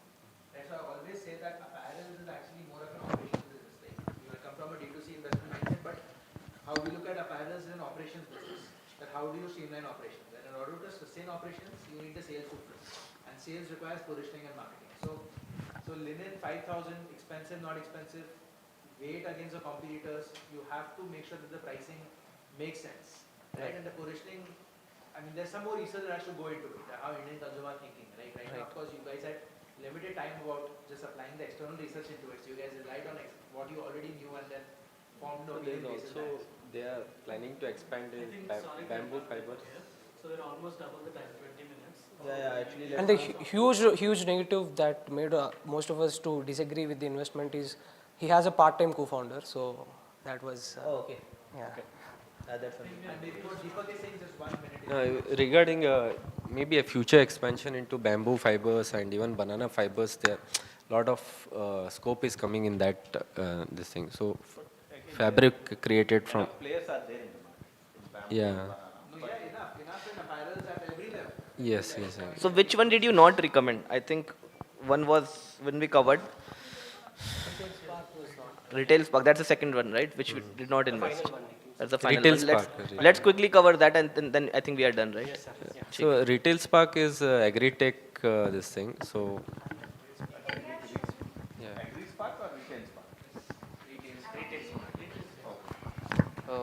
So my name is Srindan Reddy. I'm the founder of Sintel Agri Ventures. We are an agricultural company with dealing with all kinds of agricultural activities. We, in Retail Spark, leaving Agri Spark aside, we sell direct to consumer fresh produce, fruits and vegetables. The major thing is how we differentiate ourselves from other brands selling vegetables and fruit is we do a target audience of SHG groups. Our target audience identified are 4.2 lakhs SHG groups who buy from us in a bulk group commerce way, wherein the delivery and the logistic cost is cut down by only delivering to the group leader. This is how we are differentiating in the business model point of view, and the major value proposition for the customer is you get the particular products, vegetables and fruit 30 to 40% lower than market guaranteed. Reason being the people buy from us at bulk and it's economics of scale. What do you sell to, sorry, which groups? SHG groups, self-help groups. Self-help groups. Self-help groups. Okay. So you're selling fruits and vegetables. Yep. And it's organic positioning? There's no organic position. It's just daily needs of Daily needs. of a particular household. So what's so special about it? So how is it different? Anyways, the particular family should purchase in vegetables and fruit in the particular month. How are we different? The pricing is what we show the major difference in, wherein the pricing will be guaranteed 30 to 40% lower than the market. And how are you guaranteeing it? So how are we guaranteeing it? We reduce the logistics cost, along with we make the cart size of the particular customer group higher for a company point of view in the business model. Then we are efficiently giving the price at a lower cost. We can't play on the delivery part because already other players figured it out. So we are playing on the price. So you're saying a bigger cart and better logistics. Better logistics. And bigger cart. Yeah, bigger part. Lesser trips. And less number of delivery partners is what we are aiming. So our main USP as a company is we have fixed customers, not random customers regularly coming drifting apart. These SHG groups, once they opt in with us as customers, right now we have 160 groups as a whole onboarded. So the group leader is opt in to be accountable for spreading the word of mouth across the group about our products whenever we list out the discounts every single day through WhatsApp mass marketing. So the fixed customer is majorly USP. Fair enough. So who wants to take it? Yeah. No, actually, the pain point is there, and initially what he told in this thing is, he is trying to solve the. So you have not chosen this company, right? Sorry, no, we have not chosen that. Yeah, we like the company. I like the And you company. chose a company with a part-time founder, so there must be a very strong reason for not choosing this one over that one. Yeah, yeah. No, I'll tell you the reasons why we didn't choose the company. Pain point is there, but initially he tried to address about the farmer's pricing, whether farmer will get the pricing and a good price for his this thing. But what we felt is there's no good ground reality into research with respect to what he's trying to present in this thing. in the sense. Like actually, for example, a kg of banana will cost you, say, 60-70 rupees. A farmer gets, ideally, he gets less than 1/3 of this thing. This is the reality. But he is not very much aware about this price difference. And if he addresses this issue, and Who then, addresses this issue? sorry, Who addresses the issue? Banana seller. if he addresses yes, if he addresses that issue, then definitely there is scope for that. That's what he's saying, no? He's selling cheaper. No. The way the operations that he explained is very different from what he's telling. As in? As in, what he said is he is going to buy from APMCs and supply it to the customers. Yes. So farmer anyways goes and sells it to APMC, and that is where he gets fooled. Okay. So he has to address the issue that he is going to bypass the APMCs and then directly connect from the farmers to the customers. If that issue is being addressed, and if he is able to sustain the logistics, because main issue with the farmer is the logistics. I being a part-time farmer, I know that the logistics plays more than 30%. He's doing that with cart size, right? He's taking a minimum cart size order. No, even if he takes a large cart size, whom is he supplying it to? Again, it's individual customers. He's saying he's supplying it to a group leader. So yeah, No, that market is, it's like lower middle class. And You it's not can- fruits and vegetables. No, it's like group buying. Like a group is buying. Yeah, I know, only if he is serving some kind of urban class where he gets a margin. So you're saying you don't like those businesses which serves rural class.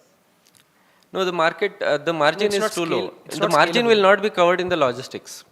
That I'm sure. So you're saying margins will not be covered in logistics. Definitely. And why? Because he's saying 15 to 20% is the margin, and the logistics cost will be more than 25%. That I personally know. He's saying na ki buy larger cards, bigger orders, lesser trucker movements. I think it's possible to optimize that. Personally, I didn't feel it. Just want to add a point, like the negative side of things. So he has a business model innovation. So I support that point. Only thing is like he mentioned that he has a lot of manpower cost. Like he has a lot of people Yeah, on the that- ground who needs to visit the self-help group to convince them to buy from them. He's not able to do that digitally. Although he has a kind of a storefront of a digital app, but most of his expenses would be hiring people, negotiating for sales, going to them for recurring business. So that's the reason. And also, I don't think it's a very defensible business, because anybody could actually just do a small business model innovation and do a group selling. As a 17-year-old founder, he is actually exploring a very good space. Only thing is the right customer is not identified, and the right, if he works with the right people or if he hires the right people, then there is scope in that space, is what we feel. It's an operation heavy business, right? So Yes, at exactly. scale- Yeah, operations at heavy. scale, it will get more challenging to implement it because lots of companies have tried to implement it at scale. There was a company we had, and the company unfortunately didn't do well, a company called Kazo, where we had invested in. It was a part of our portfolio. And what happened was that we infused capital. We were also one of the ones who gave capital to the company. They raised about good size of capital, about 50 to 70, 80 crores. And they invested in logistics, setting up the entire supply chain, taking it from farmers and then giving it. I was also one of their customers. They started in Powai in Mumbai. But it became operationally very complex. Yeah. So Deepak, as you said, for a 17-year-old to have this thought process of entering this space is very mature because Yeah. it is beyond, let's say, starting any product but solving a wider problem. Yeah. But as you also discussed earlier, that operationally it might become challenging. So I Yeah. think at scale you will have to think through how you will achieve that, because just by identifying self-help groups and selling them, fixed number of customers is good when you have got a smaller fixed base. But as and then when it gets wider, you want it to self-sustain in a way that okay, wherever your base is, I'm able to set up a sourcing mechanism and then sell it at that Yes. rate. And also the perishables are involved, so a lot of things are So there. with that the room for the vegetables to be on ground is less, right? And you need to solve and optimize within that time period. That is why, Kazu, as I told you, right? Fresh fruits and vegetables. That claim now Zepto has started. Let's see how they're doing it. But then the fresh fruits and vegetable supply in India has been very challenging. Yes. To achieve it. No, the main issue is, at least partially, if they are solving the farmers' issue, then it's something that they are not addressing. Sustainable this thing at this. Correct. Yeah. And what happens in the farmer issue, in bits and pieces and cluster, it will make a lot of sense and be very beautiful also. That hey, how this is working. The moment you start getting Operations, together, yes, definitely. it will become operationally complex. And one more thing was, the founder told us he's already profitable and he doesn't, he's not looking for funding. So we actually eliminated the startup from the further discussion. Yes, so that again, in a smaller cluster, you can be profitable also. Yeah. Buy it at 70 and Small sell it scale, at 100. yeah. But the moment you grow bigger, you need some storage. That's where the cold chain and all of these things will come in. And that will slowly, steadily, and then trips also you'll have to optimize. So you're optimizing trips. If you're not able to do that, then the logistics 25% or whatever it is. More than that, comes yeah. into play. Right, so again, No, for an individual farmer, it's more than 25%. Yeah. And the vision was also not reciprocated properly. He was only planning for Ruppal and one more location. So we felt he's not planning for scalability.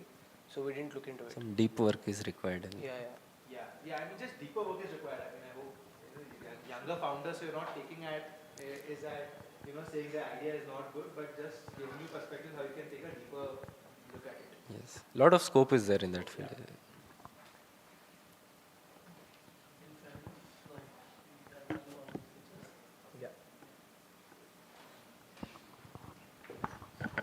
So thank you for your time. Thank you very much. Thank you, guys. Thank you.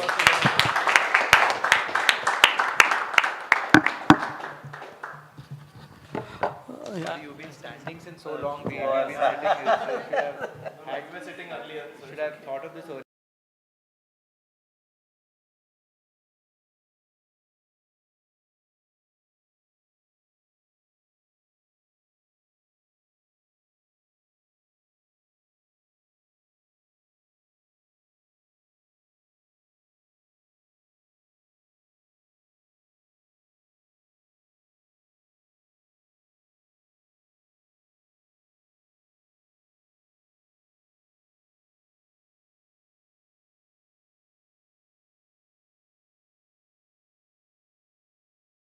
Many things that you could have spoken about, which rightly Siddhant, Kiran sir, and Ashish sir have already clearly mentioned, and maybe you can start evaluating with those angles.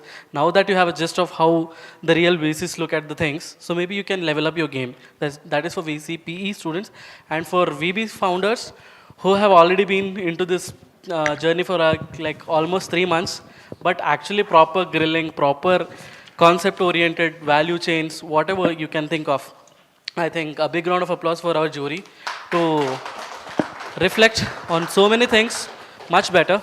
Yeah, on that note, I just want to say like a very big thank you to all the VCP students for coming in on Sunday, and also the VB founders who have put a lot of efforts. Like last 2 days, it was very hectic for them to talk on the numbers and all. Yeah, I think it's time for us to wrap up now. So before we close this thing, I just want any one of the faculties to come here and share certain like closing remarks or closing feedback where our students, either it could be VCP or it could be VB, they could take it home and they could improve it in the next final demo day what we will be planning in the month of January. Yeah.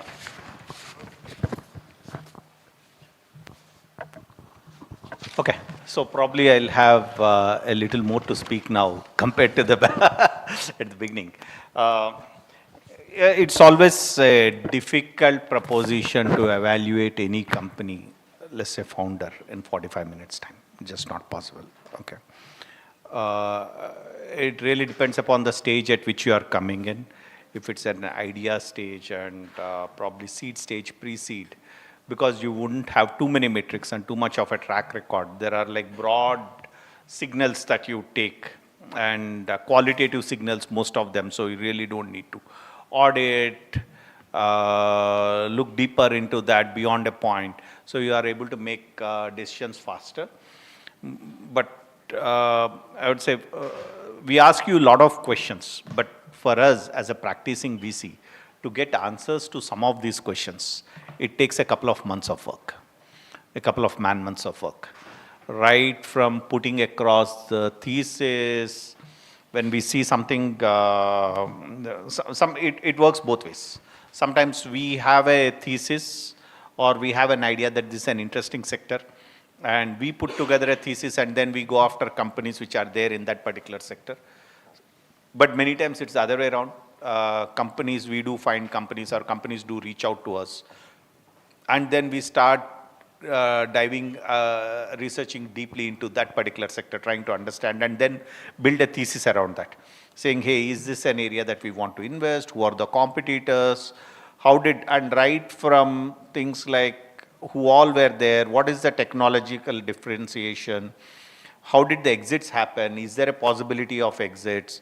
Okay, getting across data for each of these stages and then going to the IC, coming back, the IC has ton of questions/comments and say, hey, can you do this? Then working through the deal and the deal dynamics takes a couple of months. So don't expect all of that to happen. We have been asking a lot of those questions. It's probably second nature to us asking those questions, but it's fair that you could not do all of that. Some great ideas. At the same point of time, I also believe if you think that the founder is not on the right path or that is not a scalable idea, maybe your view, but it's good to be open and let the founder know your views in all honesty. Even if you are breaking a few hearts, it's fine, because you are saving somebody from probably investing their life in a wrong. And necessarily the founder doesn't need to listen to you. People will have their ideas. If you are so convinced and you have the conviction that you can do it, go ahead. Okay, people will have their views. VCs will have their views. VCs are not gods to say this is like the future and this how the future is going to look like. If you have the conviction, go ahead. But yeah, also as a VC, it's my job to be honest and tell you my views, saying that, hey, this is where I think it will work, this is where it will not work, up to you to take it, right? Otherwise, I think good job, and by the time you complete your PVC course, there will be lot more aspects that you would be looking at. For example, we talked about what share are you taking in, okay? Are you the lead, co-lead, what rights are you getting in?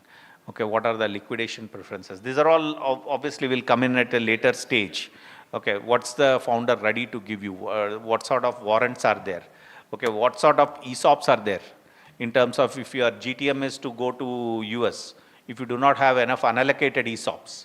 These are all things that I'm randomly speaking about a few things, but these are all the things that you will start looking at. But most important is, what is it which is there in the founder that would make the founder or the set of founders go succeed in that market? The founders or the product? They built an awesome product which can't be replicated, great.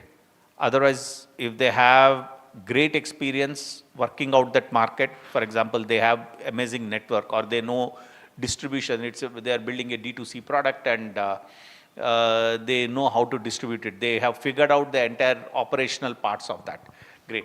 But that is something that you would need to really probe and figure out as to what does it make or what does the team have to deliver what it takes. But lovely listening to all your views and great job, guys. Thank you.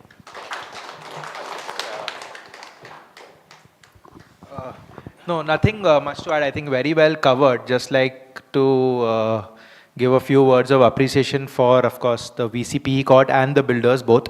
Right, all of you guys are. Firstly, for the builders, all of you guys are young, and even as investors, I think it's not that you guys are coming from an investing background, so it's your first or maybe an early shot at how you're looking at companies, evaluating companies. You know, we've been discussing this over the past few weeks of how we can look at sectors and companies. But if I look at it from that lens, it's very encouraging to see that you guys are on that path. Right, for someone so young to come and say that, okay, we're thinking of a sustainable apparel clothing or solving a farmer issue. Right, at that age, I keep telling, I was telling Kiran this morning that looking at the young minds here, I don't know whether I was that smart at your age, right? Because I was out there playing in the sun and never even thinking about building anything. Forget about what idea you guys are looking at right now. So from that perspective, it's definitely very encouraging, irrespective of, how we as investors, we have a habit of criticizing. Investors have a very bad habit of criticizing anything and everything. My wife comes and asks me, how do I look? I sometimes forget that, I don't have to be an investor then. So, it's very important to then realize and not get that bad habit into the personal life. But jokes apart, whenever we get an investment, the job of an investor is that how deeply can you criticize it? And when you come to that point, when you're not able to criticize an investment, which means that the investment is good enough, right? So which is why any idea that came up today as well, we were looking at it purely from a critical standpoint. We were judging how you looked at it also from a purely critical standpoint to see how deeply can this be evaluated, right? So all said and done, with this being said, good work, good start. Right, hoping to see these ideas build, hoping to see the investment acumen build up. We will be in touch, of course, we will discuss, hoping to interact more with all of you guys and wish you all the very best and good stuff, Team Bauer. Yes, everyone, Mohit, Muskan, Akash, the entire team. Yes, thank you very much for having me here and see you soon.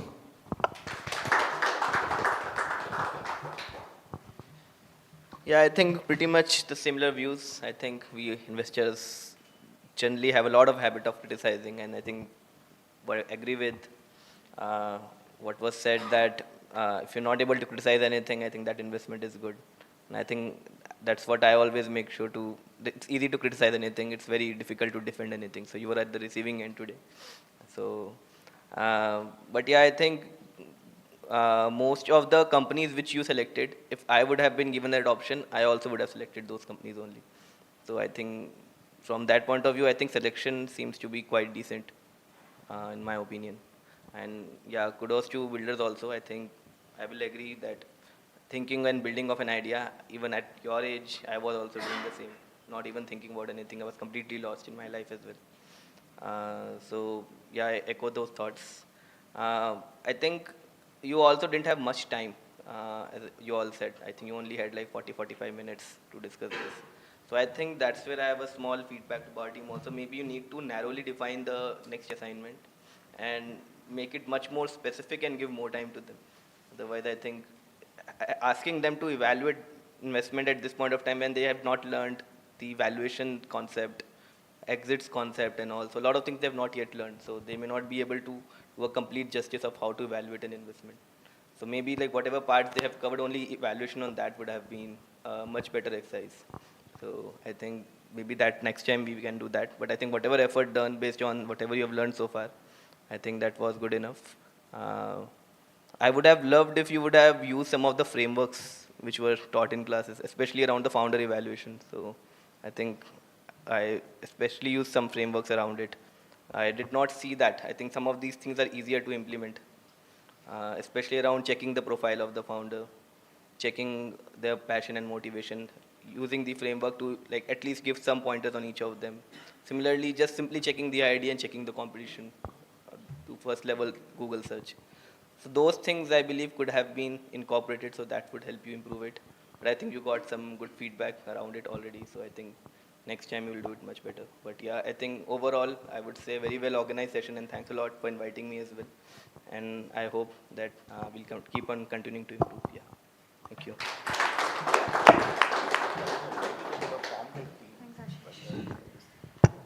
So, as the end, I have an announcement to make. But before that, kudos to everyone.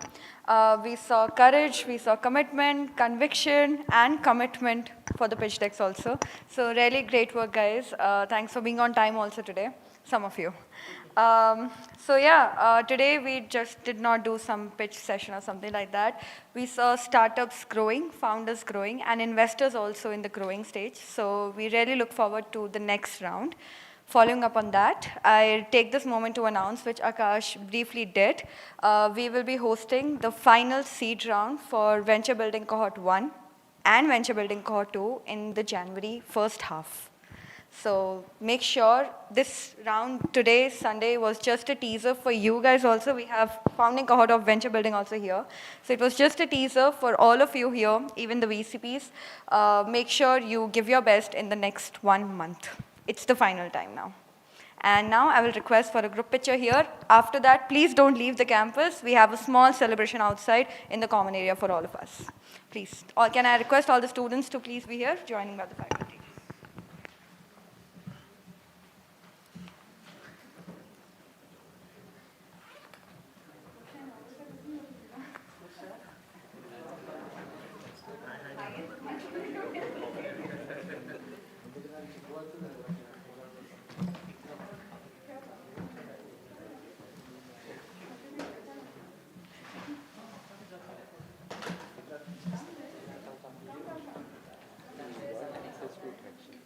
You got access to traction? Yeah, this week. We should have done the competition. Yeah, obviously. Traction you can very easily do. Yeah. But even if you're not able to use traction, yeah, use perplexity. Very easy. So to be honest, time was there. I know.